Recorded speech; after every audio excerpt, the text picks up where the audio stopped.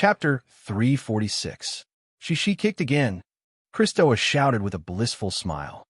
Asuna ran out of the garden, wiped the dust off her hands on her clothes, and helped Christoa sit down with Cynthia. After the three women played around, Christoa felt a little hungry. "Cynthia, your brother is back. He's playing with Crow upstairs. Go up and tell him to come down. Let's get ready for dinner." The brother Christoa was referring to as Cynthia's own brother, Adonis. He was 8 years old and was also studying at the Turii school. Cynthia got up and was about to go upstairs when she saw a plate of something black on the wooden table next to her. She asked curiously, "What's this?" "This is meat jerky that your Aunt Andrea smoked with beef and salt according to your father's suggestion. It was specially sent from Gramentum for us to try first," Christoa said. Cynthia grabbed a small piece and took a bite. "It's a little hard." She chewed hard for a while and swallowed. "It tastes good after a while, but it's a little salty. It's good as a snack. Your father plans to use this jerky as part of the soldiers' rations." Cynthia's unintentional words made Christoa's eyes light up. She only cared about the taste.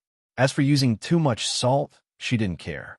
Ever since the Devers asked the people at the Dionia school to think of a way to improve the method of drying salt, the production of sea salt had increased greatly and the price of salt was extremely low. Cynthia stuffed the whole jerky into her mouth and walked around the garden. There was a small altar on the other side of the garden.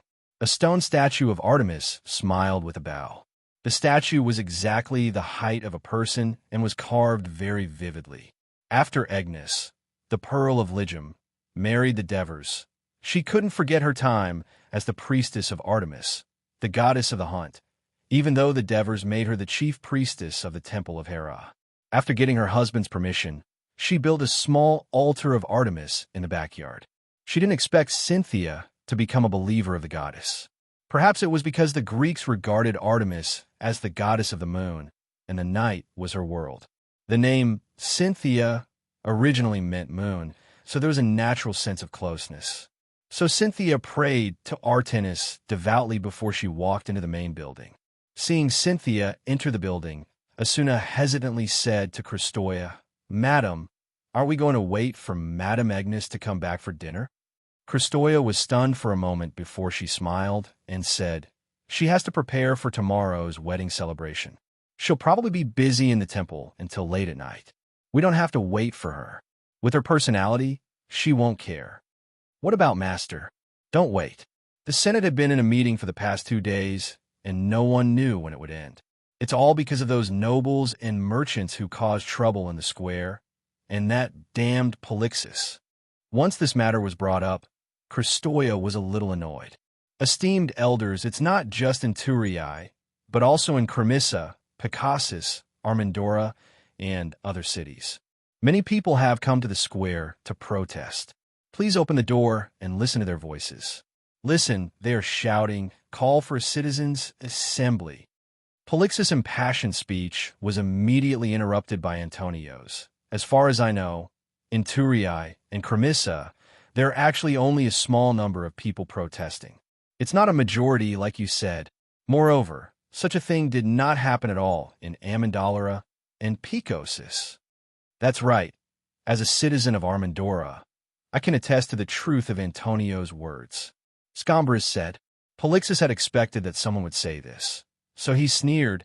Just because no one said anything doesn't mean that no one has any objections. The citizens are just hiding their dissatisfaction in their hearts, not daring to express it. Now that I think about it, it's funny. Their demands are very simple and not excessive. Do we really need to be so nervous? You know, as long as it's a city-state established by the Greeks, there will definitely be a citizens' assembly. Even if we go back to the era of kings a few hundred years ago, as long as there is a king, the citizens' assembly still exists. Only a city-state under the rule of a tyrant, because they are afraid of the people, they dare not have a citizens' assembly, just like Syracuse. As Polixus spoke, he turned to face the Devers in front of him and mustered up his courage to ask, "May I ask, honorable consul, is our alliance being ruled by a tyrant?" As soon as these words came out, everyone was shocked. The Devers remained calm, as if he didn't know that Polixus' words were directed at him. Of course not. The Dionia alliance is under the joint management of the elders of the Senate. The Devers' words were indifferent, without a trace of anger. Then does the law of Dionia prohibit the holding of a citizens' assembly? Polixus became bolder and continued to ask. Of course not. The Devers still answered unhurriedly. In this case, it's reasonable for the people to request for a citizens' assembly. I hope the Senate will carefully consider this matter and not let the citizens down. Polixus saw that the Devers had fallen into his trap, so he took the opportunity to speak loudly. Honorable Polixus, holding a citizens' assembly is not an easy thing to do. Kinagarada stood up and said, the situation of the Dionia alliance is very different from that of the other Greek city-states. Our citizens are not concentrated in one city-state, but in all the cities of the alliance. Just gathering them is a big problem that requires both time and energy. In addition, the citizens of Dionia are not only Greeks, but also Licarians and Brudi. They don't know what a citizens' assembly is, and they have never participated in one before. If we hold a citizens' assembly rashly, not only will they be at a loss, it is very likely that the order of the citizens' assembly will fall into chaos, and we will become the laughingstock of our neighbors. Kinagarada enumerated the difficulties of holding a citizens' assembly in Dionia. In fact, he had a private thought in his mind.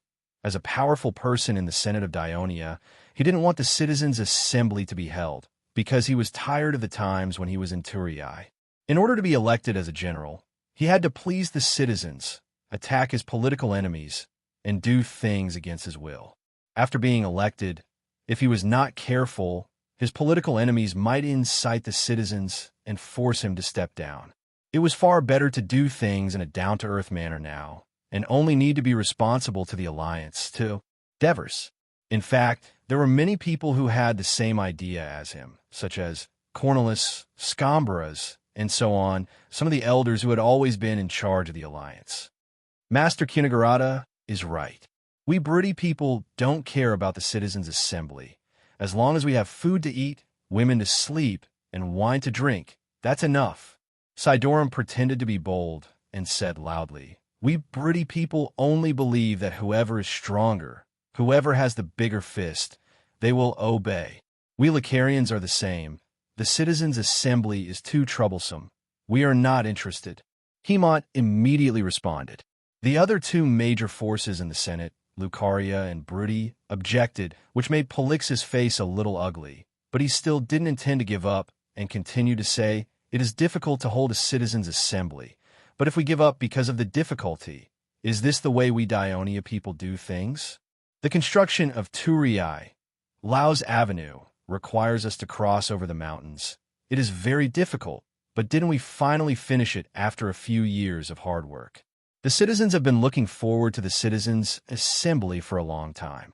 When Dionia was first established, it was faced with a threat to its survival, so it had to unify the minds of the people and concentrate all its strength to defeat the strong enemy. Therefore, it was completely understandable that the citizens' assembly, which took a lot of time and energy, was temporarily stopped. But now, Dionia is stable and prosperous. The people are rich and leisurely. As the Greeks who have a strong tradition of participating in the politics of the city, the citizens of Dionia have always demanded for the citizens' assembly to be held more and more year after year. As the most honorable representatives of the citizens of Dionia, I hope you can deeply understand this point and make the right choice in time. Don't wait until the citizens' dissatisfaction accumulates to a dangerous level before you make a decision in a hurry. That will not be good for the Senate and the alliance of Dionia. Polixus's passionate yet threatening words caused the expressions of many of the people present to change slightly. The Devers looked at Polixus thoughtfully. Now, it is up to everyone to vote on whether to pass the motion to convene the citizens' assembly.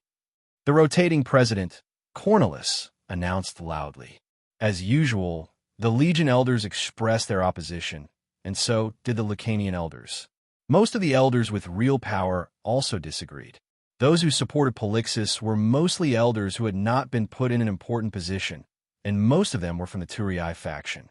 But among those who supported the motion, the Devers saw Bacos, and even the Navy commander Dionia. In Anilos, the Devers narrowed his eyes, and a faint cold light flashed through his eyes. When he came out of the Senate, it was already late. The spring night was still cool, but Polixus's Bolton shirt was completely soaked. That was the result of cold sweat when he questioned the Devers. Although his motion was rejected again, Polixus was now confident, because he saw that the number of people supporting him was increasing. The Devers were only so next time, he thought excitedly, and his steps became more vigorous, and the voices of the elders with him became louder. Chapter 347. The Devers said calmly, "Marigi, have you heard of an ancient saying from the East? What saying? If the gods wish to destroy them, they must first make them mad." Nyxstratus, Statopus, and Lycasus stood in front of the gate of the Dionia Academy. It was a strangely shaped gate. It was a large, pure white arch with a huge stone ball resting on top of it. A thick, sword-shaped stone tablet extended straight up from the middle of the arch, holding up the arch and dividing the arch into two.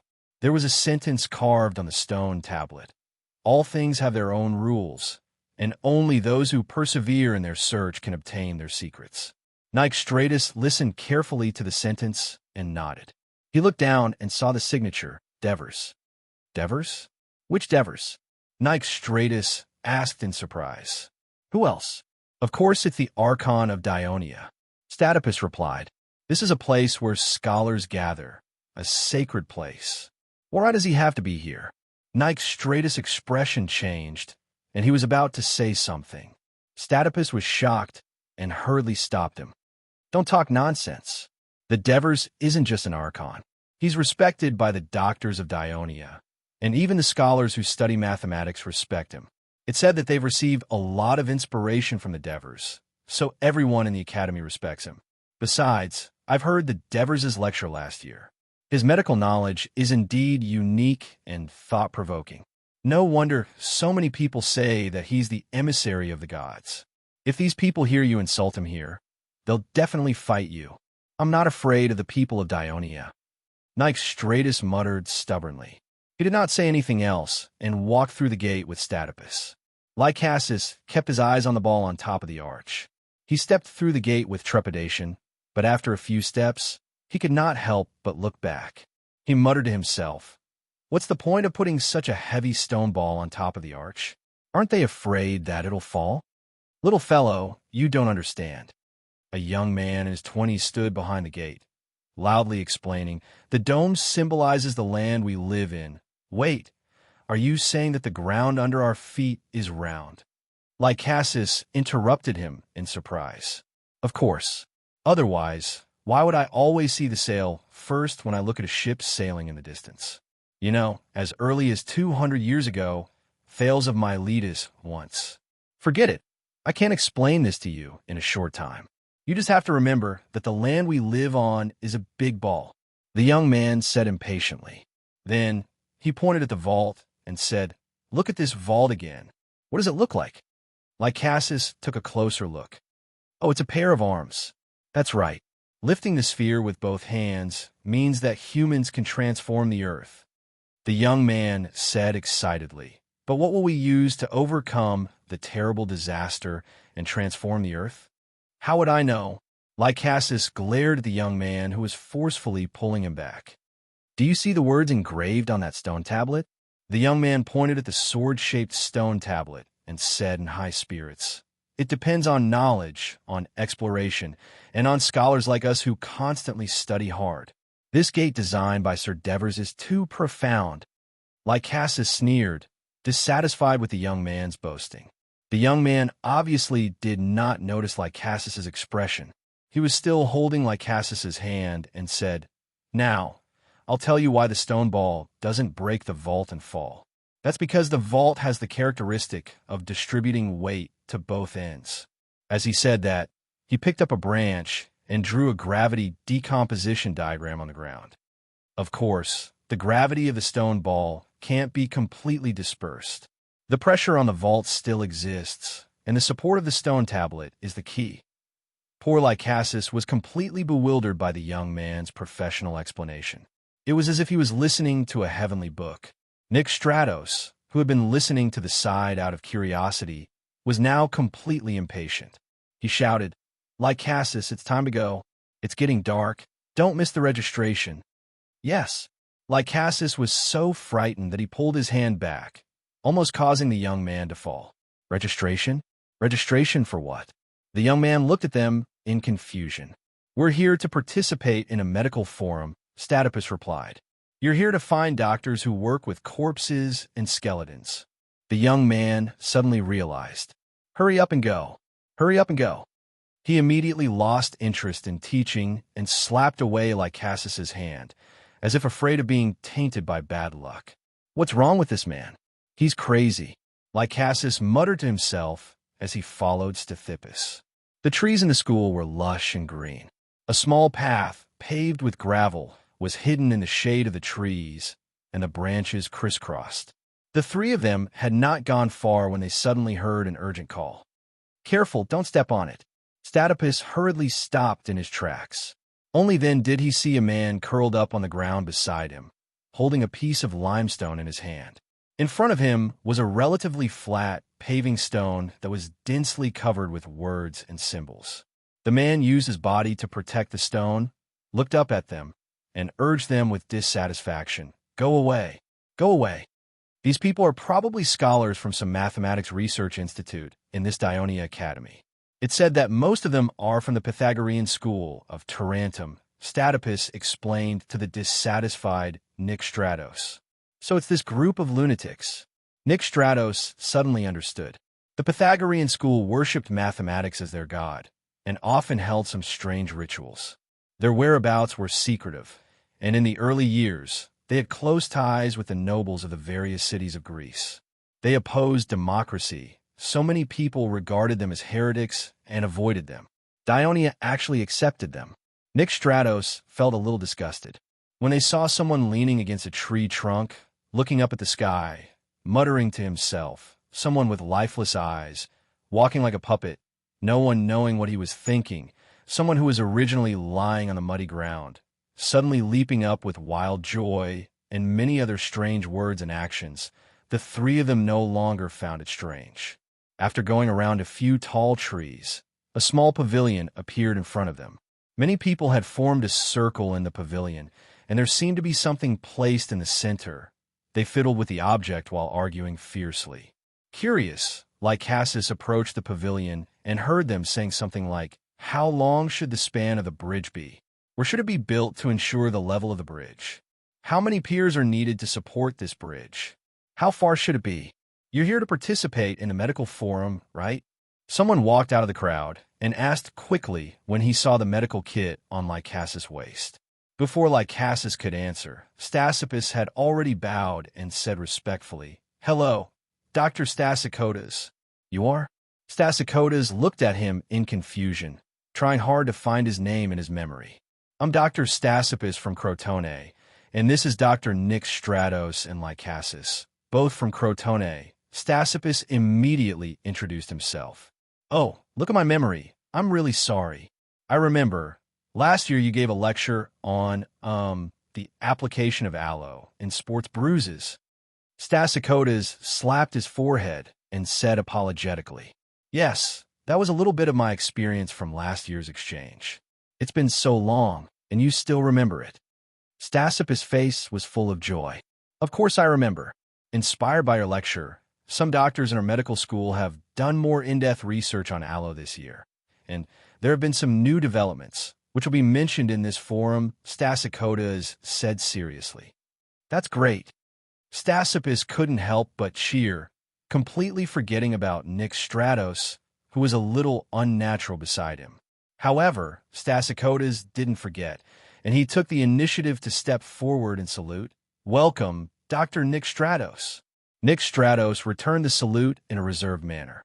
"And you, Nick Stratos, welcome to Dionia Academy," Stasicotas said enthusiastically, and at the same time, he led them in the direction of the medical school. "I'm really sorry. Today is my turn to greet the doctors who came to participate in the forum at the entrance of the academy. It's just I'm a little tired after standing for so long," So I took a break in the gazebo and listened to the Mathematics Research Institute discuss the construction of the stone bridge. I didn't expect to almost miss you, Stasichodas said embarrassedly as he walked. Stasippus was stunned. You mean the construction of the stone bridge? Chapter 348. Stratus and Nyx looked at each other, their eyes filled with shock. When Nyx turned back to look at the group of people who were still arguing in the gazebo, the feeling in his heart was naturally very different from before. He turned back and looked at Stesichodas, who was walking in front of him. He pulled Stratus over and asked in a low voice, "Who is this man? You have so much respect for him." "He's the, deputy director of the medical hospital in the Dionia Academy. Not only is his medical skills superb, but he's also very knowledgeable," Stratus praised in a low voice. "His medical skills are superb? How is he compared to you?" Nyx did not care about the other party's position. He only cared about the actual medical skills. "I can't compare to him at all. The difference is like the difference between a child and an adult. When you see the patients he treats and listen to his lectures, you'll understand," Stratus said sincerely. Nyx was completely stunned. He felt that his medical skills were not much different from Stratus's. Was this inconspicuous middle-aged man really that good? At night, in a village outside the city of Turii, in a house in the village, after dinner, Stratus asked his wife to pour him a glass of wine. He sat alone in the courtyard, sipping his tea while contemplating the stars. From time to time, he would see the slaves cleaning the farm tools in the courtyard, and the sound of his son reading came from the lit oil lamp in the house. Such a life was so comfortable. Stratus thought back to himself a few years ago and could not help but feel glad that he had made the right choice. He still felt a little guilty for betraying Crotone, but he had done many things for Crotone and Myron, including risking his life to lurk near Nepetia, obtain important information, and make important contributions to Crotone's assistance to Trine in repelling the Brudi. However, his life had always been difficult until he was instigated by Aristyrus. After the Devers defeated Crotone, they fulfilled their promise and brought his wife and child back safely. From then on, he began his life in Turii. Under the arrangement of the Devers, he officially joined the Mountain Reconnaissance Brigade to accumulate military achievements. At the same time, he secretly worked for Aristyrus and served the consul. Until last year, he finally officially became a citizen of Dionia and obtained the land that every Greek dreamed of. At the same time, his child also entered the school of Dionia, and his family also bought 2 slaves to work in the fields. All this happy life came from him making the right choice. Thinking of this, he felt that he should pray to the Hades. In the beginning, he was often plagued by guilt and could not even sleep at night. In the end, he listened to Aristyrus' suggestion and went to the confessional in the Temple of Hades, and only then did he gradually get rid of it. Just as he was devoutly chanting the hymn of the Hades, there was a rhythmic knock on the door. "Who is it?" Stratus quickly rushed behind the door and whispered, "Stratus, it's me." A low voice came from outside the door, and it was particularly clear in the silent night. It was the voice of Aristyrus. Stratus was startled. Usually, as a superior, Aristyrus always called him to his residence to report on the situation and assign tasks. He had never been to Stratus' house in person, let alone at night. He hurriedly opened the door, and under the moonlight, the slender figure of Aristyrus appeared in front of him. Aristyrus glanced at the courtyard behind Stratus with a serious expression, and then walked in quietly. Stratus hurriedly closed the door gently, and found an excuse to drive the slave away to rest. Aristyrus stood quietly in the corner of the courtyard.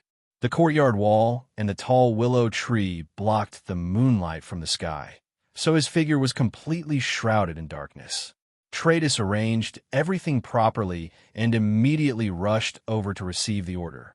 Aristyrus did not waste any time and said directly in a low voice, "His Excellency has given the order. The matter you are responsible for can begin to be carried out." Stratus' heart tightened again. The His Excellency that Aristyrus mentioned could only be the first person in Dionia whom he feared and was grateful for. Then he became excited again. "Boss, where should we start?" The two whispered for a while. After watching Aristyrus leave, Tratus could not suppress the excitement in his heart and suddenly clapped his hands together. Clap!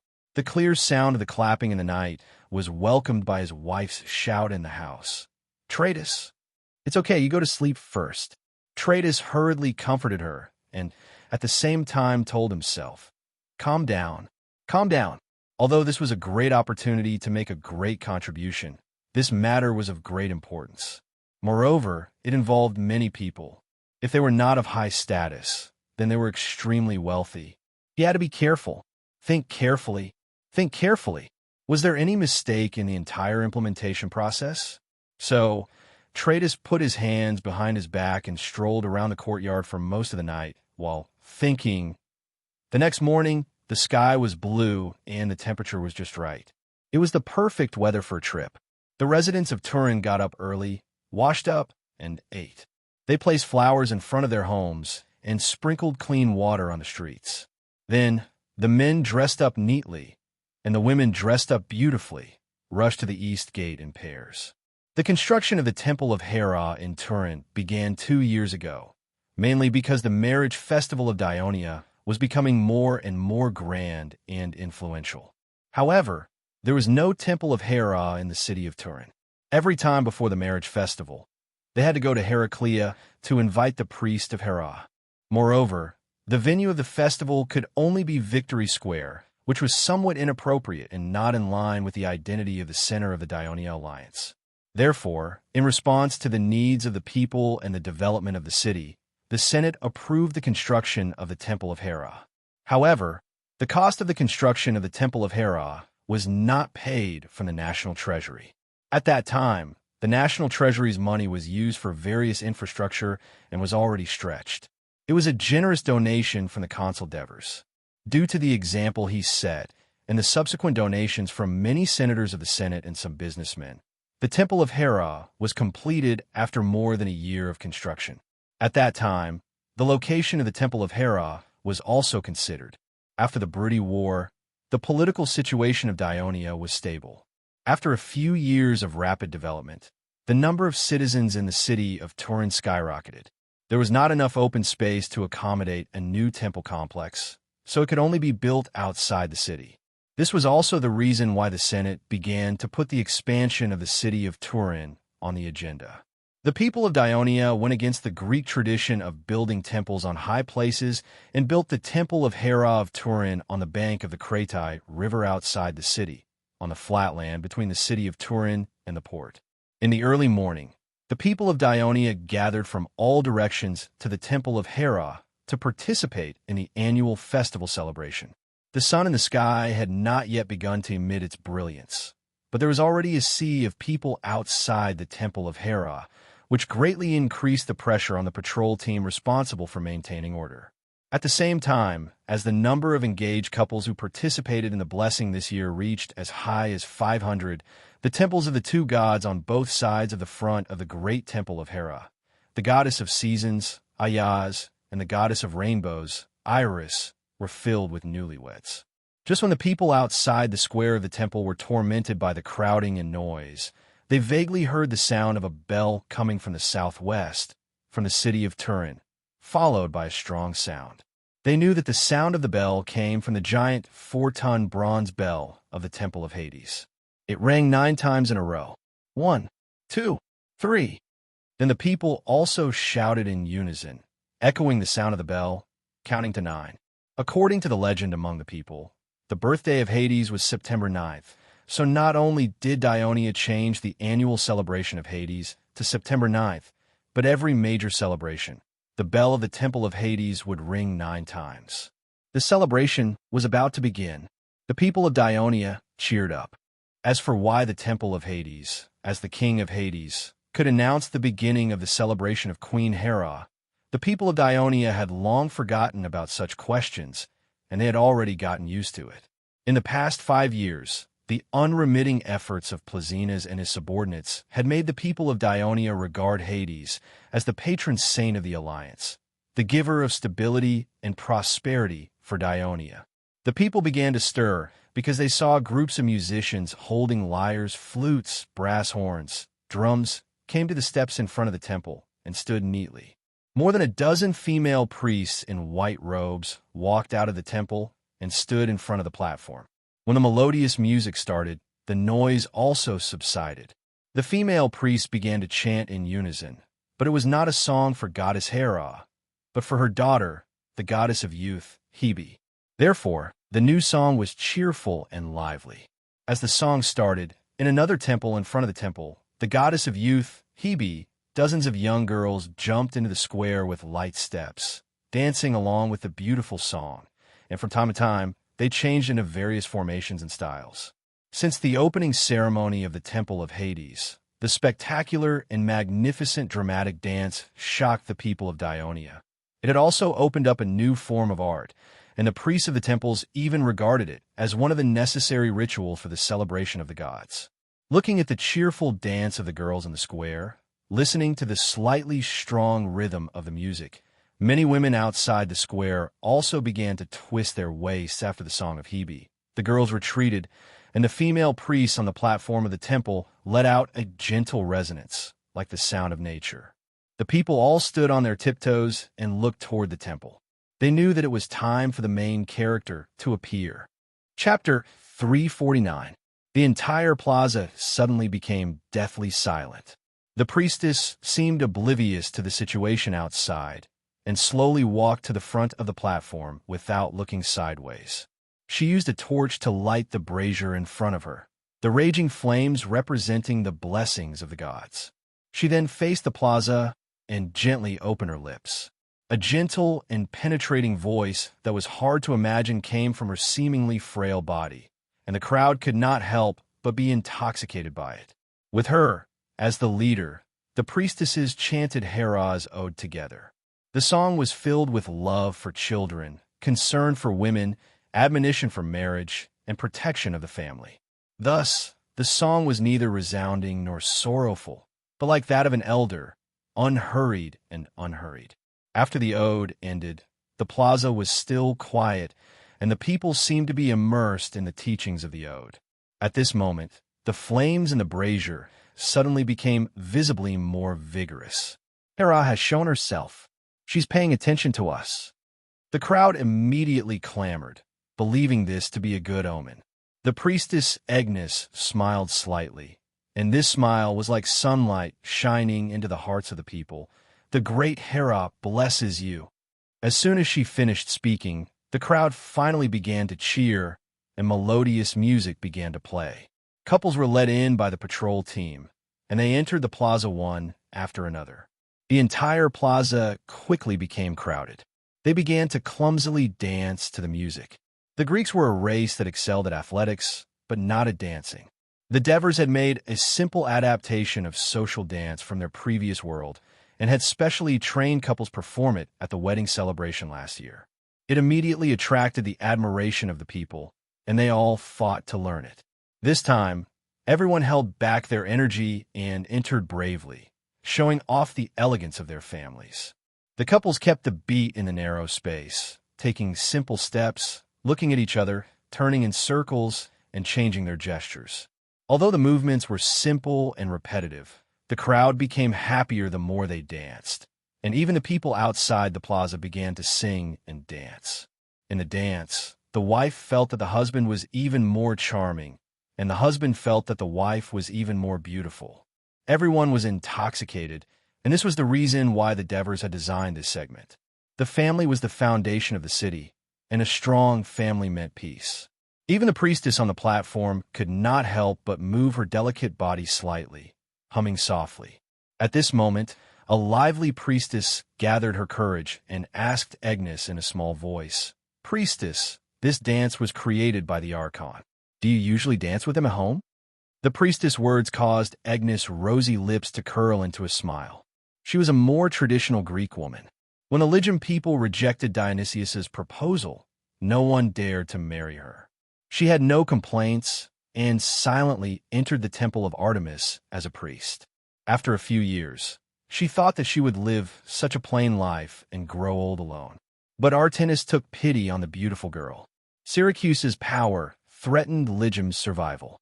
Agnes shouldered the hopes of the entire city and was sent to the unfamiliar land of Thurii. She had thought that the legendary famous general, the wise consul of Dionia, would be a tyrannical person.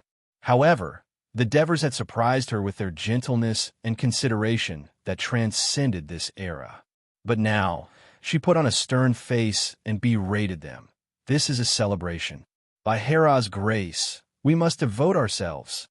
The priestesses all knew that although Agnes was the chief priest of the Temple of Hera, she had a gentle personality and treated her subordinates kindly. She would not get angry, but they still obediently stopped talking and stood properly. In the Temple of the Rainbow Goddess Elis, Ephialtes was currently excited and nervous. Every moment felt like a year. He looked around and found that most of the men and women were like this. Only a young man attracted his attention, but he was sitting upright on the ground with his eyes closed, as if he was asleep. Ephialtes curiously sized him up, but found that he did not know this person. He did not know that this man's identity was extraordinary. The former prince of Sparta, Leotychides, was his name. After living in Thurii for a few years, Leotychides was now a citizen of Dionia and a captain of the First Legion. Under the urging of his old servant, he had found a partner. However, the aesthetics of the people of Sparta were different from that of ordinary Greeks. They liked women with strong bodies, distinct personalities, and could even be described as valiant. Just like his mother, when Leotychides first went to the battlefield, she had personally given him a newly made bronze shield and told him, either use it to fight or be carried back by it. Thus, Leotychides was engaged to a strong-willed, broody girl from Ciudad Abyssinia. Everyone, please line up as soon as possible. The blessing ceremony is about to begin. Once the music starts, follow me into the square slowly, one by one. Understood? The priest in charge of guiding the newlyweds reminded them again. Ephialtes' spirits were lifted. It's finally starting. A soothing, gentle, yet solemn music entered the temple. The priestess holding the flower basket took the lead out of the temple, while Ephialtes' fiancée held his arm and followed. The moment they entered the square, the two were stunned. It was already a sea of flowers. Colorful petals were scattered from the hands of the people at the side of the square, as well as from the hands of adorably dressed children shuttling through the square. They fluttered down and turned into a carpet of flowers for the couple to step on. Outside the square, thousands of people were still waving colorful cloth and cheering loudly for them. There were even friends and acquaintances who directly called out their names and offered their blessings. Under the attention of tens of thousands of people, every couple was excited, as if they had already become the happiest couple in the world. When the music ended, they were already standing at the foot of the steps in front of Hera's temple. Agnes waited for the noise outside the square to die down before saying loudly, "Young men and women, Cupid shot you with an arrow of love. Under Aphrodite's guidance, you fell into the river of love, and under Hera's watch, you came here. Hera asked me to ask the men here, are you willing to become the husband of this beautiful woman beside you? Are you willing to respect her until you grow old? For the new home you are about to build, you won't work, you won't break the law, and you will do your best to become an outstanding citizen of the city, building and protecting your own home." Yes, every man answered loudly without hesitation, because the priest's question was exactly what they were fighting for. "Women here, Hera asked me to ask you, are you willing to become the wife of this strong man beside you? Are you willing to love him, respect him, and take care of him until you grow old? Are you willing to take care of his house, manage his slaves, and raise his children until they grow up to become outstanding citizens of the city?" The delicate women answered with incomparable determination, "Yes." Agnes looked outside the square. "Is there anyone who objects to any of the couples here becoming husband and wife? If there is, please say it now." No one objected. Agnes exhaled softly, opened her arms, and announced loudly, "I now declare that under Hera's witness, you have become husband and wife. I hope that you will love each other from now on, until the end of time. If anyone destroys your marriage and family, then no matter who it is, they will suffer Hera's wrath and the justice of the Dionia alliance. Now, every husband on the field can kiss your beautiful wife." Just as Agnes finished speaking, The flames in the brazier beside her suddenly flared up, flashing with sparks. Hera! Hera! The people and newcomers cried out in alarm. At this moment, the music started. Compared to the solemn and sacred melody that had been played when they entered, this melody was beautiful, warm, sweet, and full of happiness. Effie Art's wife blushed and closed her eyes. When their lips met, there was only one thought in her mind. Effie Art's insistence on participating in the Turiai marriage festival was the right decision. She had no regrets in this life. As for Leotychides' wife, she opened her eyes and looked at her husband who was kissing her, her eyes glistening with tears. She couldn't help but be surprised. Her husband, who had always been unyielding, was actually crying. She didn't know that Leotychides was thinking of his mother, who had committed suicide due to humiliation amidst the blessings of tens of thousands of people. At this important moment, he still lacked the blessings of his loved ones. It was already afternoon. The people who had rushed to the temple early in the morning, as well as the newlyweds in the square, were all tired and hungry, but none of them turned around to go home. Instead, they were all eager to try, because the last celebration of the marriage festival was about to begin.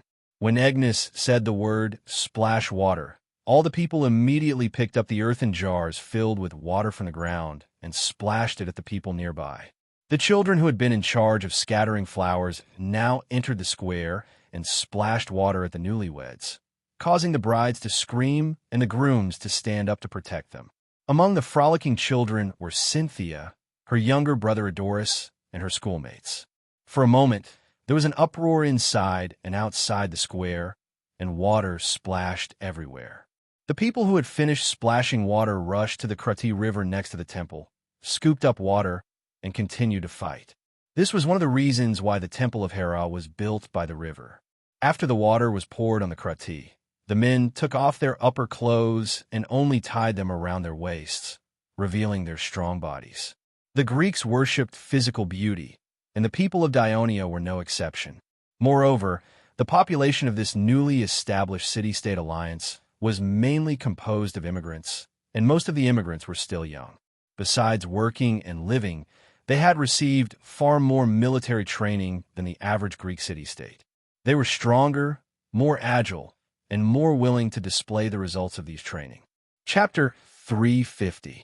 The openness and boldness of Dionia women often amazed foreigners who had just arrived in Dionia, and the conservative people would secretly ridicule them as barbaric. But in fact, the formation of this open atmosphere was partly due to the influence of the barbaric style of the Lacanians and Brudi in the alliance's population.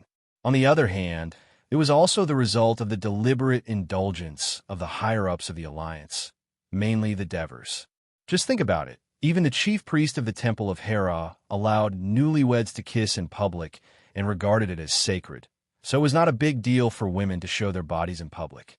The people of Dionia were used to it, and this open atmosphere had also attracted the young men and women of the nearby cities of the Alliance of Dionia.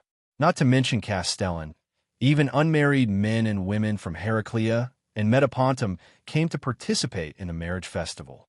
The Devers were happy to see this, as it was a sign that these customs of the new Alliance of Dionia were leading the fashion and were deepening their influence on Great Greece. At this time, the people were in a carnival of splashing water, and the patrol soldiers became an awkward existence. A patrol soldier avoided the splashing water and suggested to Rotem, "Captain, no one will cause trouble here at all. Why don't we also join the splashing party?" Rotem was no longer the Brudi youth who knew nothing about Dionia a few years ago. A few years of tempering had made him different from before. Of course, he knew that once a citizen of Dionia committed a crime and evaded taxes, it would be extremely difficult to enter the army or hold a public office. Unless the people of Dionia were crazy, they would generally not let themselves make such a mistake. But he still reprimanded, "Let's not take any chances. If something really happens and you and I are not on duty, we will not be able to escape the blame." The patrol soldier did not speak, and Rotem comforted him again. The marriage festival is held every year. If you really want to participate, marry a Greek woman next year. I will give you a holiday. Greek women are not that easy to marry. The patrol soldier muttered. According to the laws of Dionia, there were many policies to encourage foreigners to marry Greek women.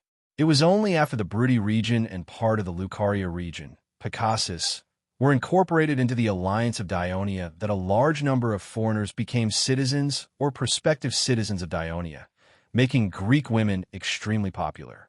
Due to Dionia's development over the past few years, the distribution of land was close to saturation. Seeing that there was no hope of getting more land in the short term, the number of free citizens staying in Dionia's territory began to decrease, causing many foreign citizens to turn their attention to the women of neighboring countries. However, most Greek women and families of Dinia could not accept the proposal of foreigners who were originally regarded as barbarians, even if they were Dionia. Don't be discouraged. If it really doesn't work, you can ask Lord Bagalipi to come forward. Rodom's suggestion made the patrol soldiers' eyes brighten. Leader Bagalipi was now a member of the Senate of Dionia. As the national power of Dionia grew stronger, the attitude of Greece's city-states towards it became more and more respectful. The elders of the Senate of Dionia were naturally respected by these city-states. With the endorsement of Bagalipi, the chances of a successful marriage proposal naturally increased. While the people of Dionia were wantonly celebrating, foreigners also participated in the ceremony, but most of them had the mentality of watching the fun and did not participate. Among them was Hermes of Syracuse. He looked at the scene in surprise. Although the absurdity of the marriage ceremony was not as ridiculous as the carnival of Dionysus, it was more joyful and lively than it. According to his observation during his stay in Thurii, the people of Dionia were strict, rigid, and even a little cautious. When they went out to do things, they would be a little timid when they encountered patrols. They were far less free and unrestrained than the Greek citizens of other city-states. But what he saw in front of him, combined with the intense and fiery rugby games he had watched before, he had to admit that the people of Dionia were also very crazy. Even compared to the people of Syracuse now, the people of Dionia were also a tyrant city-state. Hermes believed that the Devers were tyrants, but the people of Dionia were happier and less depressed. In Syracuse, perhaps because Dionysius was almost ousted by the people before, when the Carthage army led by Similco approached the city of Syracuse, he implemented a high-handed rule in the city of Syracuse.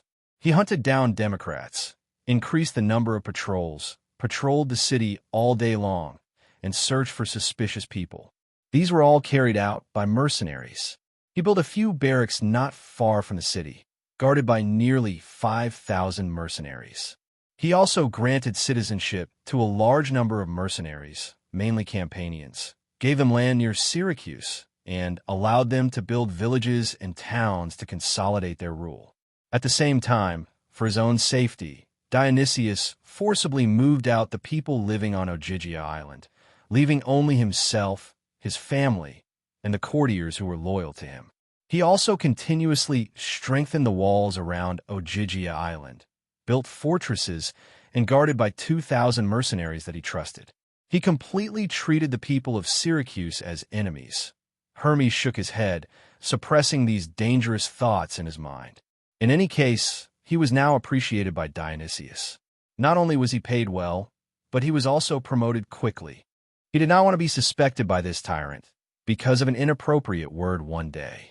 Seeing that the sky was getting dark, Hermes judged that it was about time for Polixus to return. He threw the laughter behind him without any hesitation. According to Polixus's situation in the Senate these few days, the situation was gradually becoming favorable for Polixus. The Devers' seemingly firm power was beginning to waver. It was funny to say that Dionysius's autocratic and oppressive rule made his throne as stable as a mountain. The people trembled in fear, and no one dared to oppose him. On the other hand, the young consul of Dionia was friendly with the people, and his methods were gentle, which made him feel constrained in doing things. Thus, Hermes, Polixus, and the others took advantage of this weakness and acted freely. Of course, Hermes would not feel sorry for the Devers. In fact, if this matter was successful, he would be greatly promoted by Dionysius, and it would not be impossible for him to sit side by side with the important minister Philistos. Thinking of this, his heart was burning with passion, and he strode towards Polixus's mansion. As Agnes walked along the corridors of the mansion, the slaves all bowed to greet her. The slaves' attitude towards the two beautiful matriarchs was different. Christoia was shrewd and capable, and was in charge of the household, so everyone was more in awe of her. Agnes, on the other hand, was the priestess of Artemis and then Hera. Although her personality was colder, her temper was gentle, and everyone respected her. When she came to the wooden door of the backyard, she gently pushed it open and heard a shout, "Happy Marriage Day." Then, a vast expanse of white flew towards her. She could not help but scream, and water was splashed on her, soaking her whole body. The sneak attack was successful, yea. The Devers celebrated with the excited Adoris like children, while Cynthia snickered at the side. Seeing this scene, Agnes also laughed. As the priestess, she stood high up on the platform, and no one would splash water on her. Looking at the people in the square having such a good time, she would sometimes think enviously, if only I could splash water on them too. Now, her wish had come true. "Mother Agnes, hug me. Mother Agnes, hug me." Little Crow shouted as he ran over. She did not know why, but ever since Agnes had married him, this child had taken a liking to his new mother. Agnes bent down, wanted to pick him up, but suddenly remembered that her clothes were wet and hurriedly stopped him. Little Crow shouted in dissatisfaction, "Stop fooling around, child." Christoia's words caused Little Crow to immediately calm down. "Sister, go take a bath and change your clothes. Asuna has already prepared everything for you." "Thank you, sister," Agnes replied with a smile. She went upstairs. There was a large wooden barrel in the bedroom. It was filled with water vapor. She reached out to touch it, and the water temperature was just right. She hurriedly took off her priestess white robe and undershirt and stepped into the barrel. It was impossible not to feel tired after standing in front of the church for a day. The temperature of the water was just right, and her skin was moisturized, giving her a drowsy feeling. At this moment, a pair of strong arms wrapped around her from behind. She was startled at first, but then relaxed. Who else could it be other than her husband? "Agnes, you've worked hard." The Devers spoke gently, his hot breath lightly blowing on her earlobes, making her feel a little numb. "Come, let me see." The Devers' gentle voice carried a sense of urgency. He held her arms with both hands and easily pulled her up. Agnes subconsciously placed her left hand in front of her chest and her right hand below. The Devers gently pushed her hands away, his eyes gradually burning with flames that burned every inch of her skin, causing her to tremble uncontrollably. "Agnes, my wife, you're as beautiful as Hera," the Devers excitedly exclaimed. Agnes suddenly smiled craftily and poured the water in the barrel on the Devers. "Happy Marriage Day." Seeing the Devers pretend to be in a sorry state, she couldn't help but laugh, and her trembling body made her even more alluring. "All right, I'll punish you well," the Devers fiercely said, and picked her up, gently placing her on the bed. Under Agnes's nervous and expectant gaze, the Devers tore off Bolton from his body and bent down towards her. "My Hera," he whispered and kissed her tender lips. Chapter 351. Although it was supposed to be an exchange, it was mainly the doctors of Dionia speaking. The first day was a discussion of medical theories. Not only had he never heard of all kinds of novel medical terms from the mouths of the young doctors of Dionia, but the unique medical theories and discoveries that he had never heard of had completely subverted his previous knowledge and experience. However, he was lost in thought, as if a window had been opened for him, allowing him to see a new and broader medical world. How could he not be excited? Nicestratus did not have much dinner. He spent the whole night thinking about the knowledge he had heard during the day. At this time, he only hated that his memory was so poor that he could not remember everything. As he lay in bed, he recalled what he had heard during the day, so he did not sleep well the whole night. But early the next morning, he pulled himself together and rushed to the medical school with Stassippus. When they arrived at the gate of the Dionia Academy, hundreds of doctors were already waiting there. Of course, they were not waiting for the two doctors of Crotone, but for the arrival of the consul Devers of Dionia. At this time, Nicestratus was not as extreme as he was before he came to Turii. Through the previous day's study and the conversation with other doctors, he deeply understood the high status of the Devers among the doctors of Dionia. Even the foreign doctors who had heard his speech talked about him with respect. This made Nicestratus curious about the Devers, and he waited quietly like the other doctors. It did not take long for the Devers to arrive, accompanied by the dean of the medical school, helps, and a dozen guards. The doctors were in an uproar and wanted to greet them. The guards immediately wanted to stop them, but they were told to back off by the Devers. He smiled and took the initiative to greet them. Stacy Casotas also immediately asked the doctors to consciously observe the order. The Devers knew most of the foreign doctors who had participated in the forum last year, and they were happy to talk to them. The newcomers were introduced by Helps and Stacy Casotas respectively. The Devers smiled and welcomed their arrival. Clausus, I remember you're a famous doctor from Metapontum. What kind of wonderful speech did you bring this time? Devers said to the doctor in front of him with a smile. Lord Devers, please don't joke around. I don't dare to call myself a famous doctor in front of you. Clausus said humbly. In this sacred place, there are no adults. There are only doctors who save lives and medical scholars. Devers smiled and corrected him. Just call me Devers. Devers. Clausus bowed respectfully and said, Corio Pampas of Tarentum was unable to participate in this forum for some reason. He asked me to apologize on his behalf and to express his regret for not being able to hear your wonderful speech.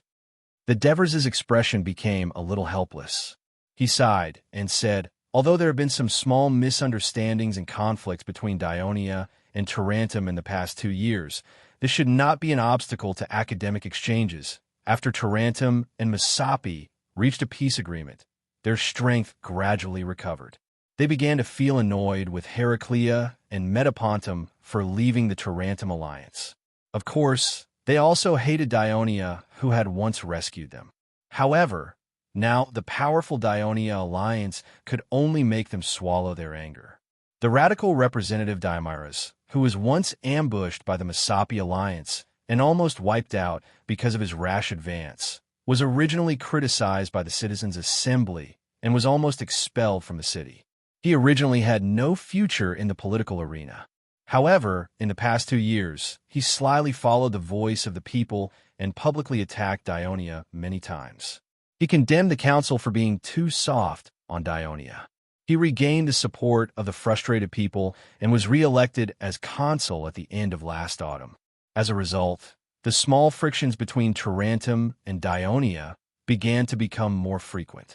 The people of Tarentum entered the territory of Metapontum many times for no reason. When the fishing boats of Tarentum and Dionia met at sea, there were from time to time quarrels and fights. The goods stacked by the merchant ships of Dionia in the port of Tarentum were often lost and occasionally seized, and so on. Dionia's diplomatic envoys went to Tarentum many times to protest and negotiate. They once joked that the time they spent traveling to foreign countries in their lifetime was less than the time they spent in Tarentum. But in general, both sides still maintained restraint. After all, they were still allies. Tarentum still faced the pressure of Mesopi and Pacetti and still needed the support of Dionia. It was just that the newly elected general played some tricks to vent the people's depression and respond to the people's expectations of him.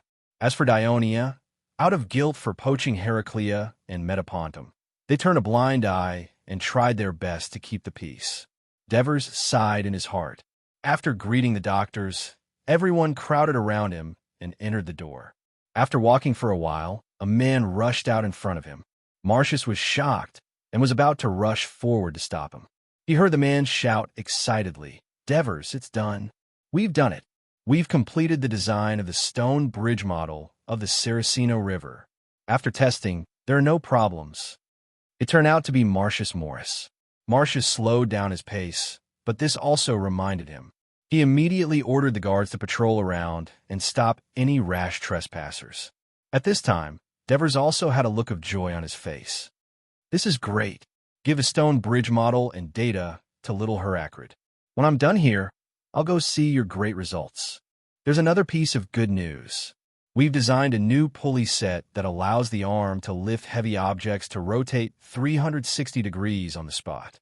You must come and take a look and give us some suggestions for improvement, Marcius Morris continued. Devers was even more happy and immediately made a promise. Marcius Morris was no longer as ignorant as he was when he first arrived in Amendola. While doing research in the Faculty of Mathematics, he also took on some management tasks. He gave a few reminders and then hurried away. Who's that? Nixstratus was curious about the tone of the person who came and talked to Devers. Marcius Morris, the deputy dean of the Faculty of Mathematics, a crazy mathematical genius. A doctor for Dionia said, Dionia is finally starting to build the stone bridge. This is great. A doctor from Heraclea said happily. There were many rivers in Heraclea. During the rainy season, the rivers would surge and almost become a swamp. Although they had asked Dionia to help them build a few wooden bridges, most of the bridges were submerged in the water during the rainy season. The people of Heraclea were worried about the durability of the wooden bridges, which had been soaked in the river for a long time. With the stone bridge, they were much more at ease. Nixstratus contacted the deputy dean of the Faculty of Mathematics and asked the young consul for advice. Nixstratus, who had a good impression of the Devers just now, looked forward to his speech even more. Devers stood on the podium, and below them were the doctors sitting upright. Under their expectant gazes, Devers cleared his throat and said unhurriedly, Since we've already greeted each other at the school gate, I won't do the same thing here. The doctors chuckled. Every doctor on the podium had to introduce themselves and greet their peers. This had gradually become a practice in medical forums. Devers smiled, stretched out his right hand, and clenched it into a fist in the air. What do you think I'm holding in my hand? Nothing at all. This was the thought that immediately came to some people's minds. Before they could answer, Devers said, Air. It's a ubiquitous air. That's the name I gave it. Although it looks like nothing at all, every human and every animal can't live without it. If you don't believe me, you can cover your mouth and nose with a piece of linen to isolate yourself from the air. Soon, you'll suffocate to death. Everyone knows this very well. But why is the seemingly empty air so important to us? What's its relationship with our human bodies? Today, I'll talk about this issue. I hope it can make you think.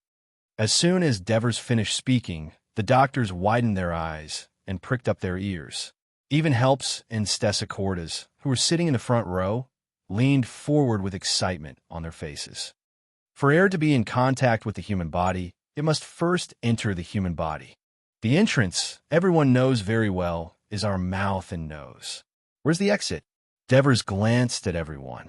Some people will say it's the vagina because there's fart. There was another burst of laughter below. Of course not. It can even be said that the air that enters our mouths has little to do with the fart that comes out. As Devers spoke, he turned sideways to face a wooden mannequin that was the same size as a human. Thanks to the doctors of the medical school for their unremitting research on human anatomy and the exquisite skills of the tourist craftsmen, we've created the most realistic and exquisite model of the human body in the world. Next, I'll use this model to talk to everyone. Chapter 352. Because of this, Dionia was the ideal place for Greek doctors. Devers' pride opened the skin of the model's lower jaw and neck to reveal the passage inside. Look, the passage for the mouth and the nose are combined here, and then divided into two passages. He pointed at the soft tube, made of tanned leather. We all know that the nose is used for breathing air, but the mouth not only breathes air, but also eats and drinks water. Air and food go through their own passages. After a long period of observation, the doctors of the medical school thought that this passage was air and called it the trachea. The other passage behind it goes through food and water. We call it the esophagus. Everyone touched the lower part of their necks. The hard and uneven part under the skin was the trachea. The foreign doctors under the podium touched their necks to feel the trachea mentioned by Devers. Some people might ask, if the opening of the esophagus and trachea are connected, wouldn't it be easy for food and water to enter the trachea? Devers said. Seeing many people nodding, he smiled and said, In fact, this is almost impossible. There's a very soft bone at the opening of the trachea. When we swallow, it will automatically cover the opening of the trachea, preventing food and water from entering the trachea. If you're interested, you can come take a look at it after the meeting. The craftsmen of Dionia, under the guidance of the doctors, have made this model with exquisite skills. It is quite accurate. However, don't damage it. This model is the treasure of the medical school. No matter how much money you spend, you can't buy it. Am I right, Helps? Yes, Teacher Devers. Usually, we only use it during teaching. Usually, we don't let people touch it. Helps smiled. After hearing what Devers and Helps said, the foreign doctors couldn't help but stand up and look at the model next to Devers. The scene was a little messy. Devers continued to ask, I heard that the young Dr. Kratos from the medical school discovered this cartilage. For this reason, he specially dissected living pigs and sheep and carefully observed the movement and mechanism of this cartilage. Right? Yes. Helps nodded. Is he here today? Devers asked with a smile. He's here.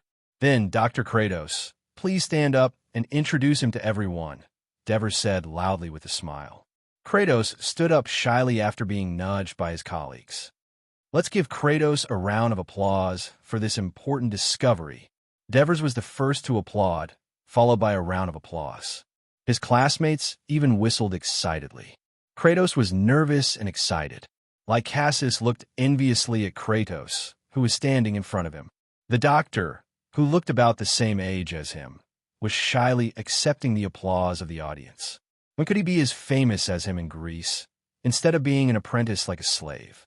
Kratos, I look forward to you making more discoveries in medicine and making greater achievements. Devers encouraged him enthusiastically. The scene of a young man encouraging another young man with the tone of an elder seemed a little ridiculous, but most of the doctors present did not think so. Kratos, on the other hand, was so excited that his chest rose and fell rapidly. Oh, okay, Teacher Devers. After Kratos sat down, Devers continued, if you don't eat carefully and suddenly choke, it's actually because the cartilage did not cover the trachea in time, allowing food to enter the trachea. If a mother comes to you with a baby and tells you that the baby chokes and coughs when drinking milk, it may also be because of this reason. Devers' words were memorized by the foreign doctor, confirming similar cases he had seen before. Air enters an organ through the trachea. After many dissections, the Dionia School of Medicine called this trachea a lung. Devers opened the chest of the mannequin, removed the left lung carved out of wood, and showed it to everyone. In the end, the medical school found that there's a lung on the left and right side of our body. It's like the pig's urinary bladder that children play with. When you inhale, air enters, and when you exhale, air is expelled and the lung shrinks. You may find it strange that air enters the lungs from the mouth and nose, and then exhales from the lungs through the mouth. It seems to be meaningless. But let me tell you, our body is the most precious treasure that the gods have given to the world. It is very wonderful. It will never do meaningless things. Devers looked around at the doctors in the audience. Seeing that they were all listening attentively, he said seriously, after many dissections, the medical school found that after the trachea enters the lungs, it continues to separate into smaller tubes, just like the branches of a big tree. How big is the trachea that we can see in the end? Devers pulled out a strand of hair from his head and said, it's only this big, but what is the end of such a small trachea? Who can tell me? At this time, a young doctor from Dionia stood up. It's the blood vessels. When we dissected the trachea, we found that many of the same small blood vessels were intertwined with the trachea. These small blood vessels were formed by the continuous differentiation of two large blood vessels from the heart. Then what is the use of these two large blood vessels from the heart? Devers continued to ask. They come from different parts of the heart. One is responsible for pumping blood into the lungs, and the other is responsible for collecting blood from the lungs. What other obvious differences are there? Well, one blood vessel pumps blood out, and two blood vessels collect blood. The young doctor answered hesitantly. There are differences. Is there anything else? The young doctor blushed and couldn't answer. Thank you for your answer. What's your name? Strobus from Dionia School of Medicine. Thank you for your wonderful answer. You said it very well. Strobus, who was slightly depressed, smiled when he heard Devers's praise. Everyone, the air goes in and out of the lungs, the blood goes in and out of the lungs, and the blood goes back to the heart. If nothing happens, then our bodies are so bored that we're doing these meaningless things all the time. Is it possible? Devers asked. While everyone was deep in thought, he answered firmly, Of course it's impossible. The air and blood must have some strange reaction in the lungs, but we can't see it with our naked eyes, just like how we can't see what causes our wounds to be infected. So what is this reaction? How important is it to our bodies? The doctors all showed great interest when they heard this. While thinking, they pricked up their ears to listen to Devers's next words. Devers smiled. Although I don't know what reaction the air and blood have, we can discover the existence of this reaction through certain phenomena. Herpes, have you carefully observed the blood of humans or animals? Have you noticed anything different about the blood? Herpes was deep in thought. To be honest, Devers had not told him the topic of today's speech. Like everyone else, he was used to transparent air and didn't think deeply about it. In addition, he had been the director of the Ministry of Health for the past 2 years, and he also served as the director of the Turii Hospital and the director of the Dionia School of Medicine. The administrative work had increased, and he didn't have time to do medical research. Next to him, Stesichordes was also deep in thought. Oh, someone suddenly thought of something and shouted, It's the color of blood. Devers fixed his eyes on the person who spoke. It was Kratos. He looked at the thoughtful and creative young doctor with admiration, and then quickly retracted his gaze. Yes, it's the color of blood. Doctors of the medical school, as long as you've done animal vivisection, you'll find that when the originally dark blood enters the lungs and is brought back to the heart by another blood vessel, the blood has turned bright. There are only air and blood flowing in the lungs, so something in the air must have entered the blood, and that's why the color of the blood has changed. And this thing, what does this invisible thing do when it enters the blood? Herpes, Stesichordes, Kratos. All the doctors, including Lycasus, were staring at Devers at this moment, holding their breath, lest they miss a word. Chapter 353. When Devers finished his speech, all the doctors in the audience stood up and bowed to him. Then they began to clap. They clapped with all their might, and the applause continued. The words wonderful and creative could not describe Devers' speech. He had pushed the medical theories of this era to a more profound and vaster world. If the doctors of the past were only groping their way forward in the dark, then every speech of Devers was like a beam of light that they could follow to move forward. There were no words to describe the shock and gratitude in the doctors' hearts. This was the only way to express their emotions. Even Nikius Tratus was one of them. Although he did not know much about human anatomy, he was finally sure that the true mystery of medicine was here, in the school of Dionia, in the Devers. Devers bowed again and again in return. The applause continued. The 3-day medical exchange forum finally ended. Some foreign doctors left, while others applied to stay to continue visiting and learning. This included Nikius Tratus and Stasippus.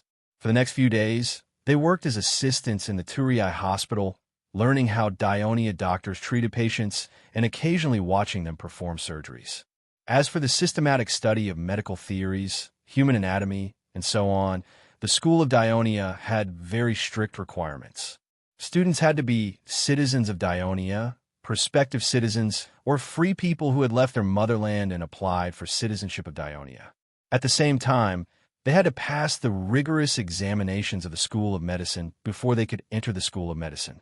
The extreme Nikius Tratus had a characteristic. Once he agreed with something, he would be much more enthusiastic than ordinary people. He was conquered by Dionia medicine and wanted to stay here. However, it was not easy for a citizen of Crotone to join Dionia.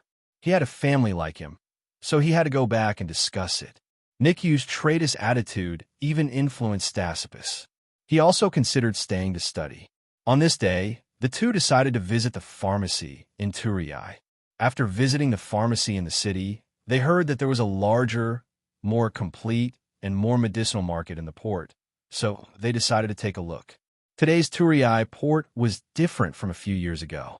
Although it was not as good as the deep-water port of Crotone, it did not have a natural ability to withstand storms like the port of Tarentum, and it did not have the superior location of the port of Ligium.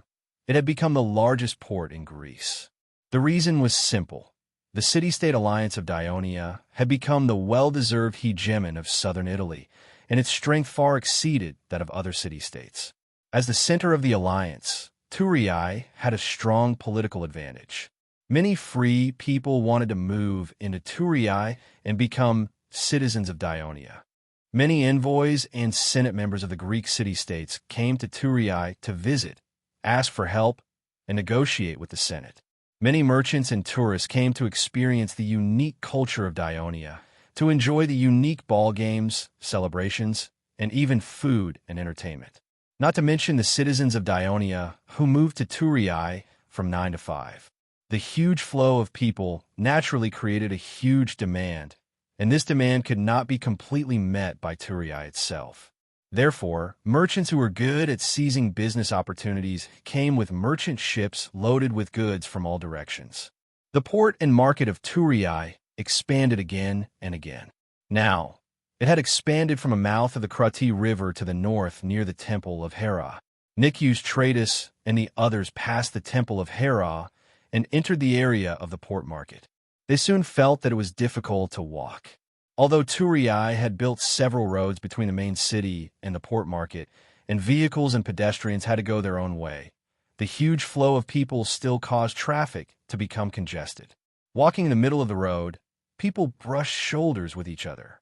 Although it was still warm spring, Nicias Tratus and the others were already sweating profusely. At this moment, a group of patrolling soldiers passed by. The quick-witted Lachesis hurriedly brought the two of them to follow behind. With the patrolling soldiers clearing the way in front, they felt a little more relaxed. The port of Turiai had actually developed into a large town. It was divided into two parts. One was the port, and the other was the market. The two were separated by a stone wall guarded by guards. The cargo ships entered the port and anchored at the pier. After unloading the goods, they were transported directly to the market. They were either stored in warehouses or put on sale in shops. The market was strictly planned by the commercial officer of Dionia, Marigi, into straight streets. On both sides of streets were a series of shops, warehouses, and workshops. The same type of goods or commodities were placed on sale in one or more streets as much as possible. This made it easier for management and for the people to trade. In the port of Turiai alone, there were several streets or little markets, famous in Magna Graecia, and even the whole of southern Italy, where the same commodity was sold, formed by several streets. For example, the stone market. For the Dionia Alliance, which was passionate about building roads and temples and also owned several stone mines in their territory, this industry was very prosperous. Not only did they have a variety of quality marble, but there were also many laborers engaged in this industry, and the price was relatively low. And matching this was the sculpture street. The statues in the temples, the monumental pillars in the squares, and the stone tablets on both sides of the street attracted and gave birth to a large number of sculptors engaged in this industry. However, because there had yet to be a sculpture that could shock the whole of Greece, there had yet to be a master sculptor. Most of them produced middle and low-end sculptures. The weapons market was also very famous. The people of Dionia conquered Greece by force, so, of course, they attached great importance to the production and sale of weapons. In order to gain merit, the people were willing to invest money in this area. So, hundreds of weapon workshops and shops of all sizes had gathered in the port market. Half of them came from other Greek city-states outside the alliance. Among them, there were two most famous ones. One was the armory of the Disabled Soldiers Committee under the Ministry of Military Affairs, and the other was the armory of Dios.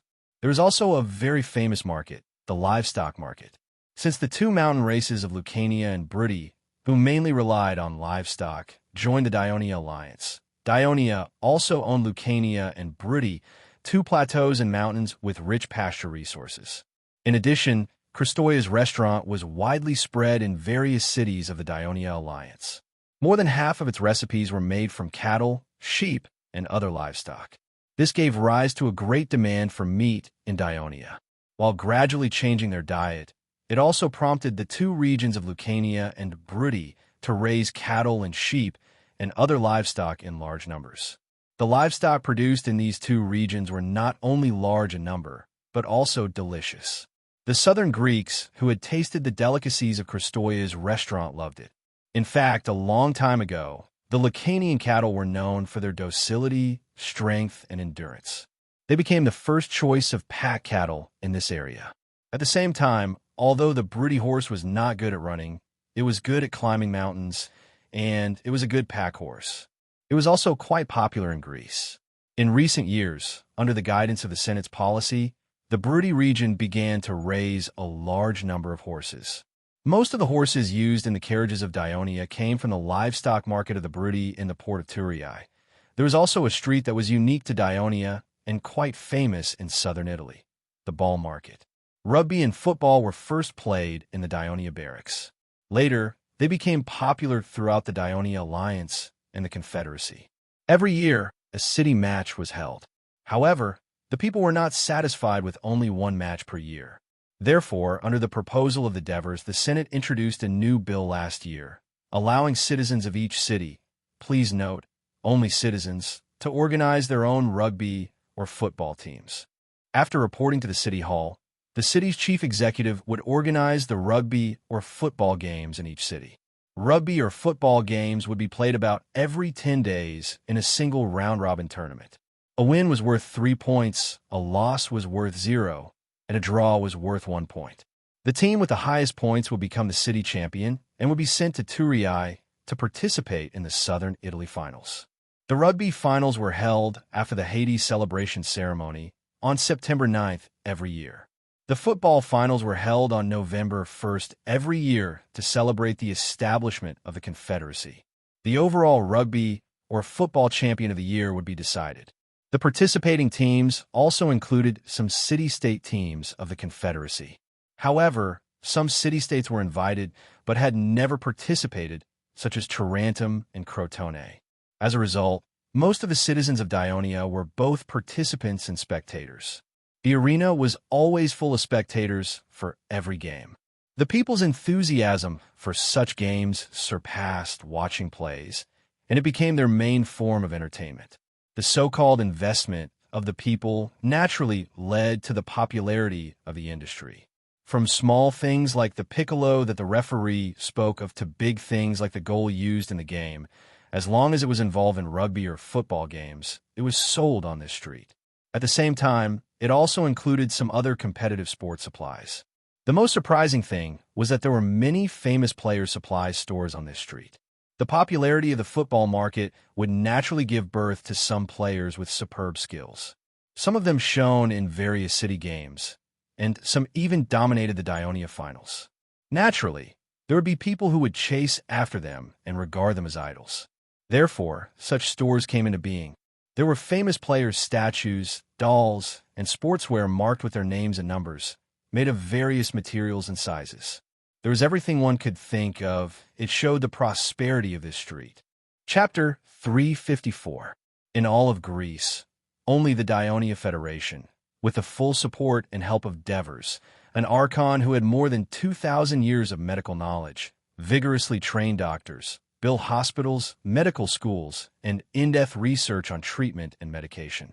This made the medical industry in Dionia, especially in Thurii, flourish far ahead of other Mediterranean city-states and countries in this era. Therefore, the medicinal herb street in the port market of Thurii was unique in the entire Mediterranean world. However, although this street was very famous in southern Italy, it was not as crowded as other streets. After all, most of the people who purchased medicinal herbs were doctors and pharmacy staff. Patients basically got their medicine from the pharmacies in the city and rarely came to the market to buy such unprocessed medicinal herbs. High-quality talents, such as doctors, only accounted for a small proportion of the citizens of Dionia. Therefore, when Nix and Tratus, who had just squeezed through the crowd, came to this street, they immediately felt a lot more relaxed.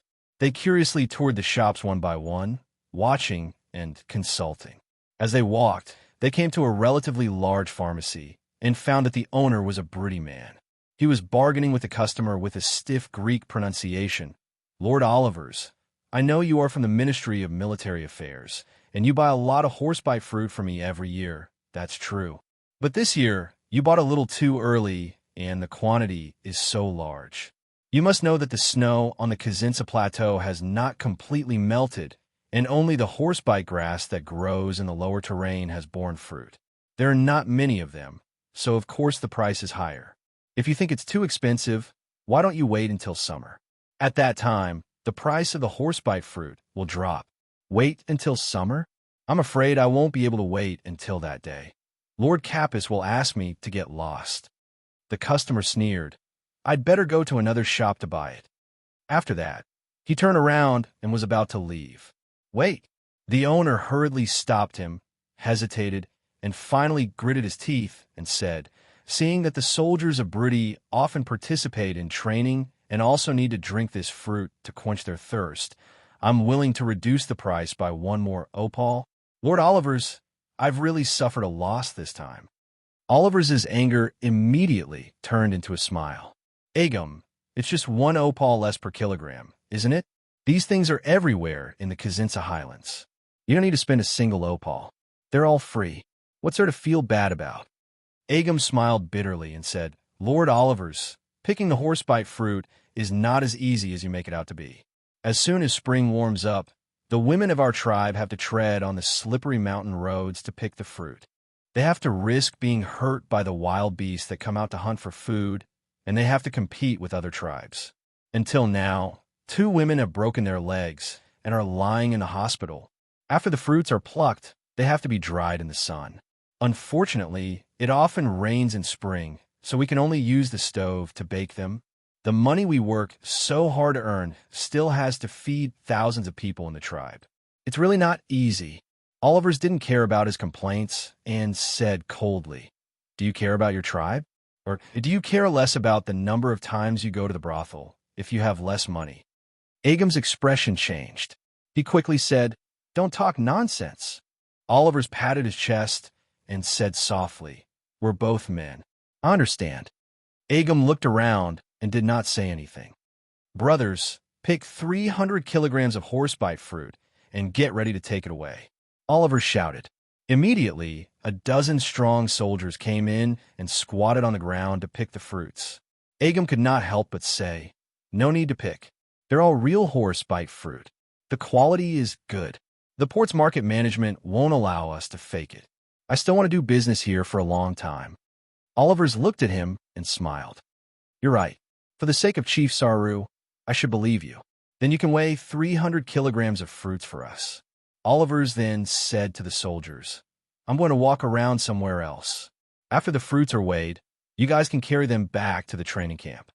"Yes, Captain." Olivers walked to the door and thought of something. He turned back and said, "Agum, Master Devers talked to me yesterday. He specifically talked about the harvesting of medicinal herbs. He said, we can't overdo the harvesting of medicinal herbs. Otherwise, these plants will decrease or even disappear." At the mention of Devers, Agum immediately became respectful. Master Devers is really knowledgeable. Others can't compare to him. But, Master Olivers, you underestimate us broody people. We've lived on the highlands for generations. The streams, trees, and flowers in the mountains are all gifts from the highland goddess, Amara, to us broody people. If we take too much from the highlands, we'll face Amara's wrath." Olivers laughed and said, "That's good. That's good."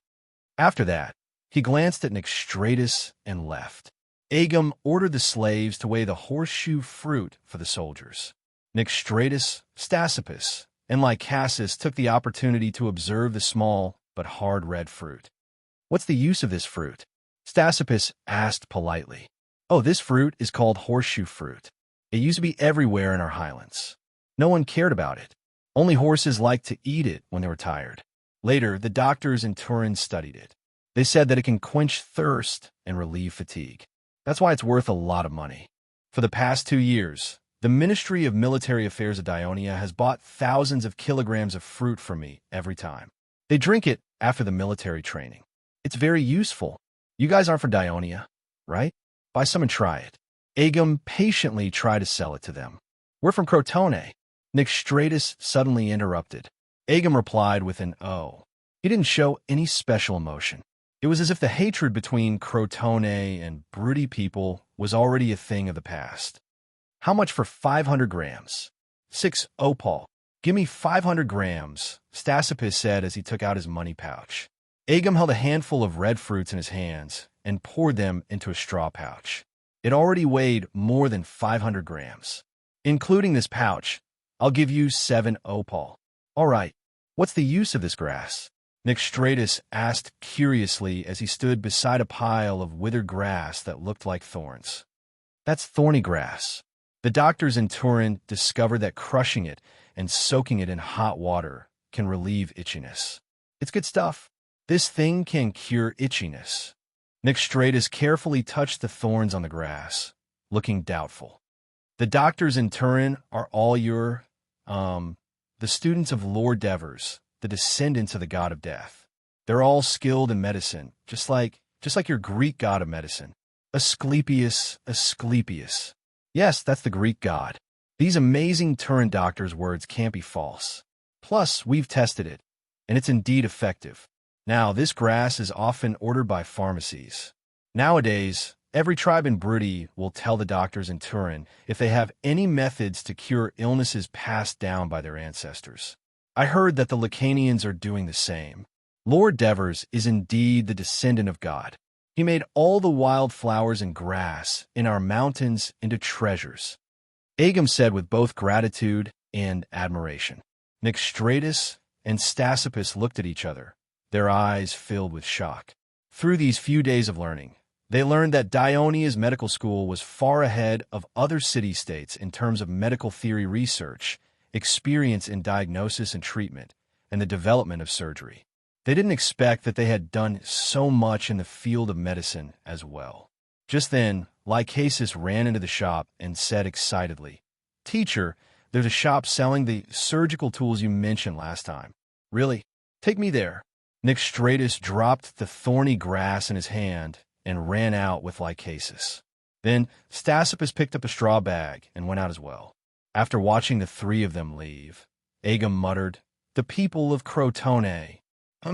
The shop selling surgical tools next to Britty's herb shop was small, but there were all kinds of intricately crafted tools made of iron and wood. They were all carefully arranged. After Nixstratus and the others entered the shop, they looked at it happily for a while before the shop owner asked, "Are you doctors from Dionia?" "No, we're from Crotone." "Then you can only look, not buy." "Why?" Lycasis looked at him indignantly. "These tools are all designed by the Turin Hospital and sent to the ironware workshop to make them. They made such a request, and the port market management is in charge of supervising. We can't do anything about it." The shop owner shrugged and said helplessly, "Can't we pay more?" Stassipus asked tentatively, "Don't set me up. I don't want to have any stains on my Turin's records." The shop owner rolled his eyes. "Stathippus, come and see."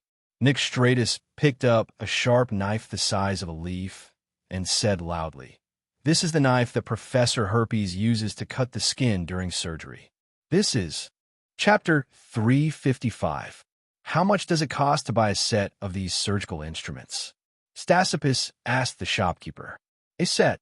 The shopkeeper pursed his lips. "You're a doctor from another country. You don't understand that doctors in Dionia will use different surgical instruments depending on the type of surgery they perform. Moreover, the Dionia School of Medicine will send new surgical instruments to us from time to time. With these surgical instruments in this shop, we can perform at least 5 or 6 different types of surgery, even if you can buy them." The shopkeeper looked at the three of them and rolled his eyes.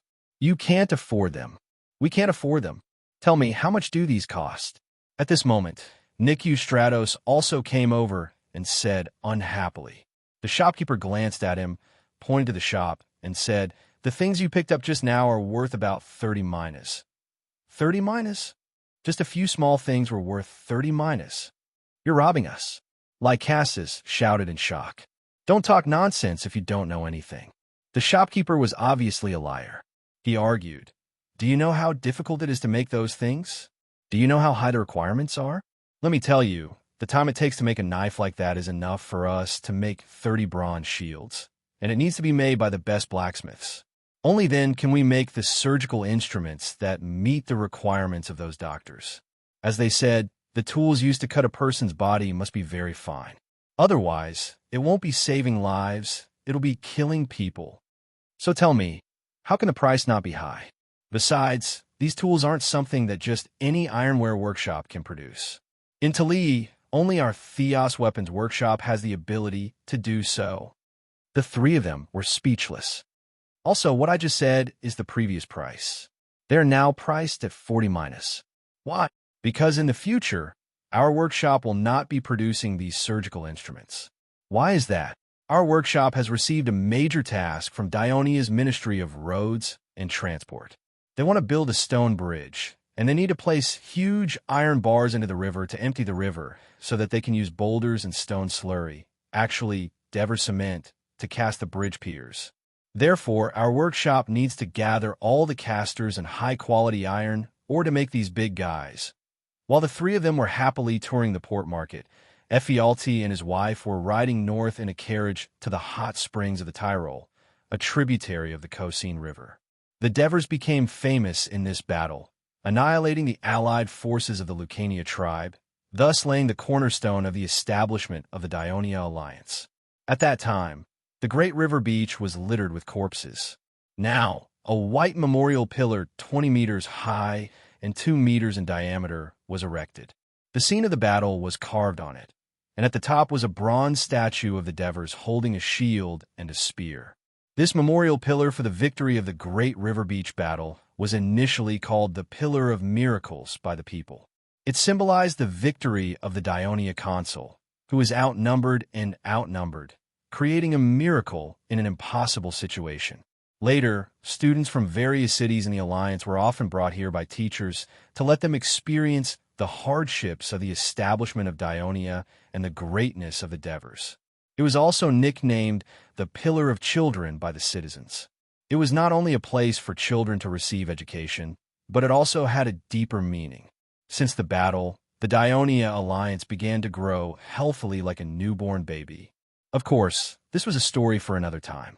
There was a large circular tomb not far from the memorial pillar. The tombstone was engraved with the words, "Tomb of the warriors who died in the Great River Beach battle." Below, it was an inscription by the Devers. "The war is in the past. The blood is won." 2 bronze statues of men were erected in front of the tomb. From their attire, one could tell that one was a Lacanian and the other a Greek. They were smiling and holding each other's strong arms. The Greek man's left hand was pointing at Tali, which was 20 miles away in the east, making an inviting gesture. The meaning behind it was self-evident. There were no bones in the tomb. Back then, the Turii cremated the bones of thousands of Lacanian warriors. It was said that the incineration alone took 3 days and 3 nights. Then, the ashes were poured into the river and fed to the fish and shrimps. Later, the Dionia Union was established. Out of political purposes and under the strong suggestion of the Devers, this tomb was built. Every year, people would come here to pay their respects, most of them Lacanians. Of course, this was not the main reason why this once desolate area had become lively now. Instead, it was the other side of the Tyros River that the Devers statue spear was pointing at. The once barren pools and hot spring swamps that were infested with snakes and insects were now replaced by a huge building. Dozens of aqueducts made of Devers cement led the hot spring water that emerged from the cracks in the rocks into the building. Finally, a large channel led the hot spring water that flowed into the building into the river. This was the famous Turii hot spring baths in all of Greece. The Greeks did not like to bathe, but the people of Dionia had developed the habit of bathing under the long-term preaching of doctors led by helps in the hospital over the past few years. They also knew that bathing in hot spring water was more beneficial to the body. Therefore, on the opening day of the big baths, almost all the men of Turii came to the hot spring swamps to have a try. As a result, the baths were overcrowded. Later on, the big baths even changed the rules for this, setting a time limit and limiting the number of people who could enter. After the Turii men who soaked in the hot spring and enjoyed all kinds of novel services returned to the city reluctantly, they began to proclaim how wonderful it was to bathe in the big baths. They even praised that this was an Elysium built by Sir Consul in the human world. Not long after, the people also found out that this baths actually allowed women to enter. Since then, the people of Turii would go to the big baths every day and regarded it as an essential enjoyment in their lives. The people of other Dionia cities would also come to enjoy it from time to time. At the same time, the Turii people also regarded the hot spring baths as one of the 3 major entertainment activities to entertain distinguished guests from afar. The other 2 were tasting Turii cuisine and watching ball games in the arena. Since then, the reputation of the Turii hot spring had spread far and wide. On certain special days in Dionia, the big baths would be free of charge to the people. This made the already cheap baths, only 1 opal, even more popular among the people. For example, these few days, due to the arrival of the marriage festival, the big baths were free of charge to all the couples who came to bathe. This was also the reason why Effiart brought his wife here. There were many couples who came to the big baths today. Everyone consciously formed a long line and slowly moved towards the entrance of the baths. At this moment, there was a commotion at the back of the line. Affa turned his head to see what was going on. "What happened?" asked his wife curiously. "Nothing. It seems like 2 senators from the Senate are here, too," said Effiart nonchalantly. There were almost 100 senators in the Senate. Other than the people of Turii, the people of Dionia from other cities only knew the chief senator, Daves, the senators who had served as the city's governor, and the elders who held important positions in the army. This was not strange. Whether it was training or fighting, the people who served would naturally have a deep impression of these officers. Finally, they crossed the wooden bridge over the Tyrol River and stood at the entrance. The caretaker glanced at Effiart and his wife and asked, "Are you husband and wife?" The 2 nodded. "Citizens of Dionia?" Effiart nodded again and said, "We are also the couples who are participating in the marriage festival this year. May I ask if there are any private rooms with small baths?" As he spoke, he extended his left hand, and his wife extended her right hand. On her ring finger was an iron ring, with Hera's emblem, peacock, engraved on it. Because of the Devers' suggestion, the Hera temple that Agnes was in charge of not only hosted the celebration, but also awarded rings blessed by Hera to the newlyweds who participated in the celebration, with a small processing fee, of course, in order to encourage and supervise the stability of their marriages. "Congratulations." After the caretaker confirmed it, he turned around and looked at the wooden wall that had many long nails nailed into it. Only one of them had a key hanging on it. He took it down and placed it in Effiart's hands. "Hera blesses you. There is still 1 last key left. The room number is written on the wooden plate. After entering the room, lock the door and no one will disturb you. Return the key at noon." "All right, thank you." Effiart led his wife into the middle passage, and the 2 passages on the left and right each led to the men's and women's baths. As time passed, the long queue at the entrance was almost at the end. When the caretaker of the baths saw the 2 people in front of him, he was momentarily stunned, but immediately put on a smile. "Lord Polixis, Lord Enanilus, is there a private room?" Polixis asked straightforwardly. The caretaker pointed at the wooden wall behind him that only had iron nails left and said apologetically, "Because of the marriage festival, the rooms are all full." The corner of Polixis's mouth twitched in dissatisfaction. Ignoring the fact that the caretaker was an employee of the Devers, he said sarcastically, "Look at our Lord Archon. He really knows how to take care of the people of Dionia." Enanilus did not reply. He asked the slave behind him to take out 4 opers and paid for himself, Polixis, and 2 of his personal slaves.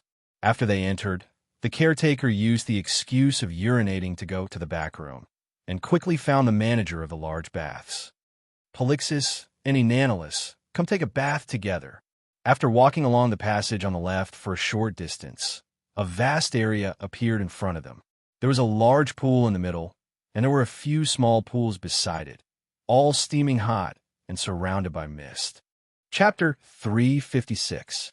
Although the bathing area was a little crowded due to the large number of people, it did not make people feel suffocated, because apart from the thick and tall stone walls, the bathing area did not have a roof, which was conducive to the circulation of air. Some people even liked to take a bath here when it was raining. Polixus looked at the crowded bathing area in front of him and said enviously, "I estimate that 5,000 or 6,000 people come here to take a bath in a day. The Devers make a lot of money. Who told you not to join when the consul raised the money?" Nanolus retorted, then took off his shoes, and gave them to the slaves. Stepping on the smooth marble floor, he strode towards the hot spring pool. Polixus hurried to follow. Nanolus slowly sat in the pool, and the comfortable water temperature made him heave a long sigh of relief. He cupped the spring water and thoroughly wet his head and face. The people walking back and forth in front of him blocked people's sight, and no one would notice that the two senators were sitting naked in the middle of them. Nanolus closed his eyes, leaned against the wall, and seemed to be asleep, which made Polixus swallow his words a few times. After more than 10 minutes in the large hot spring pool, Nanolus came to a small pool next to it. The water was not deep, and the bottom of the pool was covered with sand. The other small pool was paved with pebbles, and the bottom of the other small pool was covered with river mud. Nanolus simply lay down and rubbed his back with the soft sand. After another 10 minutes of soaking, until his skin was already red, he got out of the pool and asked a slave to massage his body. After another 10 minutes, Nanolus got up.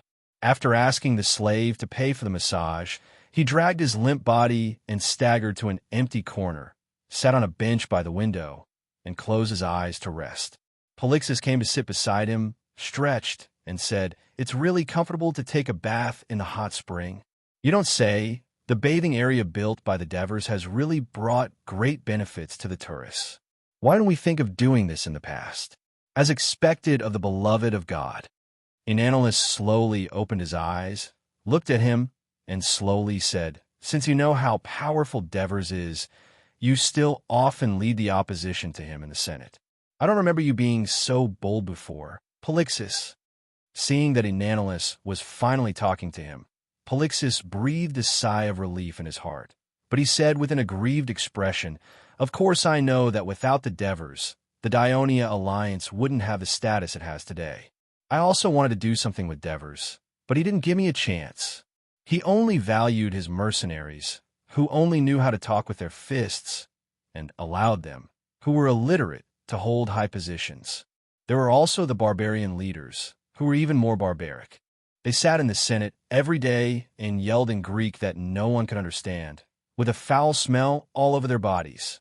There were also the Amandorians, who used to be driven by us, who wore the badge of the so-called primitive citizen every day, deliberately showing off in front of us. We are the real owners of the city of Turris, but now we can only stand aside in the Senate. Me, Orpheus, Massicus, we only put on the coat of senators for the tourists to see. But in fact, we are no different from ordinary citizens." Nanolus glanced around, and no one in the crowded and noisy bathing area noticed the difference between the two of them. He reminded in a deep voice, "You are too excited. Lower your voice. Polixus, you just haven't had your turn yet. Maybe by next year, you will be the governor of a city." Polixus sneered, "Nanolus, you don't have to comfort me. Even you don't believe your own words. Think about it. A Persia can sit in this important position for so many years without any rotation or election. Do you think my ability is worse than his? I was also one of the 10 generals of the Turris many times.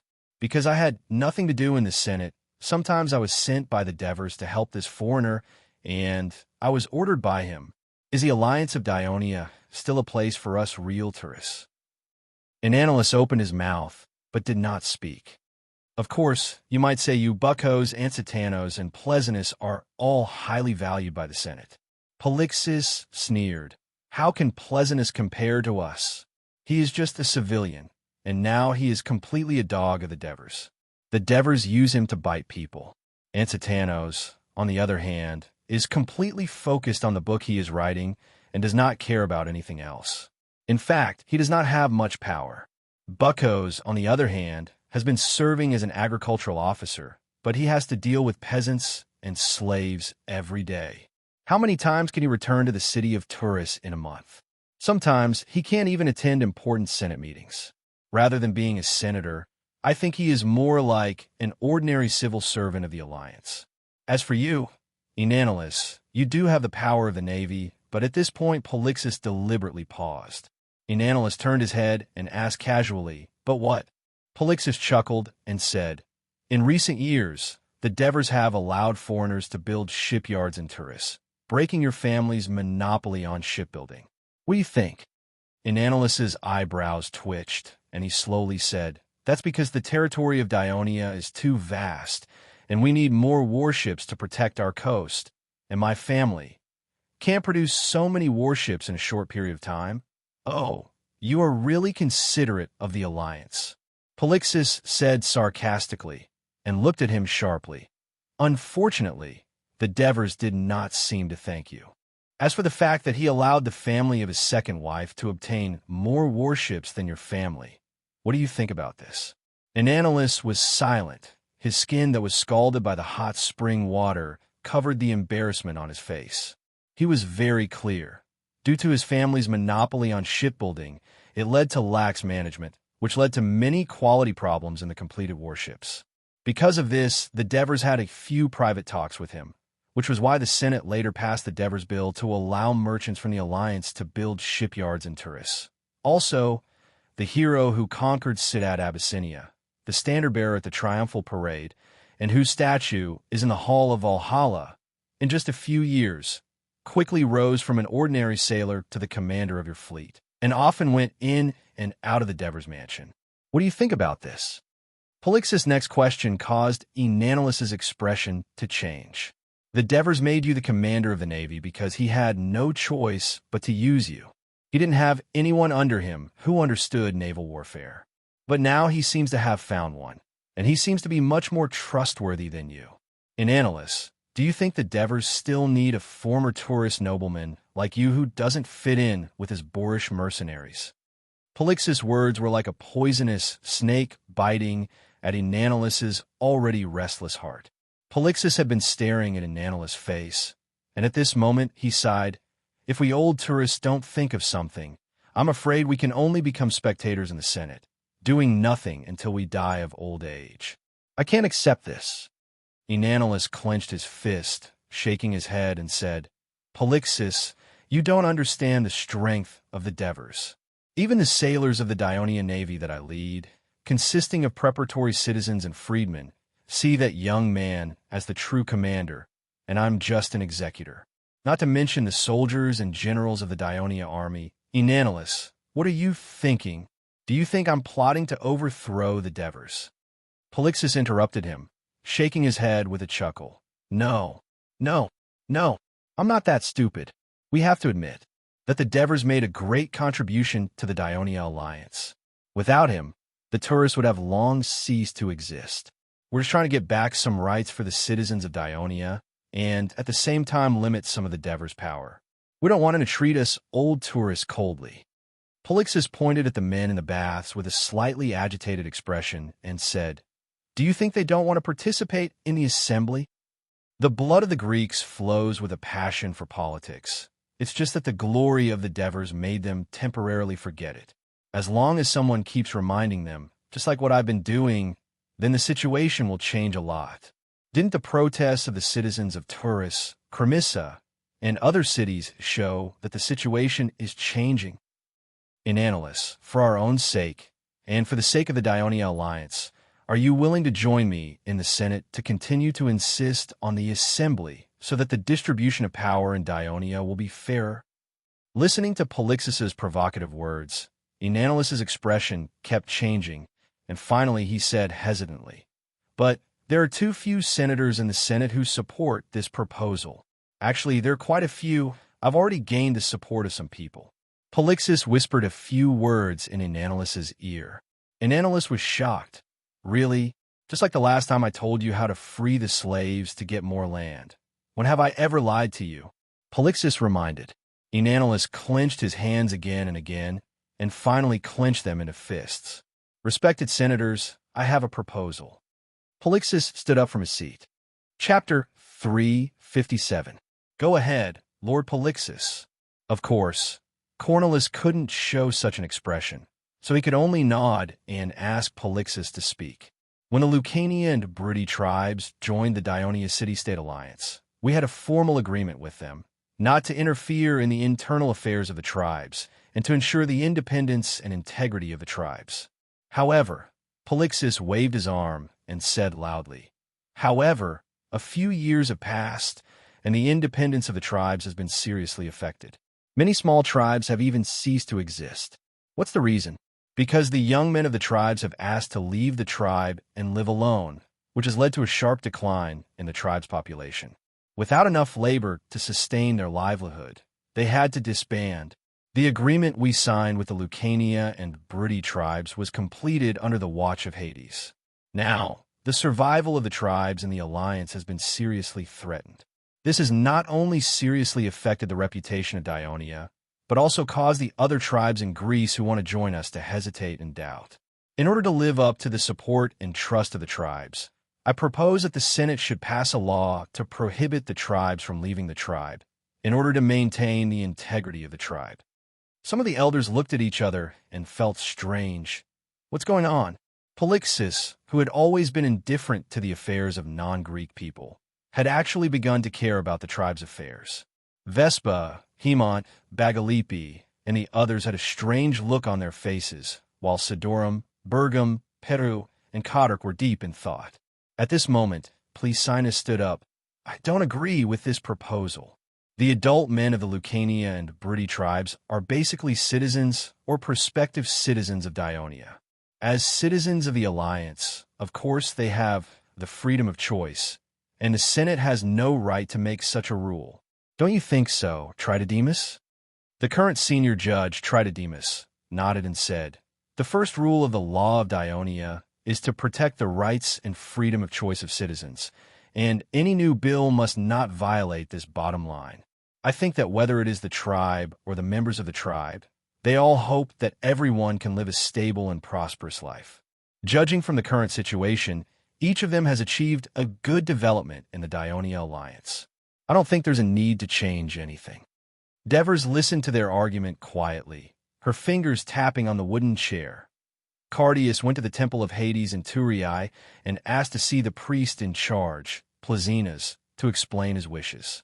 Plesinus readily agreed to his request, so the young man from the Cyrodian entered the temple of Hades to study as a believer. Every morning in dusk, Cardias studied the teachings of the temple of Hades. The main idea of the Hades doctrine was proposed by Devers, mainly to promote people who do good and punish evil, love the country, family, abide by the law, and are eager to help others will ascend to Elysium after death, while people who behave in the opposite way will go to hell to be punished. He also gave a detailed exposition on the formation of heaven and earth, the disputes of the gods, Elysium, and hell on the basis of the original Greek mythology.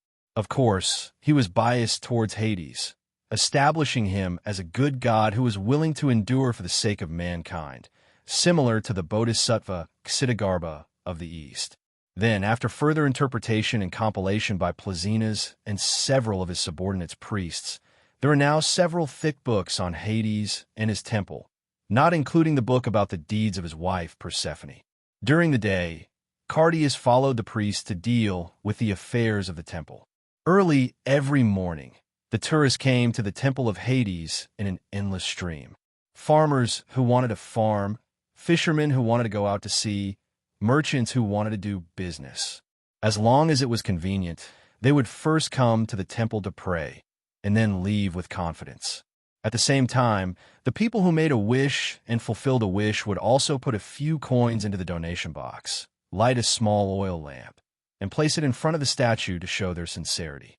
After the people who begged for the oracle drew a wooden stick, they asked the priest to answer their questions. The wooden stick was engraved with mysterious sentences, and the good or bad answers depended on the level of the priests. Of course, some people who had been helped by the priests of the Temple of Hades brought some gifts to thank the temple. Today, Cardias' job was to welcome the people who brought gifts. From morning until now, he had hardly stopped. Although he was tired, he felt full. At this time, he had just sent a white-haired old man down the hill when he suddenly heard someone shouting, "Help! Help!" He heard the sound and saw a man covered in blood running towards him in panic, and there were two people chasing him. Although he had only stayed in the Temple of Hades for a few days, he already had the self-awareness of a priest of Hades who helped those in distress. He immediately went up to the man, wanted to help him up, and asked what happened. The man saw that there were people blocking his way, and he became even more anxious. The man's words echoed in his heart. Only by running to the Temple of Hades and asking Pluto for help can you get out of your current predicament and become a true citizen of Dionia. He reached out and pulled Cardias away and continued to run to the Temple of Hades on the hillside. Cardias staggered a few steps and almost fell. As soon as he stood up, the two people behind him caught up to him, and he immediately asked loudly, "Who are you people? What happened?" The two strong men looked at Cardias, who was wearing the white robe of a priest of the Temple of Hades, and hesitated. Just as they were hesitating, the man had already rushed to the front of the temple. The people coming and going and the priests who came and went made the two men hesitate, and they finally left resentfully. The man broke into the temple and knelt in front of the statue of Hades, kowtowing and begging, "Merciful Hades, help me, I beg you, help me." The people inside and outside the temple heard his miserable cry and did not know what had happened. They all came over to see what was going on. At this time, the priests in the temple also hurried over. Polyxus' proposal only received the support of Petaru, Codarch, Bergam, and a few others, but it was not passed. However, after a while, he brought up the matter again and asked for a citizens' assembly. The elders voted again, and the number of people who supported him was actually close to 15, including Inanolus, Eurypus, and Predes, who served in the army, as well as the former leaders of the Briti tribe, such as Bergam, Petaru, and Codarch. Although it was less than half, including the elders who abstained, the supporters of Polyxus actually accounted for 1/3 of the votes. For Polyxus, this was definitely a huge victory. No wonder after the voting ended, he proudly declared, "The result of this election shows that more and more elders are aware of the importance of the citizens' assembly. If Dionia wants to achieve the same glory as Athens, it must let more citizens participate in the decision-making of the alliance, in order to truly achieve equality and freedom for the citizens of all races in Dionia." As time passes, I believe that the other elders who express their opposition will also realize this, because you are the leaders of Dionia, the wisest of the people. I look forward to the day when the citizens' assembly is held. Polyxus' speech was sonorous and powerful. The faces of the elders changed slightly, and they all looked at the Devers sitting in the front row. At this moment, Bagalipi had already figured out the intention of Polyxus' previous proposal. Polyxus knew that the proposal would not be passed, but he wanted to let these tribal elders see that as long as the power of the Devers was not restricted, then the plight of the tribes would not change, and he could turn this problem around. At present, the relatively independent administrative organizations of the Briti and Lucania tribes have been greatly impacted by the Dionia alliance. A few years of subtle influence made the young people in the tribes yearn for the free life of the alliance's citizens, and they no longer wanted to be restricted by the tribal rules, so they left the tribes one after another. Bagalipi was aware of this situation, and his tribe was in the city of Basilia, which was located next to Turiai. The year before last, the Devers directly placed Abyssinia under the jurisdiction of Turiai on the grounds that it was easier to manage, making it more politically and economically connected with Turiai, so it was naturally more affected. His tribe almost existed in name only. But Bagalipi was very open-minded.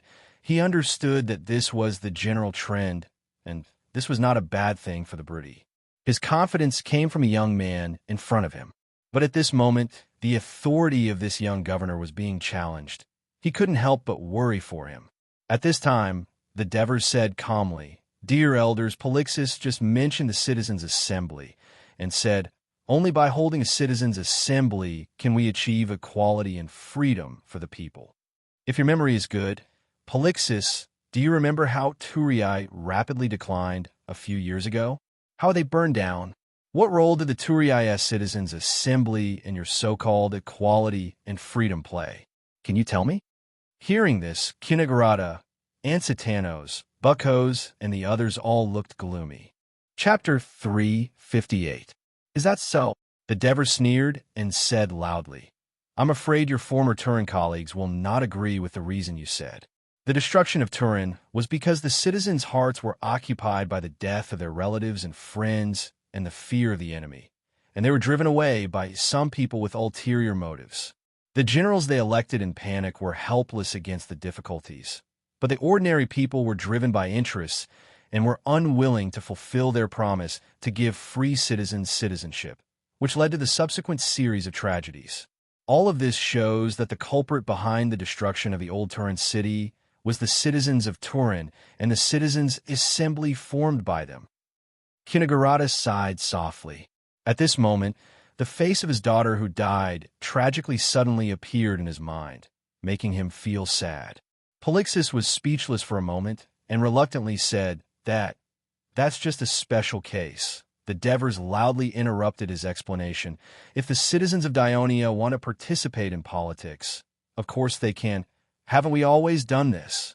The law of Dionia has already stipulated that no matter how high or low, as long as you are a citizen of Dionia, you can hold the public office of the Dionia Alliance without restrictions. And we will also formulate more laws to allow them to further participate in the administrative decisions of Dionia. But the Dever suddenly raised his voice and shouted sternly, The Senate of Dionia will never allow the people to have unlimited freedom so that they can destroy the order and the interests of the whole of Dionia for their own selfish interests, and even be used by some people with ulterior motives to destroy the Dionia alliance that we have worked so hard to build. Anyone who tries to destroy the beautiful life of the Dionia alliance today will be severely punished by the Senate. They will not be spared. Devers's words were like thunder exploding in Polixis's heart, making him tremble with fear. He muttered in a low voice, According to what you said, most of the city-states in Greece will be destroyed because, bang, the door of the hall was suddenly pushed open. Polixis turned around and saw the Turii patrol captain, Matones, rushing towards the rostrum in front of the hall. What happened? This was not only Polixis's question, but also the question of some of the elders in the hall. Devers narrowed his eyes and looked at the rostrum.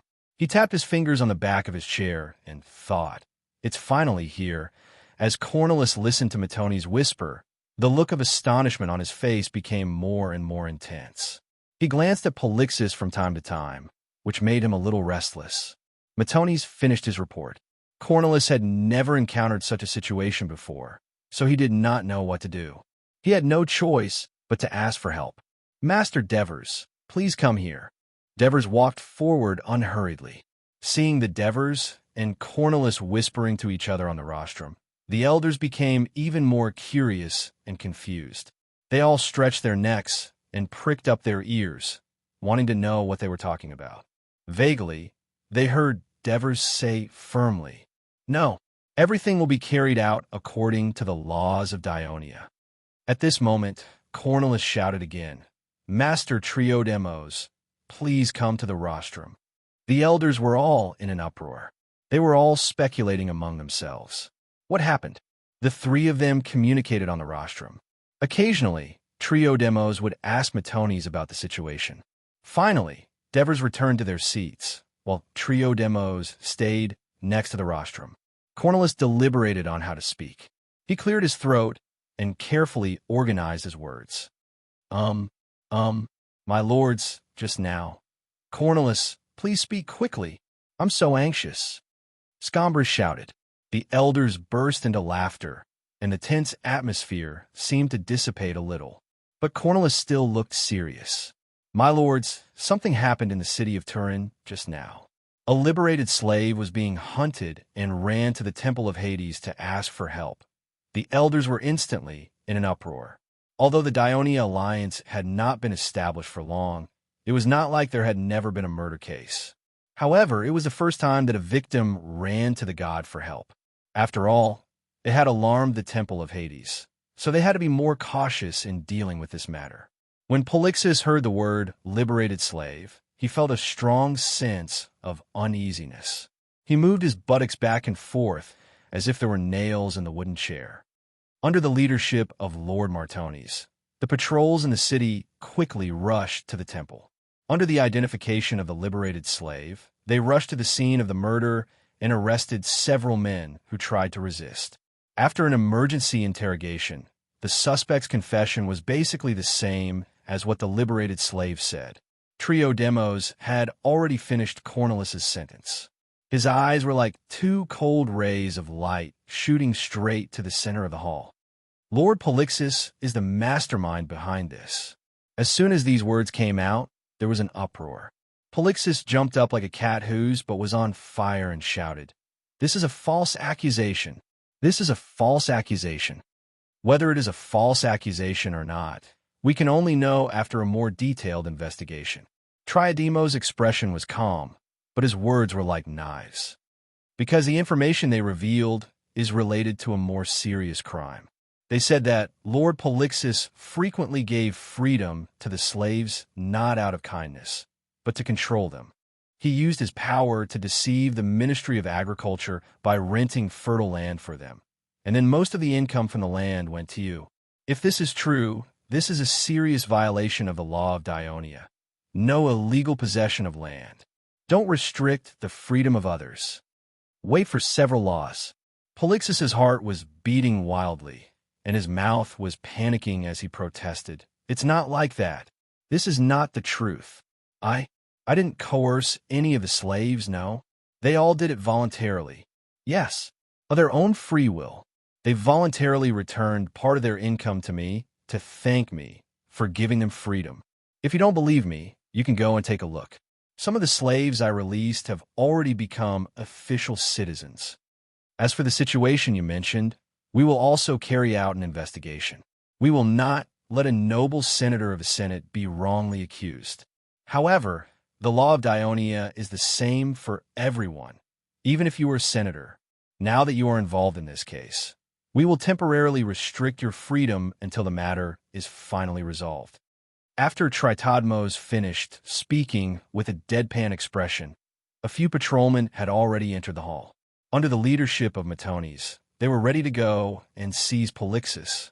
Polixis struggled desperately to break free, and from the corner of his eyes, he saw the Devers looking at him coldly. He suddenly realized something and immediately made a last-ditch struggle to the senators around him. "My lords, this is a conspiracy of the Devers. He saw that my efforts threatened his dictatorship, so he used such a despicable method to frame me. My lords, save me. Please save me.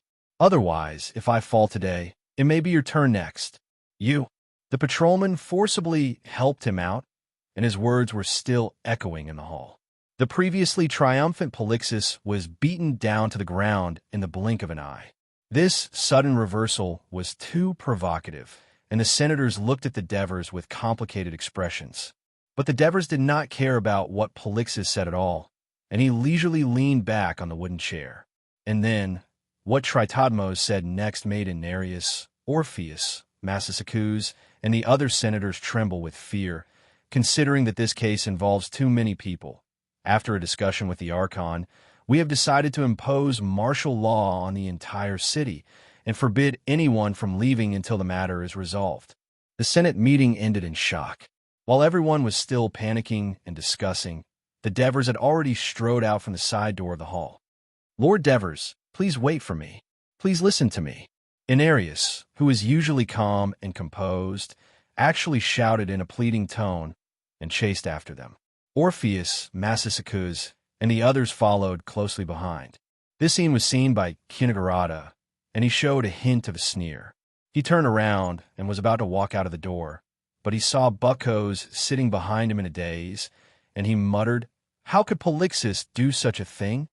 In this Senate, Buckos and Ansitanos were the few senators who did not kick Kinagarada when he was in trouble.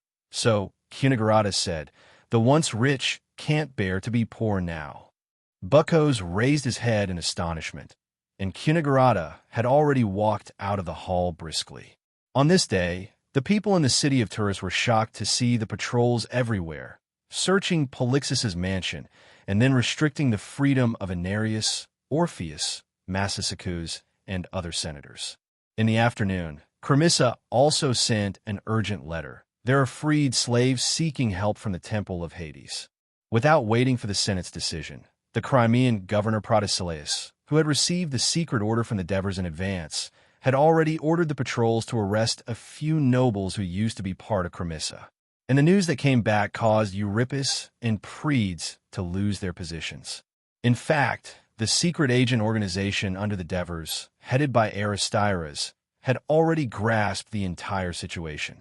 All they needed was a dignified reason to throw it out. The news of nearly 10 Senate senators being detained was like a political earthquake in Turis, causing the people to discuss and spread rumors. Chapter 359. As soon as he went downstairs, Hermes' heart skipped a beat. There were 3 patrolmen standing in the lobby of the hotel. "He's the one from Syracuse." Someone next to him pointed him out loudly. The heavily armed patrolman walked forward and asked coldly, "Hermes from Syracuse? What do you want?" Hermes panicked and shouted, "I'm the messenger of Syracuse. I want to see your consul." "Then you have to come with us." The patrolman sneered and forcefully escorted him out of the hotel. This scene had undoubtedly become another topic of conversation for the confused citizens of Tali today. "Father, I heard that Polixus has broken the laws of the Alliance and has been locked up." So Status ran into the living room excitedly. Kinagarata glanced at him and said in a relaxed tone, "This incident has shocked the whole city. Did you only find out now? What have you been doing all day?" "What else could I have been doing? Of course, I went to participate in military training. It's my turn today. I'm so tired." So Status complained and lay down on a wooden chair. He said lazily, "It's a pity that the bathhouse is closed. Otherwise, I would have come back later." Kinagarata frowned. He could not stand his eldest son's laziness. He said in a deep voice, "All the young citizens of Dionia have to participate in military training, but I've never seen anyone like you who is afraid of hardships and tiredness. You should learn from your brother. Not only did you seriously participate in the afternoon training at school, you even took the initiative to find someone to practice your combat skills with. That's why my family's hopes are all on my brother. As for me, I just want to be a rich man with good food to eat, beautiful women to sleep with, and matches to watch." So Status said indifferently. Kinagarata raised his white eyebrows. Just as he was about to speak, his youngest son, Decacocrate, said loudly, "Brother, did you know that not only was Polixus detained, but Enanilus, Massicus, Oliphus, Euripides, and other elders were also arrested?" "Really?" So Status sat up straight and asked anxiously, "Old man, didn't you analyze it for me last time? You said that Enanilus, Massicus, and Oriphis were likely to side with Polixus and cause an impact on the power of the Devers. Why are they all dead now?" Kinagarata's face twitched a few times before he snorted coldly. "What's so strange about that?" The senator had always gotten along well with the other senators. Even if someone directly pointed at him in the Senate, he didn't hold a grudge. After being with him for so long, I had actually forgotten how he came to be a lifetime senator. Wolves are born to eat meat. I'm afraid it's not just me. Many people in the Senate will feel the same way they felt when the alliance was first established. "Umph," he sighed, then sneered. "Not only did Polixia and his gang break the law, but they're also dreaming. I'm afraid that this time, the Devers won't let them off so easily. Don't let them off. I heard that Polixus colluded with Syracuse. Treason is punishable by death." Hatred flickered in Dicarocrat's eyes. He could never forget that day when the people of Tali turned into thugs and stormed into his house. And behind those thugs, there was Polixus' shadow, Syracuse. "You're saying that Dionysius and Polixus are in contact?" So Status' eyes widened. After all, with the rise of Dionia, it was very close to Syracuse, the two powerful states, but there was almost no diplomatic contact between them. There was a story circulating in Great Greece that illustrated the delicate relationship between the two states. One day, at a port in Great Greece, a merchant from Syracuse and a merchant from Dionia met. The two boasted about their country. The merchant from Syracuse said, "The history of Dionia is less than a fraction of the history of Syracuse. And we, Syracuse, were the overlords of Great Greece and Sicily 100 years ago, and we still are." The merchant from Dionia retorted, "Don't be too proud. It only took us 5 years for the Dionia alliance to become so powerful. In another 5 years, we will definitely be twice as powerful as Syracuse." Of course, this was just a story made up by busybodies. Syracuse and Dionia were like two ferocious beasts in the forest, carefully guarding their own territory. Both sides had never interfered with each other. But now, when Sostatus heard that Dionysius had actually extended his influence to Dionia, he could not help but be shocked. Kinagarata reached out and patted his youngest son's head. He knew what he was thinking. It was the eternal pain in their hearts. Is there any collusion between Polixus and Syracuse? We can only be sure after an interrogation by the Alliance. Don't spread rumors. Kinagarata pondered for a while, then said with a serious expression, "If there really is, I'm afraid it will be a big problem for Dionia." "Father, will there be a war?" Sostatus and Diococrate asked in unison. Looking at the excited eyes of his two sons, Kinagarata knew that his youngest son was excited because he was eager to fight, while his eldest son was probably thinking about how to seize the opportunity to make a fortune in the market. He shook his head lightly and said thoughtfully, "Syracuse and Dionia are both big states. Every move we make concerns the safety and survival of the Greek states in the Western Mediterranean. How can we have a conflict so easily? I'm afraid there will only be more diplomatic protests and negotiations." Diococrate sat back down in a slightly dejected manner. Sostatus looked around, thinking about something. "Sostatus, I heard from your brother-in-law a few days ago that you went to him, hoping that he could purchase some of your goods." Sostatus suddenly changed the topic. Sostatus was shocked and quickly said, "I only gave him a small suggestion. Father, you also know that my brother-in-law is a serious person. There's no way he would agree. Years ago, when there was a riot in Turin, Kinagarata's family was banished from Turin. His youngest daughter was raped and committed suicide, while his eldest daughter was forcibly divorced by her husband's family. Since then, she had been living alone at home. Perhaps it was because the disaster had left a deep impact on her that she was unwilling to get married. That was until Kinagarata found out that the Devers were worried about Helos' marriage. He was moved and made a suggestion to the Devers, and the two of them hit it off. Under the urging of both parties, Kinagarata's eldest daughter requested to meet Helos first before deciding whether to get married. The Devers, who were the matchmakers, actually agreed to this absurd request. Helos did not mind it too much for the sake of the Devers. In the end, the two of them actually hit it off when they met. Especially after Kinagarata's daughter experienced the betrayal of her first marriage, she felt that Helos was simple, honest, and steady. He was someone she could entrust her life to. She even took the initiative to ask Kinagarata to contact Silos. In the end, the two of them became husband and wife, and this allowed the relationship between Kinagarata and the Devers to go a step further. After Helos stepped down as Asprustum's administrator and Legio IV's captain, it was just in time for the Devers to further reform and decentralize the Ministry of Military Affairs. Originally, the authority to deal with the specific affairs of the army was concentrated in the hands of the military affairs officer. Now, it was divided into 3 parts by the Devers. The first was the military affairs. The military affairs officer, Felicius, was in charge of the appointment of the army personnel, the rotation of the troops, the patrols of the navy, the service of the citizens, the statistics of military achievements, and so on. Of course, the important army personnel appointments, such as the Legion Commander and the Legion Commander, had to be personally confirmed and confirmed by the Devers. The second was the military training. Hieronymus, who had stepped down from Legio III, was in charge of supervising the military training of the citizens of the various cities, checking the training results, and arranging the instructors. The third was the military logistics.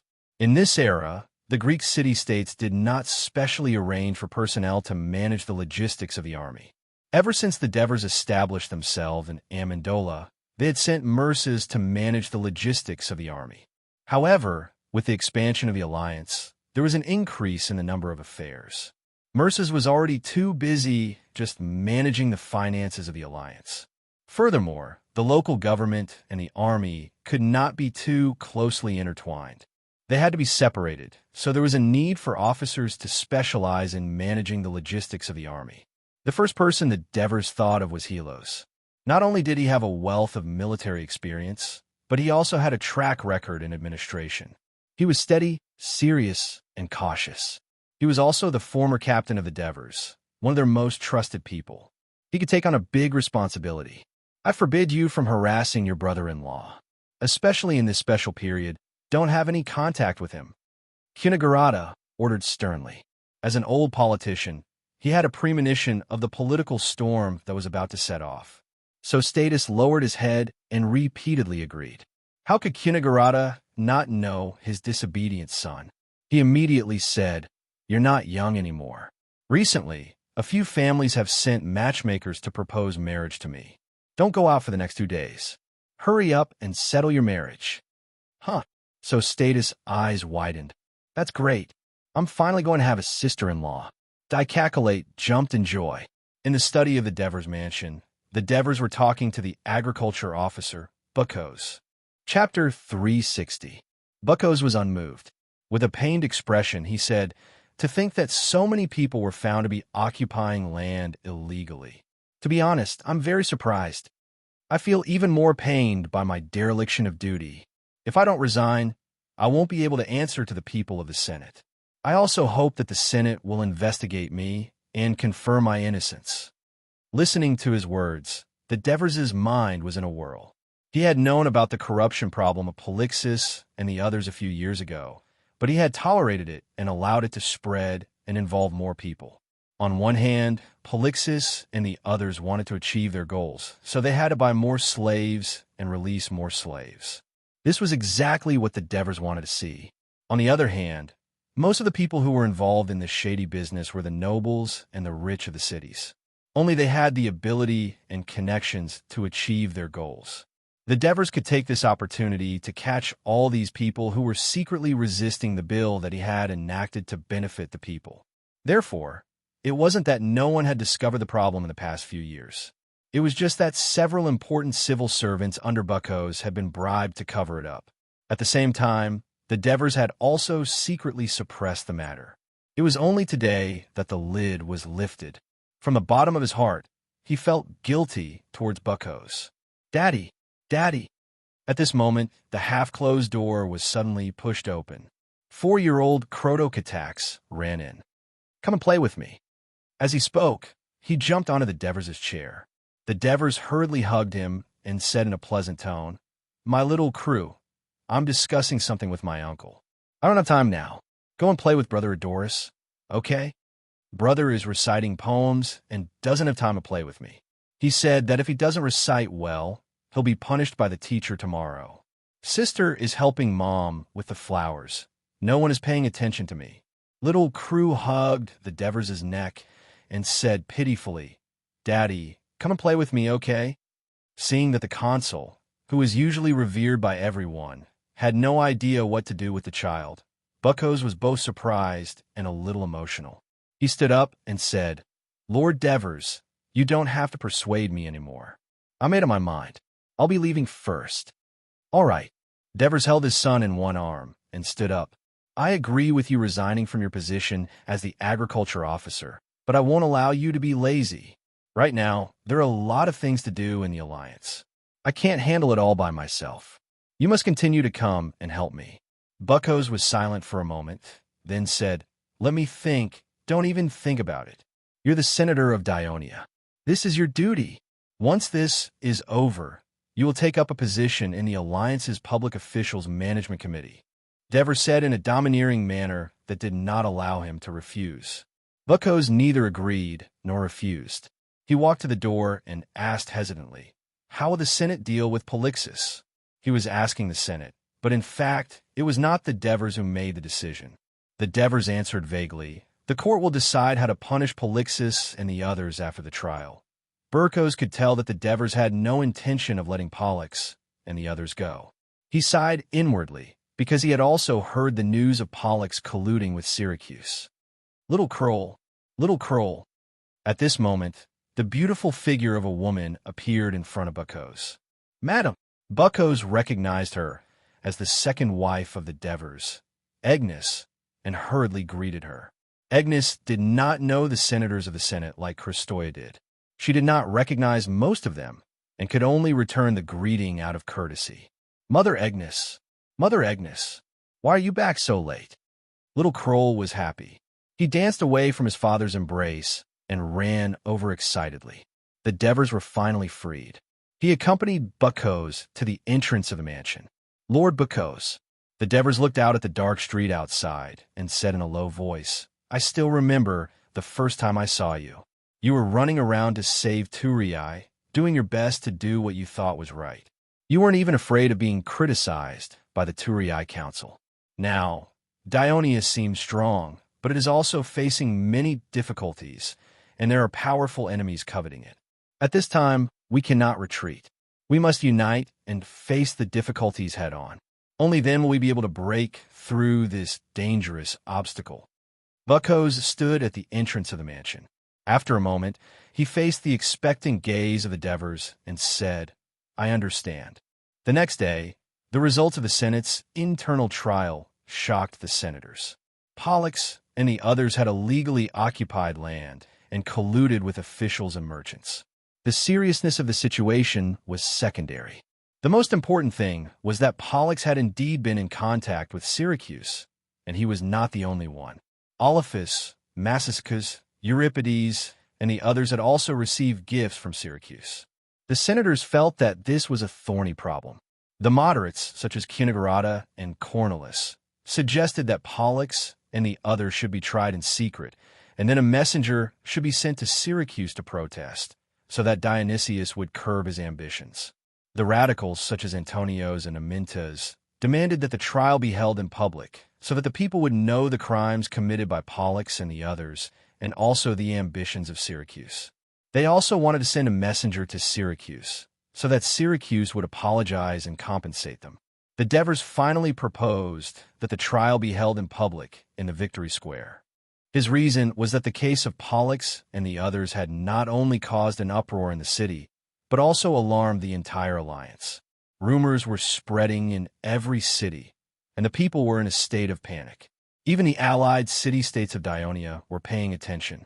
The Senate needed to tell the people the truth, and at the same time, remind the people of Dionia that the Dionia alliance was still in a bad situation, so they could not slack off.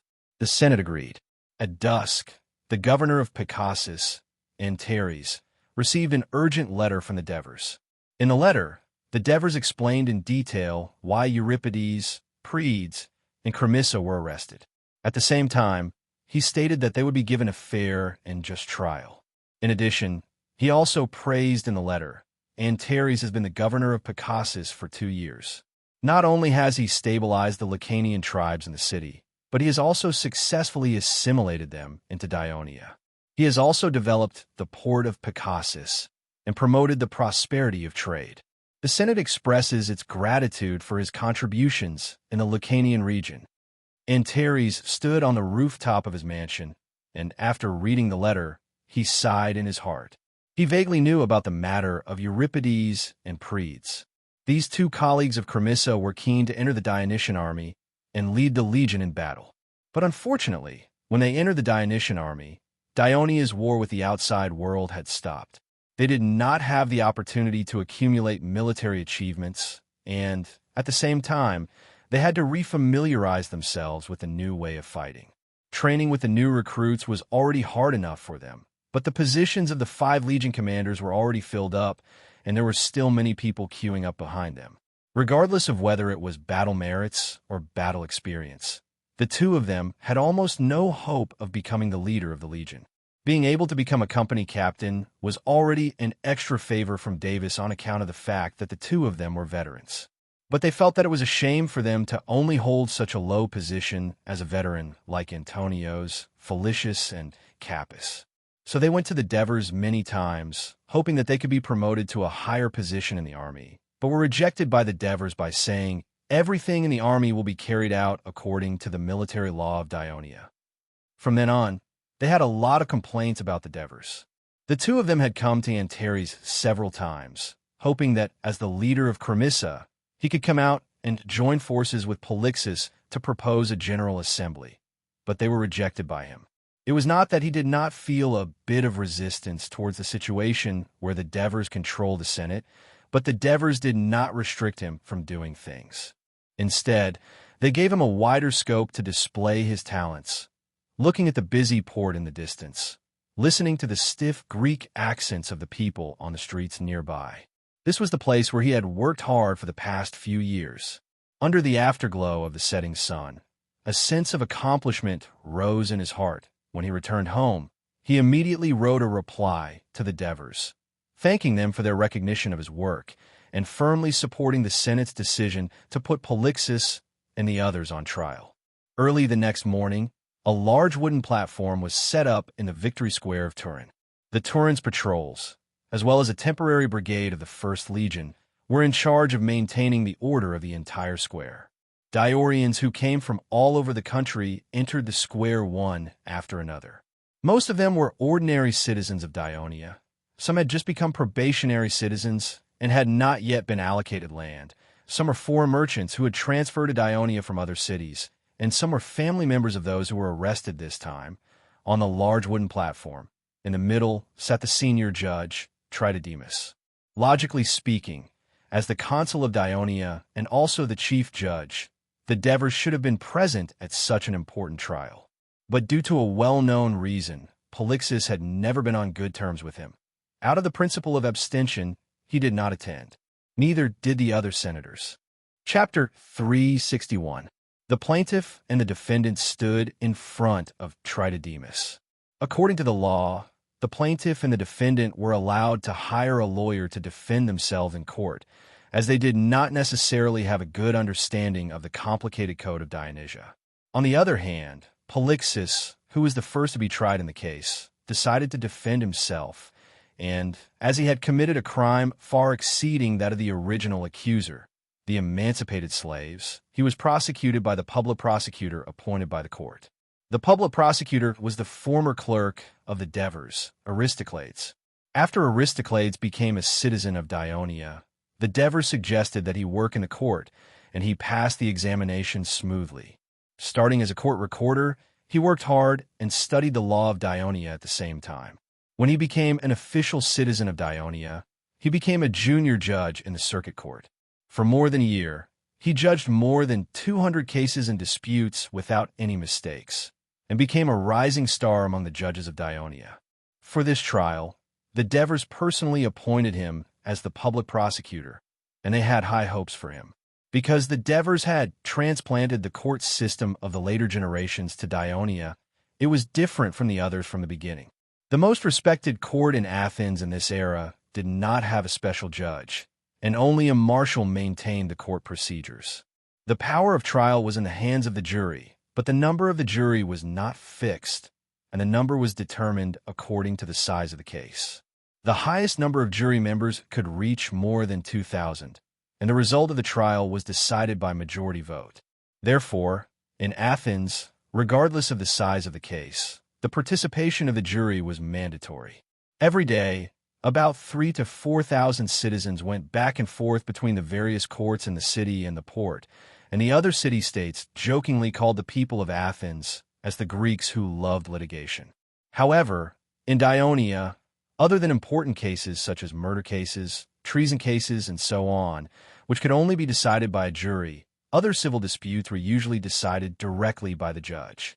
Even if the defendant requested for a jury, it was highly likely that the request would be rejected. The reason was that the citizens of the Dionia Federation were busy with military training, field work, market trade, public infrastructure construction.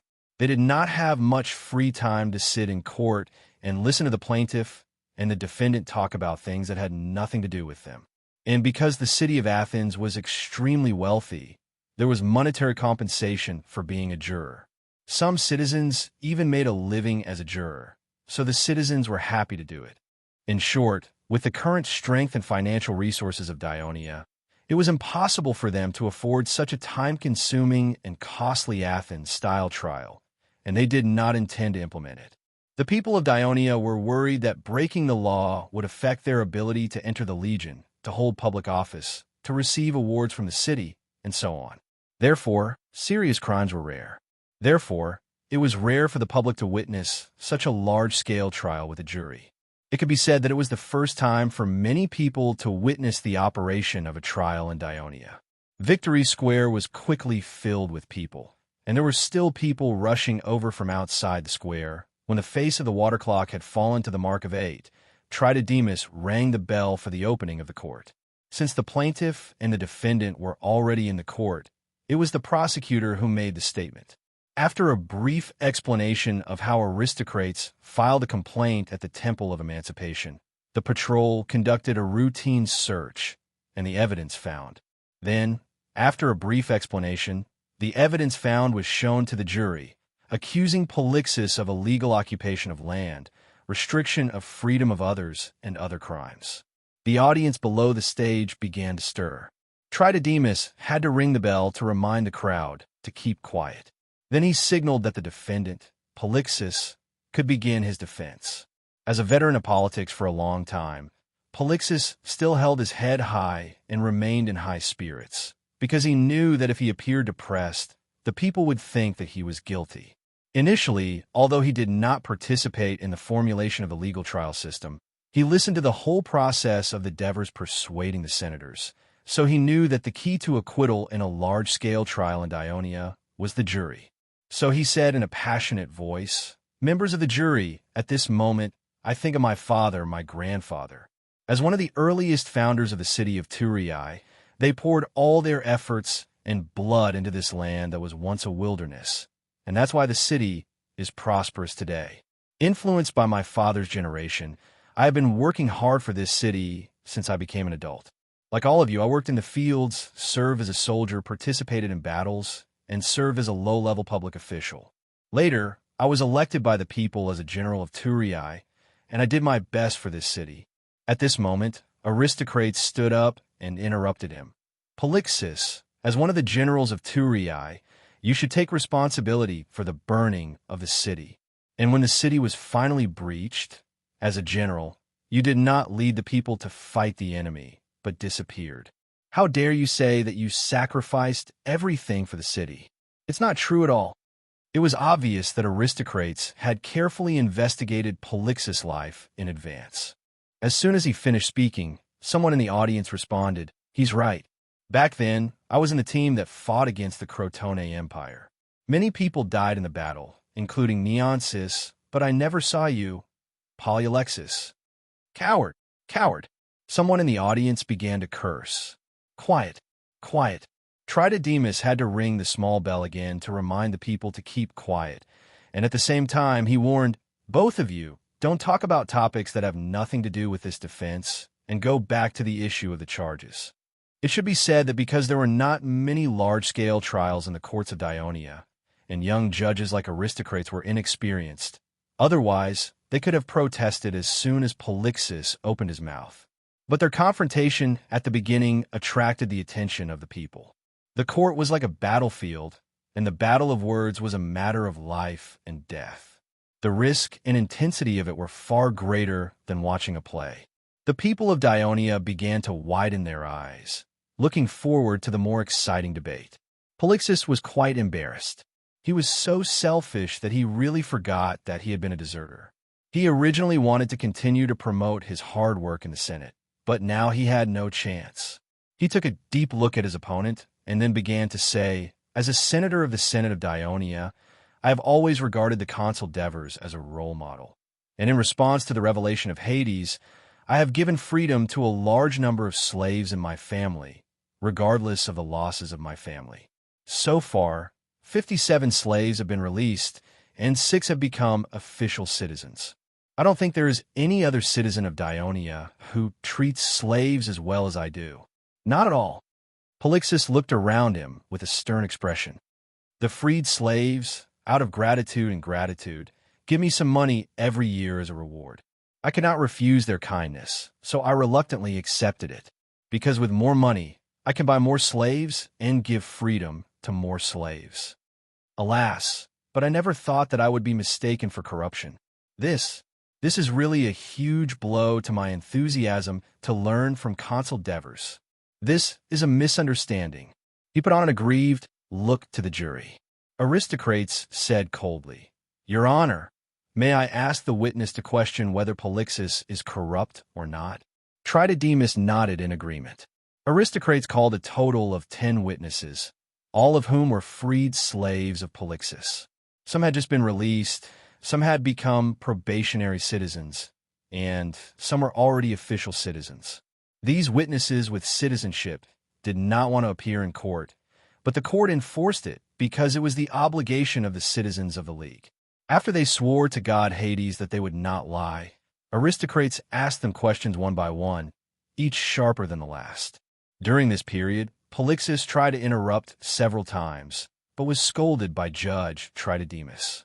Seeing that Polixus was in a bad situation, the witnesses were afraid of being accused of lying and sentenced to blasphemy, so they confessed everything. Now the people near the wooden platform understood. First of all, the location of the land owned by these witnesses was already enviable. It was all fertile land on the Sabari plain. When the League was first established, there were many people and little land. In order not to let the land become barren, a lot of land was rented by free people and freed slaves. Later on, the rent of land in Sabari became scarce, and it was not enough even for the preparatory citizens, let alone the freedmen. The newly released slaves of Polixus were able to rent a good piece of land, and this was a very big problem. Secondly, after these witnesses paid the League's taxes, they had to pay Polixus another 40% of their land income. Thirdly, the witnesses who had become official citizens had to pay Polixus 5% of their land income every year. Why did the official citizens take the initiative to give him money? Because Polixus had bribed some people in the Ministry of Agriculture, and when distributing the plots of land to the official citizens, he would do something to add an extra acre and a half. Because their plots were often located in remote places, they were not easily discovered. Therefore, when these citizens from the Polixus family received benefits, they were afraid that their land would be confiscated during the annual inspection by the Ministry of Agriculture, so they took the initiative to give Polixus benefits. Chapter 362. Tritodemus suddenly rang the bell. Defendant, I'm warning you for the last time. If you continue to make wild guesses and accusations, the court will forbid you to speak again. Polixus hurriedly swallowed his words and looked back at the jury, wondering if they had been influenced by his deliberate words. By now, he felt that his chances of being exonerated were getting slimmer and slimmer. Aristocrates took out a piece of papyrus and said to the jury, This piece of paper records the amount of property that the patrol team found in Polixus's mansion. Fortunately, Polixus didn't deposit the money in the bank. At that time, the reputation of the Kristoia Bank was deeply rooted in the hearts of the people. In order to prevent property from being lost, the people deposited their property in the bank. They only needed to pay a very low storage fee every year, and they could withdraw their property at any time. Moreover, with a certificate issued by the bank, they could withdraw money from any Kristoia bank in the territory of Dionia. It was very convenient for them to trade in large quantities, so it was very popular. Polixus refused to deposit the money in the bank because the bank was run by the Devers family. Therefore, the patrol team and the servants of the mansion, as well as a few bystanders who accidentally broke into the mansion, could all be witnesses. The total amount of property is... Aristocrates deliberately paused for a moment. Facing the thousands of eyes that were focused on him, he loudly and clearly said, 22 Talion and 45 mina. The audience gasped in surprise. Aristocrates added, As far as I know, Polixus, you don't have any other property except for the income from 15 acres of land. Polixus tried to argue. Many of them were left by my grandfather and father. Aristocrates smiled contemptuously. But why are most of the money in your house made of Hades' silver coins? referring to the silver coins issued after the establishment of the Dionia Union, famous for the portrait of Hades engraved on the front. I asked your family, and they said that you never went to the bank to exchange money. Aristolochus's words blocked the lies that Polixus came up with. He was so angry that he shouted, "The diver's family has more money than I do. Why don't you check if there's anything wrong with him?" The audience booed. Aristotle Cradle smiled again. You see, I don't even need to say anything. The people's eyes are sharp. Everyone knew very well about the Devers' family business. How many citizens of Dionia had been helped by the Bank of Christoia at a very low interest rate? I've saved many shops that were about to go bankrupt. That's right, that's right. Good Christoia.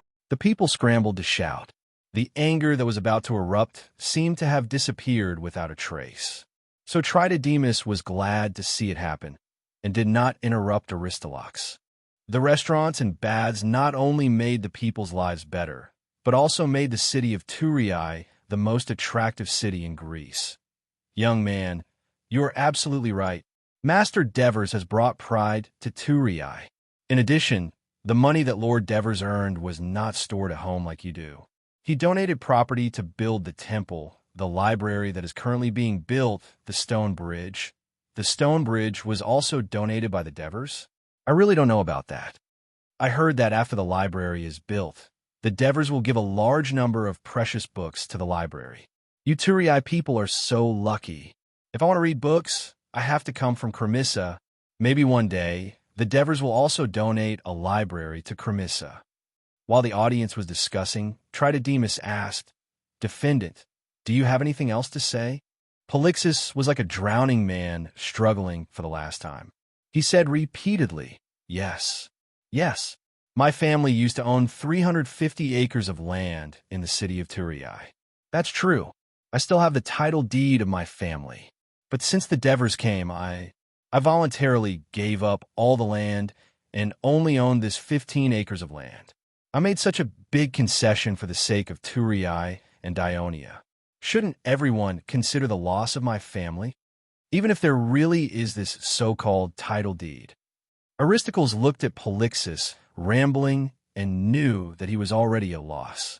He became even more confident. I hope the defendant understands that after the Crotone destroyed the city of Thurii, the old city of Thurii no longer exists, and the original government no longer exists. These contracts signed by the Thurii City Hall are, of course, invalid. Let me ask you, if the Devers did not lead the army to repel the Crotone, would the original Thurii people still dare to live in Thurii? Obviously not. Everyone was forced to wander to other cities, and it was difficult for them to even survive, let alone own land. At this point, Aristocle's tone became slightly heavy, and then he raised his voice again. So today, although the city of Thurii is still called Thurii, it is no longer the original city of Thurii. It is a part of the Dionia Alliance, the center of Dionia. That's right, the current Thurii has nothing to do with the previous one. You still want to occupy more than 300 acres of farmland? Dream on. For a greedy person like you, Hades will definitely send you to hell and let Lord Radmandas whip you mercilessly. Under the ridicule of the people, Polixus seemed to have lost all his strength and slumped back into the wooden chair. Tritodemus looked at him and said, People below the stage, please keep quiet. Now, it's up to the jury to decide whether the defendant is guilty or not. After saying that, the orderly immediately put an hourglass on the judge's table.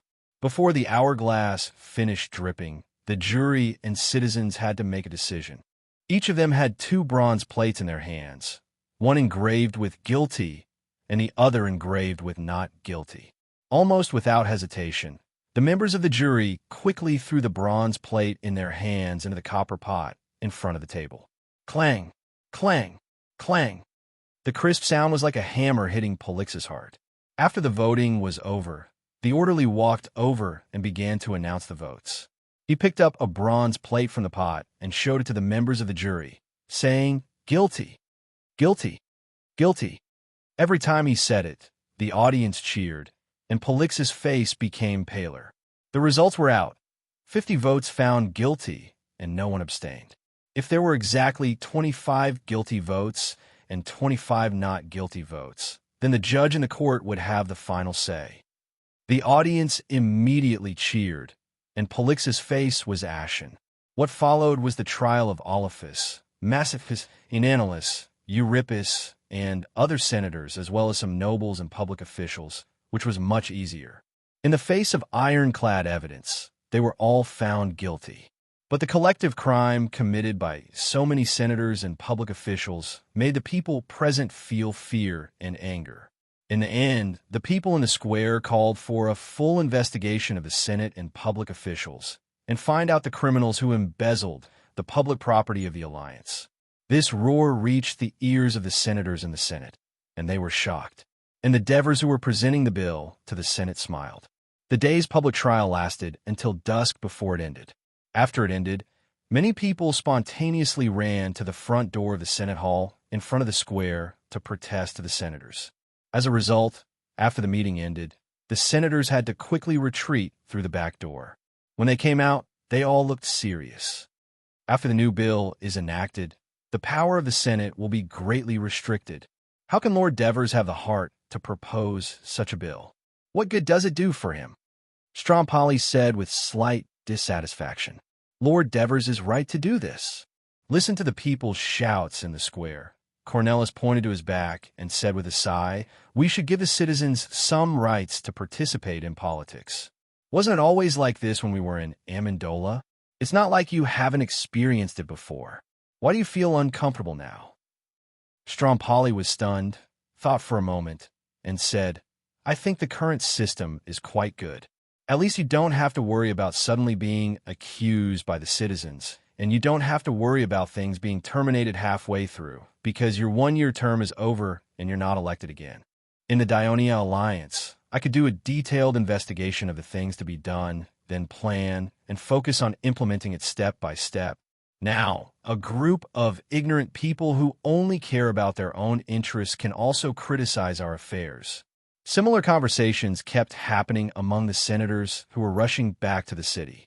Marigi and Pleasantness walked behind. Lord Marigi, why did Lord Consul propose such a bill? You should know that the anger of the citizens is not directed at him. I know very well in the temple that most of them are full of respect for Lord Consul. Pleasantness could not help but voice out the doubts in his heart. Marigi laughed and said in a low voice, You have already stated the reason for your question just now. Pleasantness was even more confused. Marigi raised his head and looked at the setting sun that was almost hidden behind the mountains. His eyes were in a trance, as if he was recalling something. Finally, he murmured, You Greeks have been away from the era of kings for too long. Obviously, you don't know what the most important thing to be a king is? The obvious metaphor of being a king did not surprise Pleasantness. He thought about it carefully, but still could not grasp the main point. Marigi gently spat out a word. Balance. Chapter 363. In the corner, Dios and Dicropolis sat quietly and enjoyed the food. Dios finished the fried beef on his plate and said loudly, Please follow me and have a glass of wine. After getting a response, he picked up a clean linen handkerchief on his left hand and wiped the oil stains on the corner of his mouth. Anyone who watched this day's public trial, Dicpolis said, pointing at the diners around him who were arguing loudly with each other, would be furious, but you are calm. What's there to be angry about? In my former city-state of Corinth, such things are not uncommon. Dios took the wine from the waiter, thanked him, and continued, The important positions in the city-state are controlled by the nobles, and the election of the general is always carried out by those families. Isn't it the same in Caerdoria? Caerdoria is a city-state on the island of Crete at the westernmost point of the island. You're right, so I'm just as calm as you are. Both of them laughed. But there's one thing you're wrong about. Caerdoria was my former city-state, and now I'm a citizen of Dionia. Dicropolis pretended to be serious as he reminded Dios. You and I are both. Dios smiled and raised his glass. The two of them clinked their glasses. But there's one thing that Polixus did. I agree with. Dicropolis looked around, then moved his head closer and said in a low voice, Call for a citizens' assembly. Dios looked at him without saying a word. Dicropolis continued in a low voice. All the decisions in the Dionia Federation are made by the Senate. We ordinary citizens can neither participate nor oppose, and we can't decide anything. Although an ordinary citizen can become a senator of the Senate, according to the law, this path is too long. Merchants like us have to travel all day long, and it's impossible for us to take up any public office. If Dicropolis hesitated for a moment, then said, if the system of Dionia doesn't change, I'm afraid some merchants will leave. After all, we have a lot of money, but we can't interfere with any of the decisions of the Dionia Senate.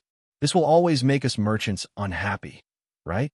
Dios lowered his head and took a sip of wine. Suppressing the shock in his heart, he asked, are you one of those who are leaving? Of course I won't leave this place. Dicpolis said confidently, this place has the best food in the Mediterranean. There was the best entertainment competition, the best hot spring bathing place in the world. Furthermore, there were no invasions. It was simply an Elysium on Earth. Why would I want to leave? Dicpolis leaned back in his chair and shouted, you're right, friend. A man with a flushed face and a slightly tipsy expression came over and patted Dicpolis on the shoulder, then said in an excited voice, it's because of Lord Devers that the beautiful city of tourists exists today. Brothers, let us salute the great Lord Devers. After he finished speaking, the diner at the same table stood up and raised his glass. To Lord Devers. Influenced by them, the other diners also stood up. Long live Lord Devers. Salute to our great commander. The noisy restaurant had converged into one voice. After everyone finished their salutes, someone stood up and jokingly said, to our damned Senate. Immediately, laughter and curses rang out again. Dicpolis laughed as he watched them quarrel. Dios reminded him, even now, Dionia is not without the danger of war.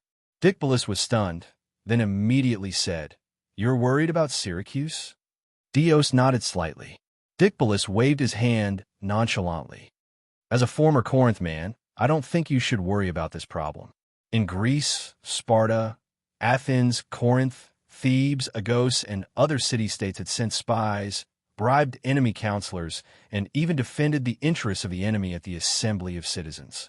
If war broke out because of such a small matter, Greece would have long been in a mess. But, to be honest, the current situation in Greece is really terrible, especially in Corinth. I heard that Sparta's army is stationed in Corinth and often fights with the allied forces of Corinth, Athens, Thebes, and Agos. People die every day. You're really lucky to be able to come out early. Dicpolis talked about the motherland. After a moment of silence, Dios sighed. Yes, the people of Corinth are not having a good time. I heard that Sparta's king Agesilaus has led his army from Persia to the north of Greece and is preparing to move south. Together with Sparta's army, they will launch a pincer attack from the north and south. The allied forces of Sparta are definitely in danger. Speaking of which, I really should thank you. If it weren't for your persuasion, I wouldn't have made the decision to join Dionia so quickly. Dicpolis laughed. If that's the case, how should you thank me? It was a joke, but Dios said in a low voice, a few days ago, I went to Lord Devers' mansion to discuss with him about the donation of the stone bridge. You know, I followed Lord Devers and donated many times. That's how I became a citizen of Dionia in accordance with the new reward clauses for foreigners donating to public buildings bill passed by Dionia in recent years. You're a big merchant now, Dicpolis said. Dios ignored the slight jealousy in his words and continued. Lord Devers asked me about the merchants' protest in the square. In the end, he said, this can't go on anymore. Dionia must change. Did he really say that? Dicpolis asked in surprise. Of course, I remember it clearly. Dios said with certainty. Lord Devers has always been a man of his words. Dicpolis' eyes flashed. Lord, were you looking for me? Aristides walked into the Devers' study. Have a seat, Aristides. The Devers casually pointed to the wooden chair beside him. Yes, Lord. Although the Devers behaved casually, Aristides sat down respectfully. The Devers leaned back in his chair, looked at his intelligence chief, and said, You've been with me for almost 5 years, right? To be precise, It should be 4 months and 9 days short of 5 years, Aristyrus said seriously. You remember it so clearly. The Devers smiled. You've been with me for so long, but I don't see you gain any weight. Aristyrus said helplessly, this subordinate has this kind of physique. No matter how much I eat, I won't get fat. If Christoia had a physique like yours, she would be overjoyed. The Devers chuckled. He looked at the tall, thin young man with emotion. You've been with me for so long. Even though you become a citizen of Dionia, you're still willing to continue collecting intelligence for me. With your ability, you're fully qualified for any public office in the Alliance. It can be said that you've made a great contribution to the Alliance. Just like this public trial, I'm really grateful to you, but at the same time, I feel very guilty. Aristyrus suddenly felt a little uneasy. Does the Devers want me to leave here? The Devers' right hand gently tapped the armrest of the wooden chair a few times and slowly said, From now on, I can finally do something to repay you for your help. Aristyrus almost choked on his breath when he heard the Devers' sudden change of topic. The Devers continued, Aristyrus, you know Syracuse very well. Tell me, if we were to go to war with the powerful city-state of Sicily across the sea, do we have a chance of winning?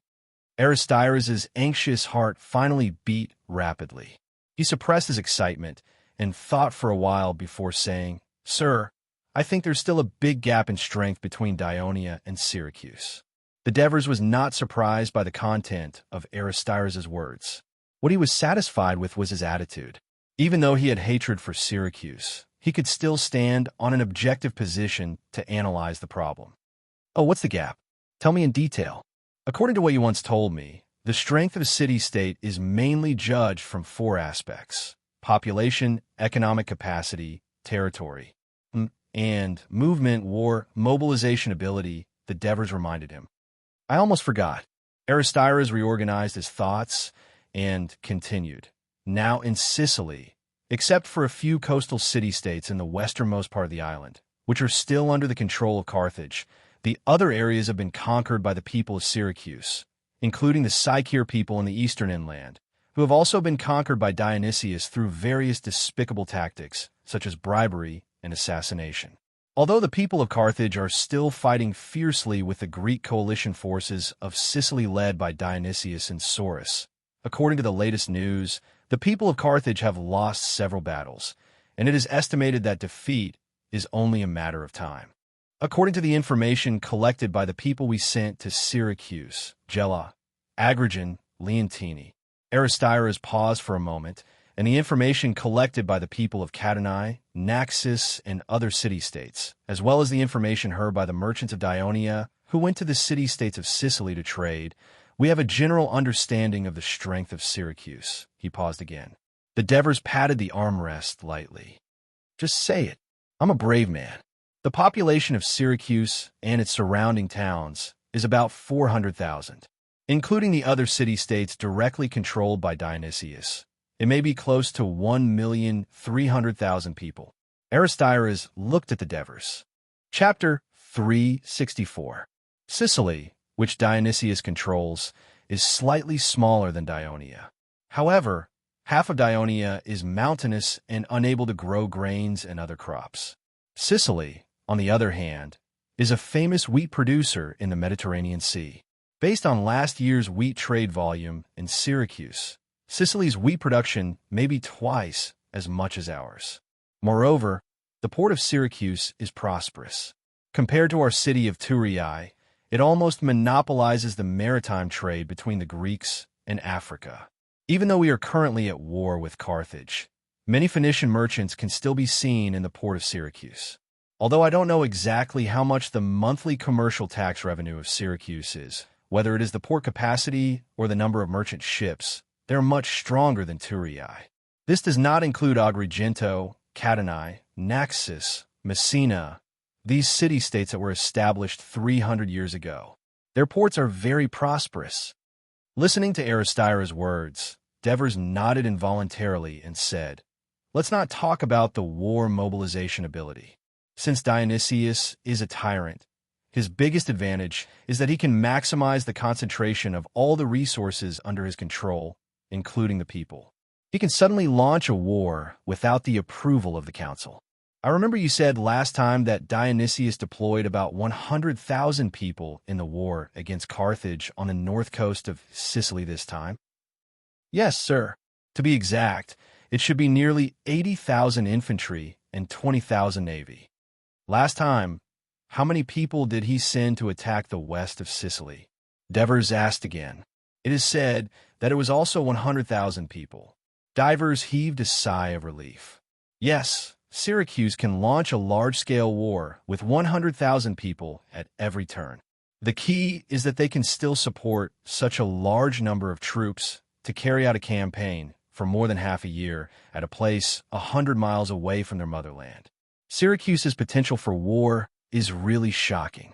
Divers exclaimed, Sir, although Syracuse is powerful, it is not without weaknesses.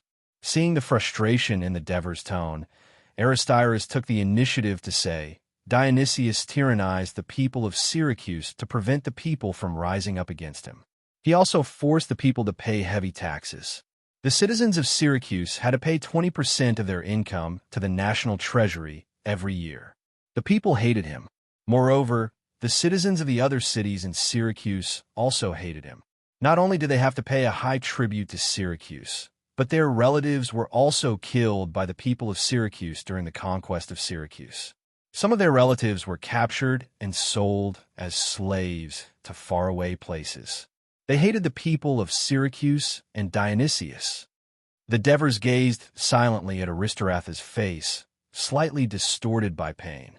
After a long while, he said, You are right. However, as long as Dionysius' army continues to win, as long as his forces do not suffer major losses, the hatred of the people of Syracuse can only be hatred. They can't hurt Dionysius at all. He still has the support of Sparta. Aristyrus immediately said, But Sparta is now in a war and has no extra power to support Dionysius. In the south of Sicily, there is Syracuse's mortal enemy, Carthage. This is indeed a good opportunity. The Devers stroked the sparse stubble on his chin. The current population of the Dionia Alliance is about 800,000 people. Whether it is commerce or agriculture, it is far behind Syracuse. Moreover, the military forces of Dionia are relatively scattered due to their geographical location. It is not easy to concentrate, and the navy is also weak. Once the war with Syracuse starts, the pressure will be great. Aristyrus looked at the Devers for a long time without saying a word. He was anxious, but he did not dare to show it. He subconsciously clenched the armrests of the wooden chair. Aristyrus, the Devers finally spoke. I allow you to send your men to Sicily from now on. They will have a detailed understanding of the forces that oppose Syracuse and Dionysius in the city-states of Sicily and establish preliminary contact with them. Yes, sir. Aristyrus was refreshed. He could not help but ask further. And then, the Devers looked at him with bright eyes. Before the war with Syracuse, there is no then for the time being. The next day, the public trial of Taurus continued, and it still attracted a large number of Dionia citizens to watch.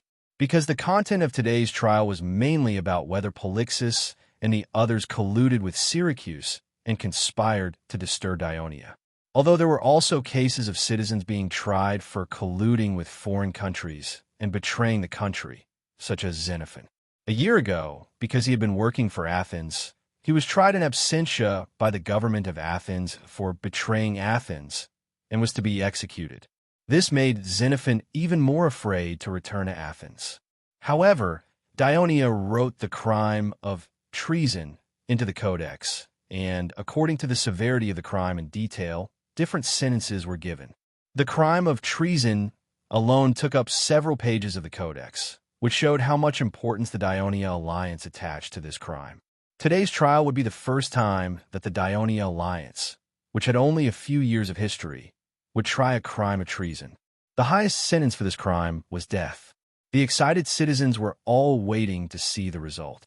Compared to yesterday, Polixus was in a much worse state of mind today. Obviously, the trial yesterday had a great impact on him, but he had to pull himself together today, because if he was found guilty yesterday, the most severe punishment would be deprivation of citizenship and deportation.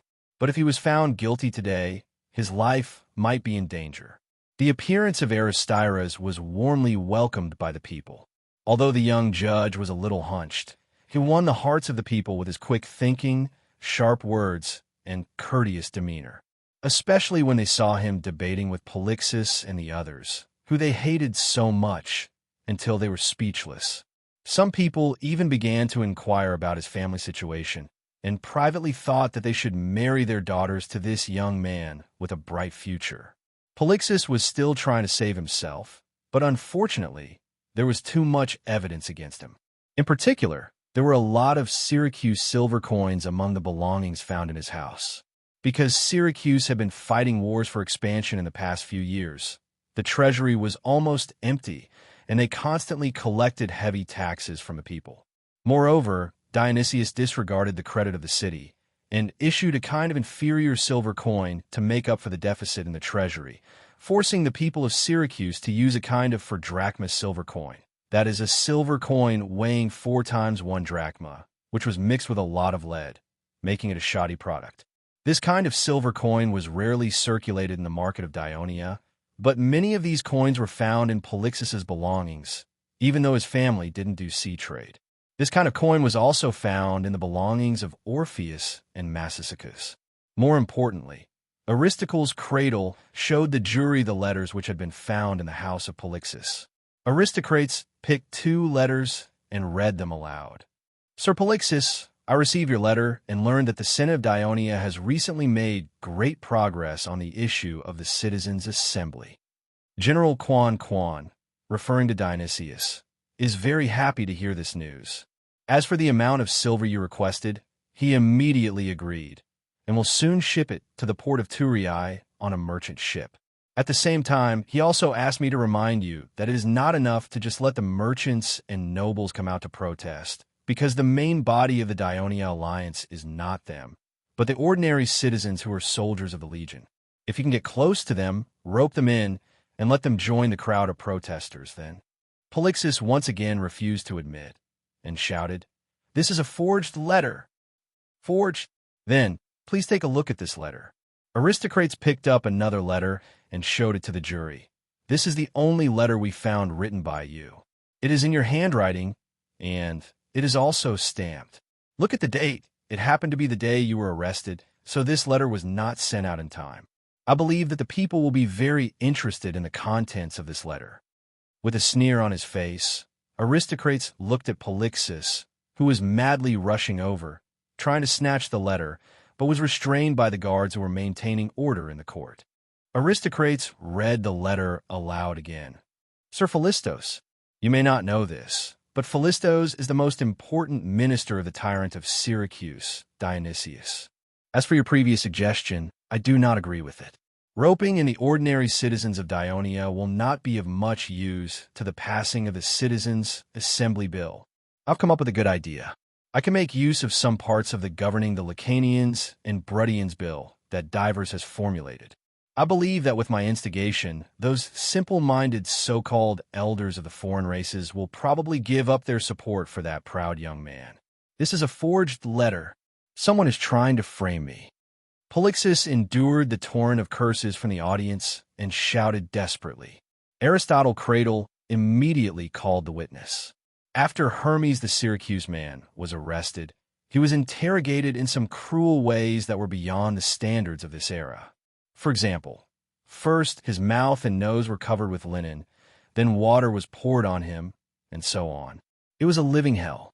Then Metones coldly told him that he could either tell the truth and be sent back to Syracuse, or refuse to tell the truth and continue the interrogation. Chapter 365.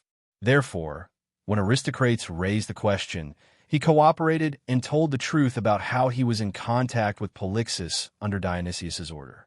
Polixus, of course, denied it in every possible way, but the already restless emotions of the people erupted like a volcano. "Traitor! Traitor! Hang him! Then let his soul receive an even harsher punishment in hell." Not only did Polixus's collaboration with the enemy infuriate the people, but it was also because of the contempt he showed for ordinary citizens and the disparagement he showed for the citizens of different races, which made the people burn with anger. The whole square was like a calm sea that had suddenly been hit by a storm. Monstrous waves crashed head-on, trying to destroy the temporary court. Not only Polixis and the others were trembling under the pressure of such a person, even senior judge Tritodemus was nervous. Because according to the laws of Dionia, Polixis' illegal actions were not worthy of the death penalty. After all, Syracuse was not an enemy of Dionia, nor was it in a state of war. Furthermore, as a senator of the Senate, Polixis had the legal right to propose the Citizens' Assembly Bill. However, after the jury declared him guilty, and considering the trial yesterday, Tritodemus did not dare to make a final verdict. Instead, he frequently discussed with the assistant judge and the prosecutor aristocrats in low voices. At this moment, a loud and clear bugle sounded. The people looked towards the direction of the sound. They saw the door of the Senate open, and the senators led by Devers walked out of the Senate hall. Under the protection of the guards, Devers walked down the steps and onto the wooden platform, because the wooden platform was built next to the steps. Tritodemus hurriedly went forward to salute, but was stopped by Devers. "This is the court, and you are the master here. I'm only here to solve a small problem for you." Tritodemus immediately understood what he meant and said gratefully, "Thank you for your help, sir." Devers turned around and saw Aristocratia bowing respectfully to him. He patted Aristocratia's shoulder intimately and praised, "Aristocratia, I didn't expect you to do such a good job." Then he saluted the jury members, thanking them for their hard work. Then he glanced at the row of people in the dock. Compared to the fear and pleading in the eyes of Oliphus, Massicus, and the others, Polixis had no choice but to give up. His desperate eyes revealed a fierce light as he pointed at him and cursed. "Devers, you are afraid that I will fight for more rights for the citizens, so you fabricated false evidence to frame me. One day, the people will discover your true colors, and you will not escape the fair trial of Hades." Devers completely ignored his existence. He walked to the front of the wooden platform, stretched out his hands, and pressed down. A miracle happened. The sea, that was originally howling and tumbling under the platform, gradually calmed down. At this moment, he said, "Citizens of Dionia, families of the citizens of Dionia, I am very happy to see so many people here to participate in the public trial. This shows that you love the Dionia Alliance and care about the Dionia's legal system. Here, on behalf of the Senate, I would like to express my gratitude to all of you who have been working hard in front of the court for the past 2 days." After that, he bowed to the people seriously. The people applauded the Devers for their encouragement and sympathy. The law is sacred, especially in the Dionia Alliance, because Hades is supervising everything we do from below. Devers pointed to the ground. "We know that the citizens of the Dionia Alliance come from all over the Mediterranean Sea and come from all races. Because of different customs and cultures, there will inevitably be conflicts. The law gives order to Dionia and unites everyone. So don't protest against the judgment made according to the law of the Alliance, because if the judgment is changed because of your anger, then one day, this injustice may fall on you or your family." The Devers' sincere words caused the people to think deeply. Some people originally thought that the Devers came to power to put pressure on Tritodemus so that his political enemy, Polixis, would receive a heavier sentence, but now it seemed that this was not the case. Taking advantage of the calm in the square, Tritodemus issued the sentence. Polixis was sentenced to multiple crimes and was deprived of his citizenship in Dionia, confiscated his illegal property, and sentenced to 30 years in prison. Oliphus, Massicus, and other senators accepted bribes from the Syracuse, but there was no clear evidence that they had further contact with the Syracuse, and was sentenced to 20 years in prison. Eunyalus, Eurypus, and other senators were sentenced to 10 years in prison because there was no evidence that they had any contact with the Syracuse, and based on the crime they were sentenced to yesterday, they were deprived of their citizenship, confiscated their illegal property, and sentenced to 10 years in prison. The words of the Devers worked. When the people heard the sentence, They all booed with regret, but they did not take any further actions. However, at this moment, Polixus suddenly broke free from the control of the soldiers and shouted to the people below the stage, "I did it for you, for the freedom of the citizens. One day you will regret the sentence you gave me today." His behavior was like pouring a can of oil into a furnace that was about to be extinguished, and the anger of the people was suddenly ignited again. Angry curses attacked the wooden stage again, and some people even spat on it. The guards hurriedly took Polixus and the other prisoners off the wooden stage. When he passed by the Devers, Enanilus did not dare to look in that direction until he got off the wooden stage and stood at the bottom of the steps of the Senate. Looking at the senators on the steps, Enanilus' heart was filled with endless regret. Just because of a moment of greed, he went from being a respected senator to a prisoner that was reviled by everyone. At the end of the public trial, Tritodemus, aristocrats, and the other jurors left the wooden stage one after another. However, the people in the audience did not disperse because Divers, who was on the stage, did not leave either. They knew that the consul must have something to say. So compared to the end of yesterday, the square gradually returned to its original calm. Facing thousands of expectant eyes, the Devers knew in their hearts. What did the people of Dionia want to talk about at this moment? What did they want to get? But first, he wanted to start from another topic. Just now, Polixus said that everything he did was for the sake of the citizens of Dionia. If he had not committed crimes such as illegal occupation of land and restriction of civil liberties, I would be very happy to hear this, because this is the duty of a qualified senator of Dionia. A burst of sneers sounded under the stage, expressing their contempt for Polixus' ugly behavior of saying one thing and doing another, which diluted the impact of Polixus' last words. I'm also very grateful to His Excellency Dionysius of Syracuse for taking the time to care about the political life of the people of Dionia in addition to his fierce battle with Carthage. I heard that the people of Syracuse are not very rich, so there is no need for him to waste a large amount of money here. If he could spend it on the people of Syracuse, perhaps it would make their lives a little better. Most importantly, the Devers sneered and said loudly, "Dionysius, the tyrant of Syracuse, didn't wipe the sh*t off his ass. What right does he have to criticize the alliance of Dionia and disturb the normal order of Dionia?" The Devers' sarcastic words caused the people to roar with laughter. The Senate will send an envoy to Syracuse to lodge a protest to Dionysius, demanding an explanation and an apology. Perhaps you are worried that this will attract the hostility of Syracuse?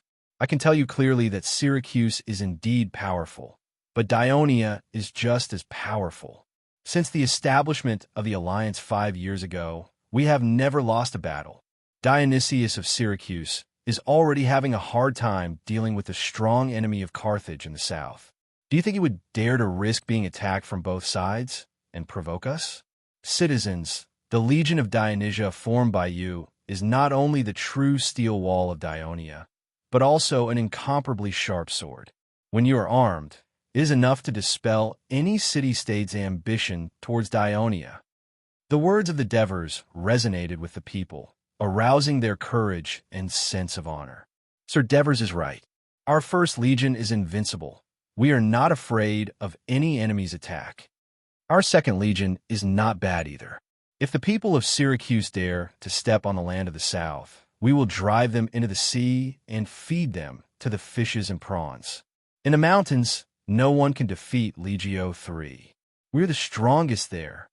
You should know that in the Legion of Dionysia, we, Legio IV, are the only legion that has taken down the enemy's city. We are the strongest in terms of siege. Not only do we have a strong legion, we also have an invincible commander. Under the protection of Hades, the people of Syracuse must be out of their minds to dare to oppose us. Long live the Legion of Dionysia. Long live the commander. The quarrel at the beginning turned into a tsunami of cheers. The shadow in their hearts when they first heard that the people of Syracuse were playing tricks on them seemed to have been swept away. The Devers once again pressed his hands down. When the cheers died down, he said in a deep voice, "This time Polixus Enanilus and the other senators have committed such a huge crime.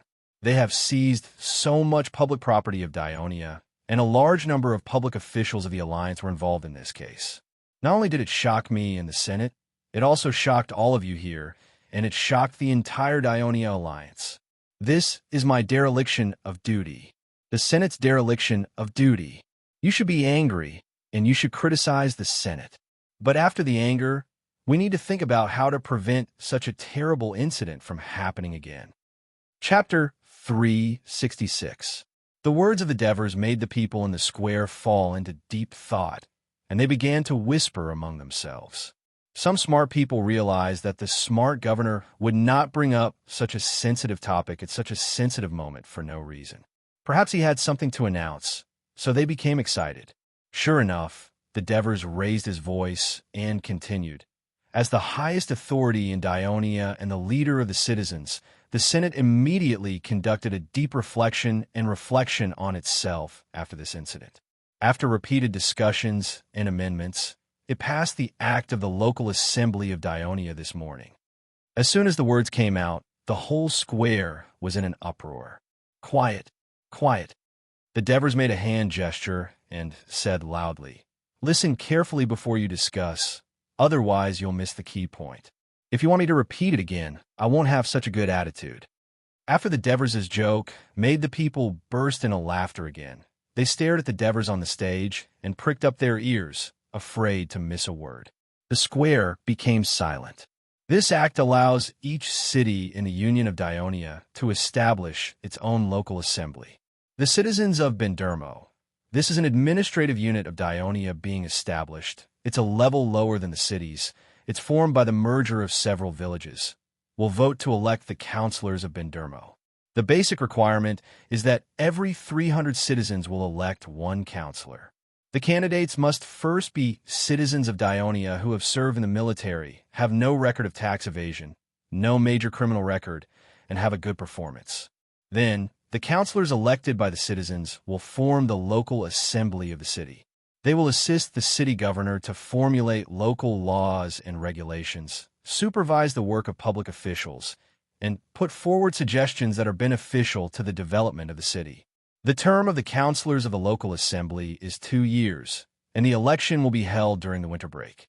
In addition, at the end of October after the autumn harvest every year, the local assembly of each city will elect a delegation to come to Turiai to participate in the Senate General Assembly. They will listen to the elders of the Senate's summary of the development of Dionia in the past year. They can put forward their own opinions and participate in the revision of the Code of Dionia and the enactment of new laws. As soon as the Devers finished speaking, the entire square began to boil. The Senate of Dionia had finally granted ordinary citizens the right to participate in and discuss politics. Dios and Digboris looked at each other and thought the same thing. The problem they were worried about yesterday had been solved by the Devers. When the merchants heard the news, they would probably dispel their decision to leave Dionia. The two of them, like the rest of the people, were waving their arms and cheering excitedly. However, they saw Devers still standing on the wooden platform, shouting silence. "Please keep quiet. I'm not done yet." Through the reply of a dozen soldiers, the citizens who heard this immediately reminded each other. The consul still has something to say. The people immediately suppressed the excitement in their hearts, held their breath, and continued to listen to what other good news the Devers would say.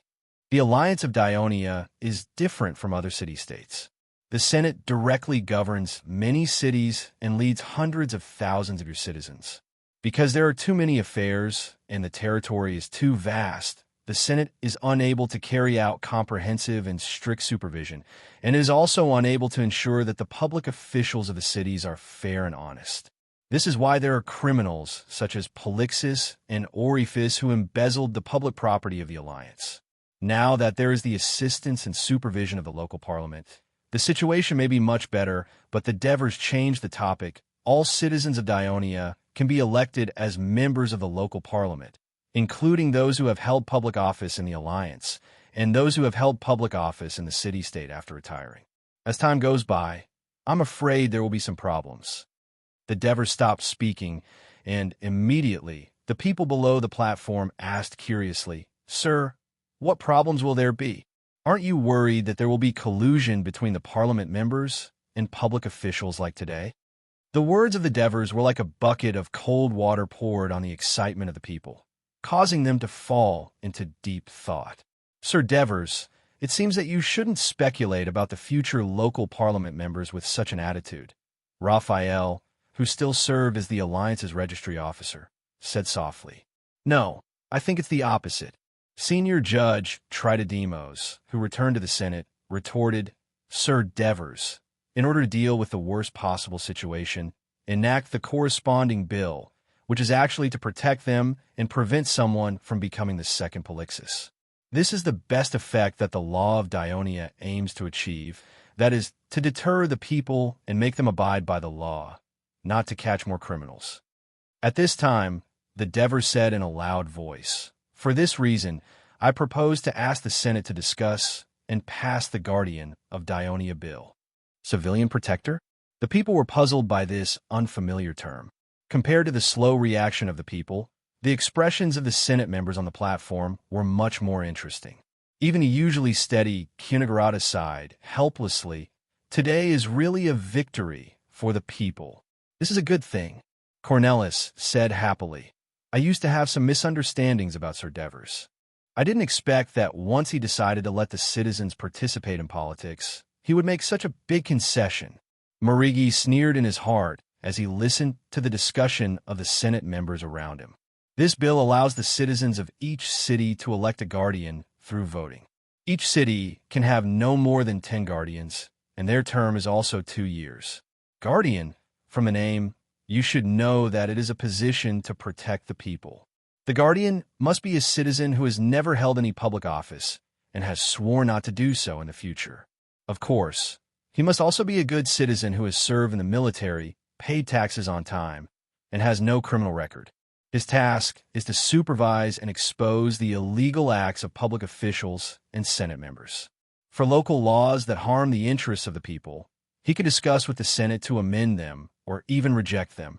The Senate will also grant the guardian the privilege of inviolability during his term of office. No one is allowed to harm the guardian unless it is a serious crime. Otherwise, the sentence will be heavier. During the winter break every year, the guardian of each city will also elect representatives to come to Turiai with a delegation from the Senate to report to the Consul of Dionia, as well as the highest level censor and judge about the local supervision and make suggestions. The original text of the two important bills, the Act of the Local Assembly of Dionia and the Act of the Guardian of Dionia, will be posted on the bulletin wall for you to read carefully. The bulletin wall is a screen wall that was built 2 years ago under the side steps of the Senate at the suggestion of the Devers. When the Senate passes a new bill or gives a new order, the original text will be posted on the bulletin wall so that the people can understand and learn in time. After the Devers finished speaking, the square suddenly fell into a strange silence. The people seemed to be unable to believe that it was true. Yesterday, they were still angry about the corruption of the Senate, debating whether they should go to the Senate to protest and ask for a citizens' assembly. Today, they suddenly had the right to participate in politics, discuss politics, and supervise. Especially the position of guardian of the people, it really gave the ordinary people the right to speak in politics. The people felt like they were dreaming. Some people even asked the Devers on the stage, Sir, is this true? The Devers replied with a smile, Don't you believe what the Devers, say? So there was jubilation in the square. The ecstasy in the hearts of the people was far more than watching a football game, soaking in a big hot spring, or even attending a Hades celebration. This was the natural desire of human beings for power and freedom. The experienced people knew that even in a very democratic city-state, such as Athens, most of the people only participated in politics and voted for the election of the general. The people in power were always well-educated, wealthy citizens, and even nobles. The ordinary people had to work all day to make a living. How could they have the money to receive education? How could they have the time to deal with the political affairs of the city-state? When the city-state was in the hands of the nobles and the rich, would they think more about the civilians? The answer was very obvious. Now, in the Alliance of Dionia, the governor had asked the Senate to take the initiative to hand over some of the power to the civilians, so that they could directly intervene in the implementation of laws and find out the lawbreakers among the public officials. How could they not be ecstatic? Long live Dionia! Long live Sir Devers!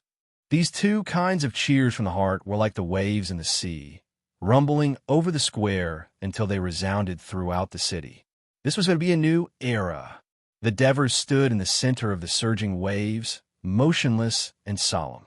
The Senate had the power to legislate, the Assembly had the power to participate in politics, and the Commissioner had the power to supervise.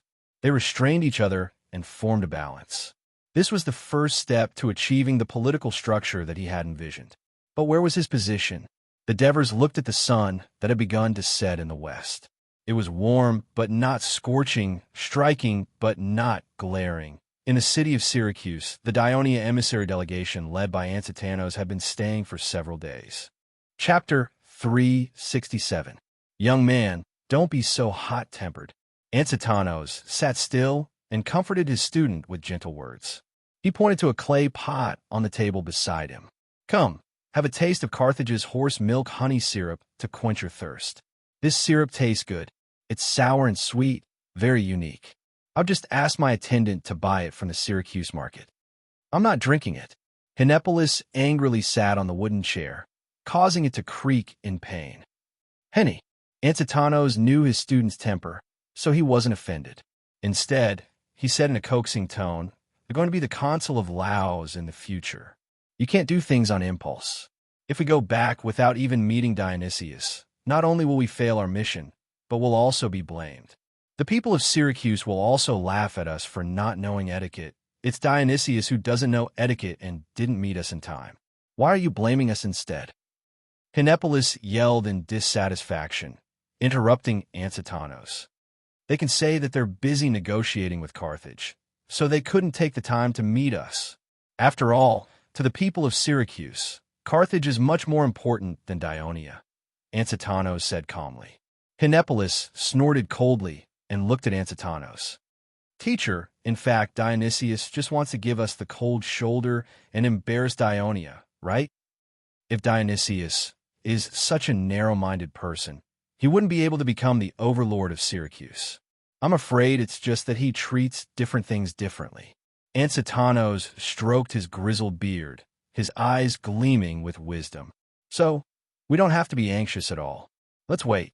We can see how important the Dionia alliance is to Dionysius. Although Hennepolis was young and impetuous, he was not a fool. On the contrary, his talent was the reason why Antitanos was willing to let this student accompany him on the Syracuse mission. All right then, we'll compete with Dionysius in patience. Let's see who can't take it anymore. In the afternoon, I will go to the theater in town to see a play. In truth, though Syracuse was larger and more populous than Turin, it did not have the lively vitality of Turin. There's no ball game to watch here, and there's no good food to eat, so I can only go and watch a play. Hennepolis said teasingly. He picked up the clay pot on the table and took a big gulp. Then he spat it all out on the ground. This thing is sour and fishy. It tastes terrible, much worse than beer. Young people don't know how to taste. Antitanos quickly took the clay pot, fearing that Zhang Lixing would spit out all the liquid inside. You know, this liquid was learned from the Namibians by the Carthage people. They made some minor improvements to make the taste more suitable for sailors at sea. In Namibia, this thing is not only used to quench thirst, it's part of the food. What does Namibia have to do with us? From your tone, it seems that you want to study the history of this race again, Hennepolis said disapprovingly. He thought he knew his teacher better. Not me, but the owner of the house where you usually stay is very interested in this. He has asked me many times about Namibia, Antitanos said after taking a sip of the liquid. You mean Master Devers? Hennepolis immediately became interested. Why does he ask about Namibia? You know, the Dionia alliance and Namibia are separated by the ocean, Sicily, and Carthage. It's impossible for them to have any direct contact. Antitanos pointed to his chest and said slowly, There are always one or two people in this world who think from a height that others can't reach because their world is extremely vast. Master Devers is really a great person, Hennepolis said sincerely. Suddenly, He thought of something and said, "Teacher, now that the Carthage people have chosen to stop the war, I'm afraid it's not good for us to meet Dionysius. And it's not good for Dionia." Ansitanos looked at his student with admiration and asked, "Why?" Hinepolis knew that his teacher was testing him again. So after carefully sorting out his thoughts, he said, "In the Western Mediterranean, Syracuse has always been the most powerful Greek city-state, but it has always been confined to the island of Sicily. The biggest reason is the Carthage people. The powerful forces of the Carthage people on Sicily not only keep Syracuse vigilant, but also threaten its survival many times. It's very difficult for Syracuse to deal with Carthage. How can they have the energy to care about things outside of Sicily? But in fact, the people of Syracuse have always been interested in Greece. I remember that decades ago, the tyrant of Syracuse, Chiron, had sent troops into Greece. But in the past few years, the situation in Sicily has been very different. The two large-scale military operations of Carthage have failed miserably. I heard that they also suffered more than 20,000 casualties this time, which was why they had to propose a truce. I'm afraid they don't have much power to threaten Syracuse anymore." Ansitanos nodded in agreement with his student's opinion, but he did not think that Syracuse would carry out military operations against Greece. So he said, "The reason why the Carthage people lost was that they seemed to be fighting against Syracuse, but in fact they were fighting against the power of the entire Greek city-states.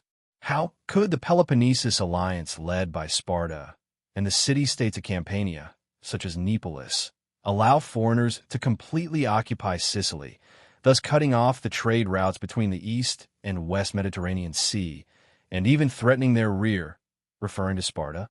"I believe that after experiencing these two crushing defeats, the people of Carthage will become smarter and will not easily start a war in Sicily. With their powerful strength in Africana, they will still be the biggest threat to Syracuse." "You're right, Professor. However, at least for now, it seems that the power of Syracuse is much stronger than that of Carthage. This time, after their peace talks with Carthage, I'm afraid that the people of Carthage will definitely retreat to the west of Sicily. Everyone can see that Syracuse will unify Sicily, and it's something that will happen in the near future," Hinepolis said worriedly. "Yes, this is the problem that our alliance will have to pay attention to," Ansitanos said in a low voice. "We can't just pay attention to it. I don't think that Dionysius will be satisfied with dominating Sicily. Dionysius is a greedy person. The two wars with Carthage were triggered by his initiative to expand his territory. If Sicily stabilizes, I'm afraid that he will target Greece." Although Ansitanos did not agree with Hinepolis' exaggeration of the war threat of Syracuse, as a scholar, he liked to debate with his students, which was good for inspiration. Hence, he frowned and asked, "Why must it be Greece?" "Because Carthage is to the south of Sicily. No matter how arrogant Dionysius is, he won't dare to behave atrociously in Carthage's territory. To the east is Sparta's sphere of influence. To the west is the Iberian Peninsula. Not only is it a long voyage, I heard that there are many colonies established by the people of Carthage there. Unless Dionysius is out of his mind, it's impossible for him to go on an expedition and make the same mistake as Athens. Therefore, it could only be Magna Graecia in the north, which was only separated from Sicily by the narrow Strait of Messina. Dionysius could send 100,000 troops to Magna Graecia in half a day. And I think that Dionysius has long coveted Greece. Otherwise, he wouldn't have married a Rockley woman and formed an alliance with Rockley. Now, when he was fighting with Carthage, he didn't forget to send spies to disturb Dionia. His ambition for Greece is very obvious. Henri, you have to understand that it's one thing to have ambition, but it's another to be able to start a war. Dionysius may have coveted Greece, but Greece now has the Dionia alliance." As Ansitanos spoke, a strange thought suddenly came to his mind. If Thurii was still the Thurii of the past, the future of the city-states in Greece would be unimaginable when faced with the behemoth Syracuse. Thanks to Hades for sending Devers, he established the Dionia alliance and almost integrated the power of Greece, so Dionysius had to treat it seriously. Syracuse has been fighting wars every year. I heard that the national treasury can't make ends meet, and the people are very dissatisfied. I believe you felt it when you strolled around the city these days. In such a terrible situation, can Syracuse launch a large-scale war like the one against Carthage? I don't think it's possible. Besides, this time we came to Syracuse to let Dionysius know the determination of the Dionia alliance and completely dispel his unrealistic ambition. Ansitanos said confidently. Hinepolis was influenced by him and nodded cautiously. At this time, an attendant walked into the guest room and said, "Lord Ansitanos, someone is looking for you outside." He said he was sent by Philistos. Philistos, an important minister of Dionysius? Ansitanos and his student looked at each other. Ansitanos was invited to the banquet hosted by Philistos tonight. At dusk, the carriage sent by Philistos arrived at the hotel. Ansitanos and Hinepolis boarded the carriage. Ansitanos' emissary group lived in the city center of Syracuse. The original colony of Syracuse was Ortygia Island. A few decades ago, Dylan became the tyrant of Syracuse. He led a large number of immigrants and began to expand inland. The expanded urban area was the current city center of Syracuse. Most of the temples, theaters, and markets were concentrated here. But this area, which was not small to begin with, was only a small part of the city that the Syracuse people expanded. Chapter 368. After Dionysius came to power, in order to fight against Carthage, he was deeply aware of the strategic importance of the Epipoli highland to the city's defense. During the Peloponnesus War, Athens' expedition to Sicily occupied the highland and fought a long battle against the people of Syracuse. Therefore, he mobilized more than 6,000 free men, and under the stimulation of the promise of citizenship, they quickly built a wall about 15 miles long, encircling the Epipoli highland, which was 6 times the size of the central district, into the city of Syracuse. At this point, the city of Syracuse became the largest city in all of Greece. It faced the sea in the east, with steep cliffs and cliffs. It faced the mountains in the west and north, treacherous and difficult to climb. Only the southwest side was close to the port, but there were also swamps and rivers that hindered the march. When Carthage led the army to attack the city of Syracuse, they could not do anything to the giant city, and in the end, they were defeated due to the outbreak of the plague. Ansitanos' carriage headed towards the southeast corner of the city of Syracuse, and its destination was the island of Ortygia. Although it was called an island, it was actually connected to the mainland. It was the original colony of the people of Syracuse, and later became the location of the Acropolis of Syracuse. Most of the Greek city-states had their Acropolis in the center of the city, but the Acropolis of Syracuse was isolated in the sea, which was quite strange. Dionysius happened to have his eyes on the geographical location of Ortygia and built his palace on the island. Due to the lesson learned from being almost ousted by the citizens of Syracuse twice, he surrounded the entire island with walls and a garrison. Only his friends and supporters were allowed to live on the island. And of course, Philistos' mansion was also located on the island. The carriage sped all the way and stopped when it reached the isthmus that connected Ortygia to the mainland. In front of the carriage was a tall wall, completely cutting off the road to the island. In front of the wall, there was a small but sturdy castle. It could be imagined that if an enemy attacked from here, they would be attacked by the combined forces of the castle and the soldiers on the city walls. Ansitanos was deeply moved by this arrangement. He returned to the carriage and said to Hinepolis in a low voice, "If the leader of a city-state is so wary of his citizens, how could he be loved by them? Being a citizen of Syracuse almost cost him his life. It's not easy being a tyrant." Hinepolis had been wandering around Syracuse for the past 2 days. He understood Dionysius' actions. In comparison, Master Devers is much more relaxed in Thurii. Master Devers is not a tyrant. You must remember this. Ansitanos noticed that Hinepolis had the tendency to compare the Devers' status in Thurii to Dionysius. He immediately reminded him seriously, Master Devers doesn't even have the intention of being a tyrant. Otherwise, he wouldn't have created such a strange official position as the protector of the people to limit the power of those in power. Ansitano's eyes were full of admiration. Hinepolis nodded thoughtfully.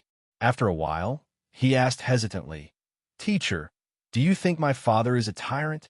After the carriage passed the inspection of the city guards, it passed through 3 city gates and entered Ortigi Island. Fallisto's mansion was quite luxurious, especially the large and spacious living room. The floor was completely paved with marble with colorful patterns, polished as smooth as a mirror. Finely carved golden-laid lamps were lined up on both sides, glittering with golden light. Each lamppost had 5 candles as thick as an arm, illuminating the living room as if it was daytime. There were more than a dozen beautiful female slaves of different skin colors serving each table in the living room. Fallistos, an important minister of Dionysius who controlled the civil affairs of Syracuse, was a little thin and weak. His rather handsome face exuded the air of a scholar. At this moment, his smile was as kind as the spring breeze. He began to introduce the other guests to Ansitanos. "This is Leptinus, the younger brother of General Plenipotentiary Dionysius, the Navy commander of Syracuse. It's an honor to meet you." Both parties hurriedly greeted each other. Ansitanos sized him up curiously. This younger brother of the tyrant of Syracuse had a simple and honest appearance. "This is the minister of General Plenipotentiary, my close friend, Herolus." The middle-aged man that Fallistos was talking about had a sharp gaze. He took the initiative to greet Ansitanos. "Ansitanos of Turii, I've long heard of your name. Welcome. I went to Amendola a few years ago and met with your archon, Dyphus." "Oh, he wasn't the consul of Dionia at that time, but he left a deep impression on me." Ansitanos hurriedly bowed to express his gratitude. Fallistos then introduced him to the next person. "This is General Marcius of Syracuse." Marcius, the former mercenary leader of Campania, simply greeted Ansitanos.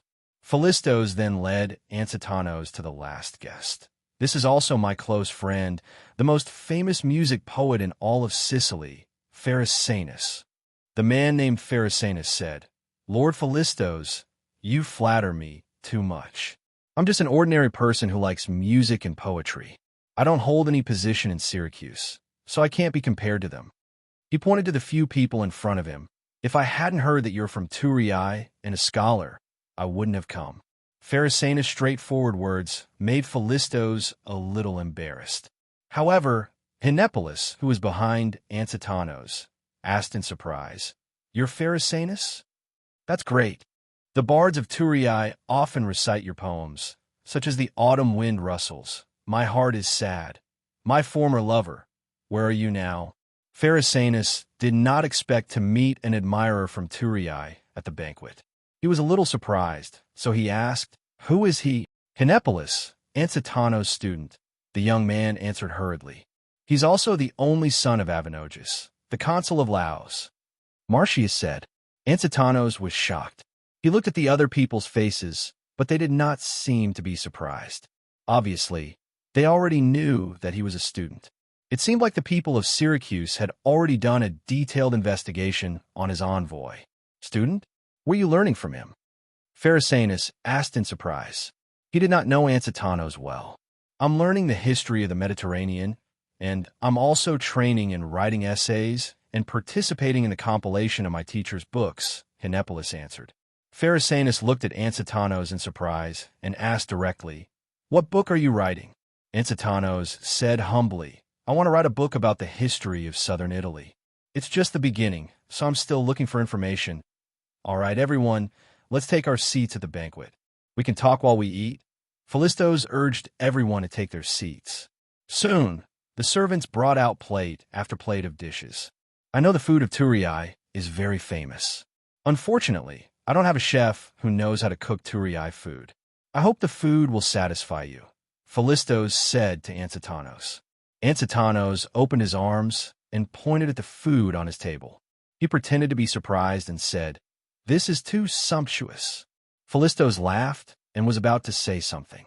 Leptinius, who was sitting opposite him, said loudly, "I heard that most of the food in Dionia was invented by your consul Devers. Is that true? You should know that the food originally came from the restaurant of the Devers' wife, Christoia. Almost all the citizens of Dionia think that it was invented by the Devers. Of course, that includes me. Ansitanos answered in a roundabout way. I heard that the popular football and football games in Greece were also invented by him. Even the doctors in Dioria call him teacher. As a consul, the Dionia alliance is considered a powerful force. He must have a lot of work to do. How could he have so much energy to squander on such trivial matters? Messiah's tone was filled with doubt. That's right.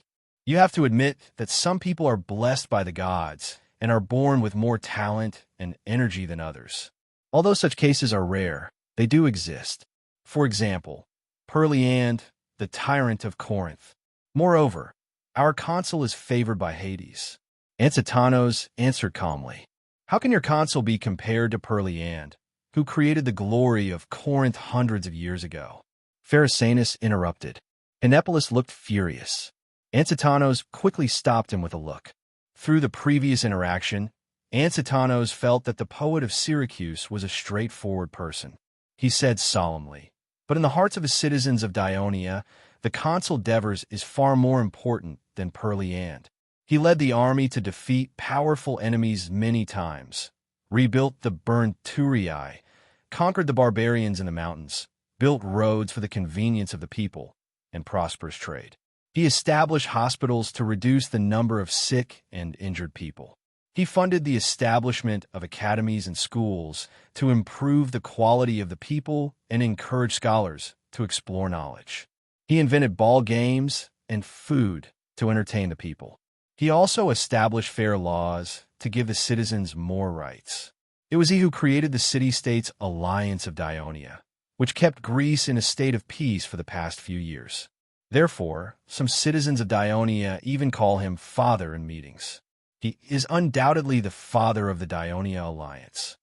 Chapter 369. In Syracuse, only Pharisanus would dare to praise another city's governor in public. Unfortunately, I heard that Dives of Dionia was born into a lowly family and used to be a shepherd. Messias interrupted. Unfortunately, I have heard that Dives of Dionysia is of humble birth, and that he used to be a shepherd, referring to Daves's work as a shepherd in Thessaly before he became a mercenary, said Marcius before he could finish. Hinepolis could not help but retort. Is Lord Dionysius born into a noble family? I heard that before he became a general, he was just an ordinary clerk in Syracuse.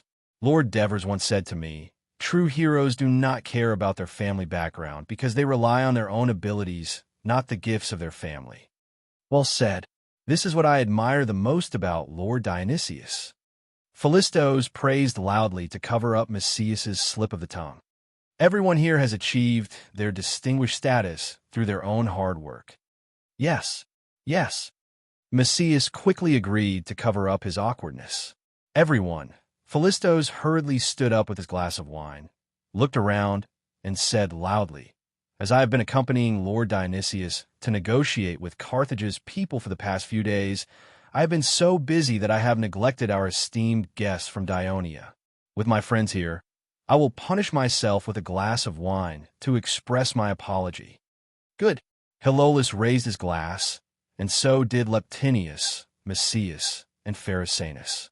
Ansitanos did not stand up to stop them, because he knew that Philistos was speaking on behalf of Dionysius, and the wine naturally contained Dionysius's apology. After Philistos and the others finished their wine, Ansitanos stood up with Hinepolis, raised his glass, and said, I am very grateful for Lord Philistos's gracious invitation.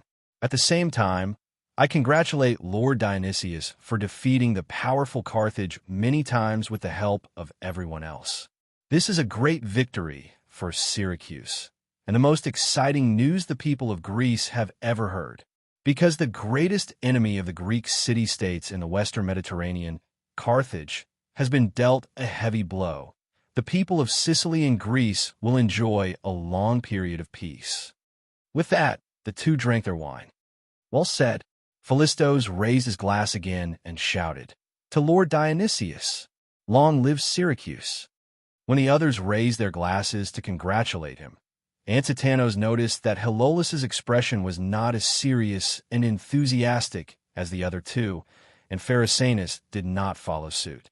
Instead, he shouted, "To the peace of Sicily." Then Philistos made a gesture, and the musicians and dancers walked into the hall, and the banquet officially began. In the beautiful melody, under the gentle swaying of the gentle dance, everyone toasted each other and ate heartily. When the music stopped and the dancers left, Henipolis was unknowingly full under the coquettish voice of the beautiful female slaves. He saw that Marsyas had already kissed and slept with the female slaves, and Leptinus was also flirting with the female slaves. Only Alolas was still eating slowly and elegantly, and Pharisanus had even dismissed the female slaves on his left and right. He then turned his head to look at his teacher Ansitanos, who was eating very little and watching the dance with a smile on his face. Henipolis suddenly felt ashamed of his poor self-control. At this time, Philistos, who was sitting on the main seat, coughed twice and attracted everyone's attention. He then said, "Lord Ansitanos, since the establishment of the Dionia alliance, there's been no formal diplomatic contact between our two sides. This time, did Dionia send you to Syracuse for the sake of friendship? Here it comes." Ansitanos had been gathering his strength for a long time, waiting for this moment. He immediately smiled and said, "Of course it's for the sake of friendship. Syracuse is a large state of Sicily, and Dionia is also a powerful alliance of Great Greece. Before this, one of them was busy dealing with Carthage, and the other was busy fighting off the natives in the mountains. Due to various reasons, the two great Greek forces that were so close to each other did not establish friendly contact and communication, which led to a regrettable incident. Ansitanos purposely stopped talking. The people in Syracuse did not speak, but it was Pharisanus who asked curiously, "What's the regrettable incident?" Ansitanos seized the opportunity to continue the conversation. Several senators in the Senate of Dionia were accused by the people of corruption and other crimes. When we were collecting evidence of their illegal acts, we found a large number of silver coins of 4 drachmas from Syracuse in their mansions, and some letters. These letters, Ansitanos looked at Philistos. Philistos seemed to be listening attentively. The main content was to communicate with Polixus, the convicted senator of Dionia, about how to disrupt the order of the Dionia alliance, cause riots among the people, oust the consul Devers, and so on. These letters were signed by Philistos. Ansitanos looked at the host of the banquet again. The letters also mentioned that he was ordered by Lord Dionysius. Polixus himself also admitted that he was supported by Syracuse, which was why he dared to carry out these actions that betrayed the alliance. There's such a thing. Philistos looked shocked. I've never written a letter to anyone called Bo. Polixus, this is really... Lord Ansitanos, did you bring the letters you mentioned? I did. Ansitanos was already prepared. He took out a letter from the bag he carried and handed it to the female slave next to him. Philistos couldn't wait to take the letter and read it. Then he put on a relieved smile. Lord Ansitanos, if the handwriting and signature of every letter in your hand are the same, I can tell you for sure that these letters were not written by me. Oh, Ansitanos pretended to be surprised. Go and get a few copies of the letters with my signature from my study. Philistos immediately ordered his slave. Let me see this letter, Herolas said, and Philistos handed the letter to him. Just when the slave went to get the letter, and the banquet fell into a temporary silence, Herolas took the letter and said, "Well, Lord Ansitanos, I was very shocked when I heard the news you just said, but I would like to try to stand on the sidelines and say my own judgment. Philistos is a proud and virtuous man of letters. He would not stoop to such despicable things as a despicable man would do, nor would he ever have a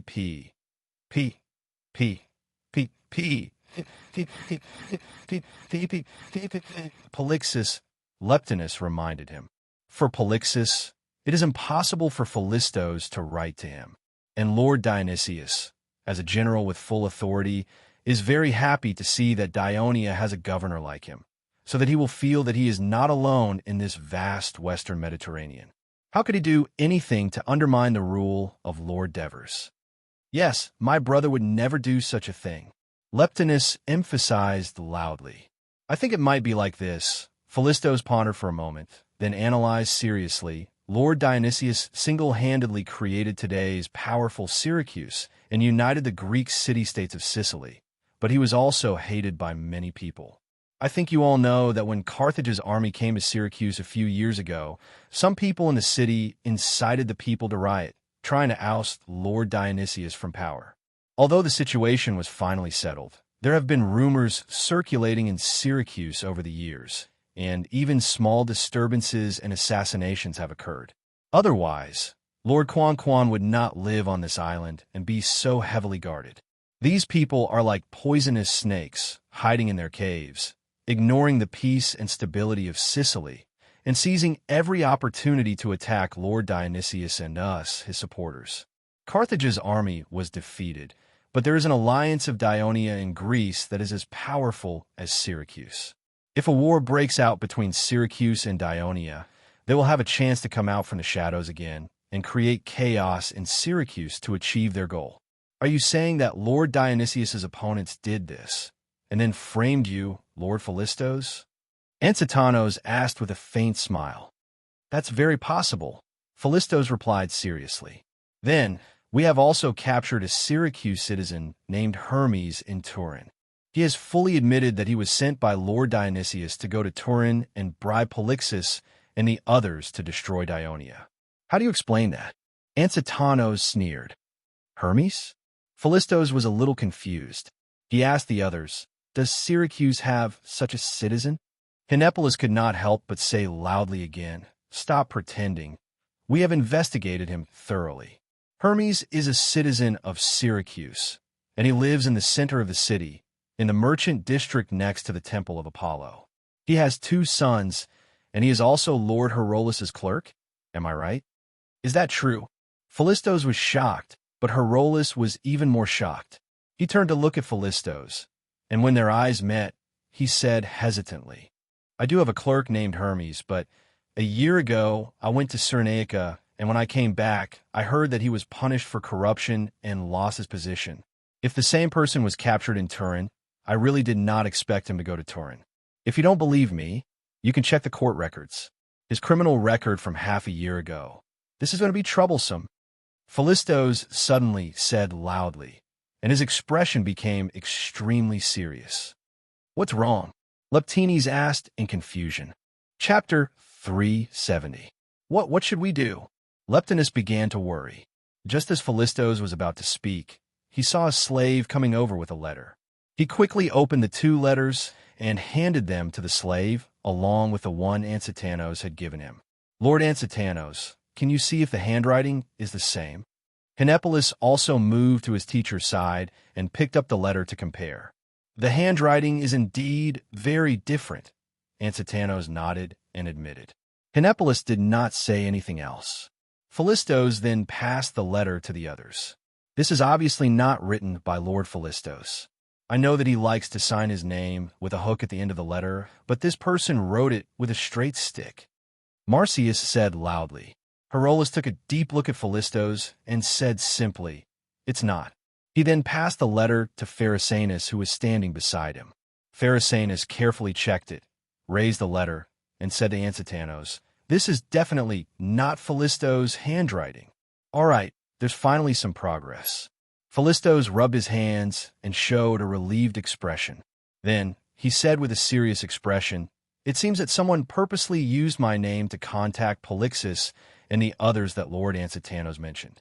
It seems like they're trying to destroy the order of the Dionia alliance, but they're actually trying to sow discord between Syracuse and Dionia in an attempt to incite a war.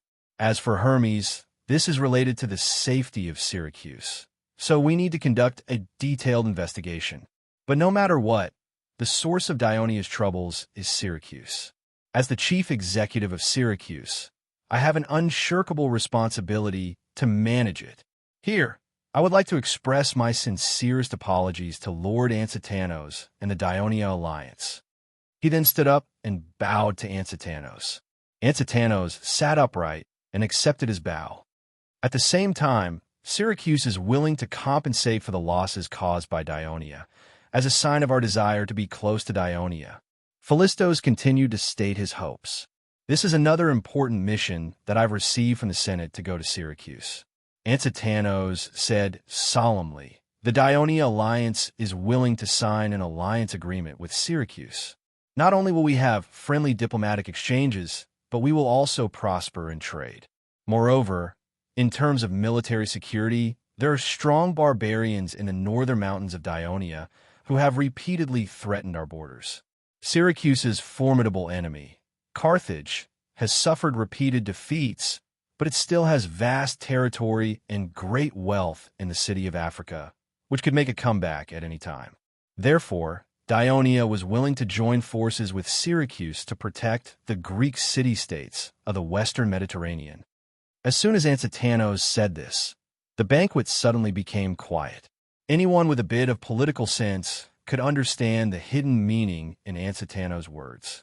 Firstly, Antipanos was subtly reminding everyone that Carthage was still a formidable enemy of Syracuse, and that they should not be enemies with Dionia anymore. Secondly, Dionia wanted to be on the same footing as Syracuse. After all, Syracuse was currently the leader of the Greek city-states of the western Mediterranean. Our mighty Syracuse is not afraid of any enemy now. Who cares about Carthage? If it dares to come again, we will defeat it again. Macias loudly expressed his disdain towards Carthage. Philistos clapped and said, "That's a very good suggestion. Sir Antipanos, don't worry. I will report this to Sir Dionysius and let him make the decision." "Thank you very much." Antipanos expressed his gratitude too. All right.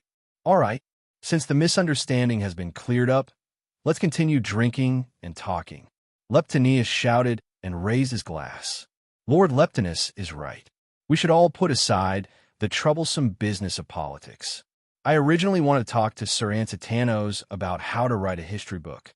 Philistos took over the conversation and said emotionally, "Sir Antipanos, I once thought of writing a book about Sicily's history, but I was busy with political affairs and couldn't find the time for it.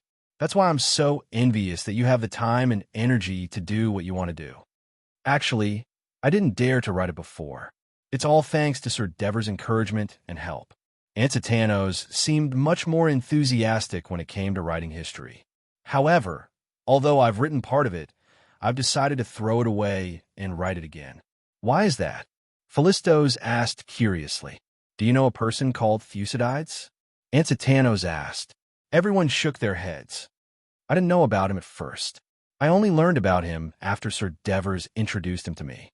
Although he is still unknown in the Mediterranean Sea before this, I believe that in a few years his name will spread all over Greece. I even think he's greater than Herodotus." Antipanos said with reverence. "He wrote a history book?"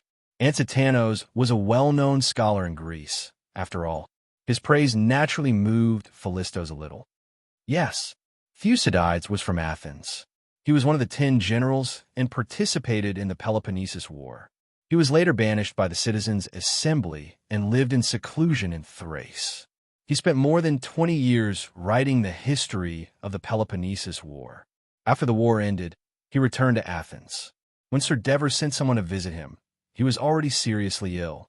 He was lying in bed and couldn't even pick up a pen. Sir Dever spent a lot of money to copy the original manuscript from his nephew. He brought it back to Thurii and prepared to store it in the library that was about to be built. I read the book carefully. Although it wasn't finished, it was definitely a great historical work. Thucydides abandoned some of Herodotus's methods. He didn't write any prophecies in the book. Instead, he described every major event that happened in the Peloponnesus War in chronological order.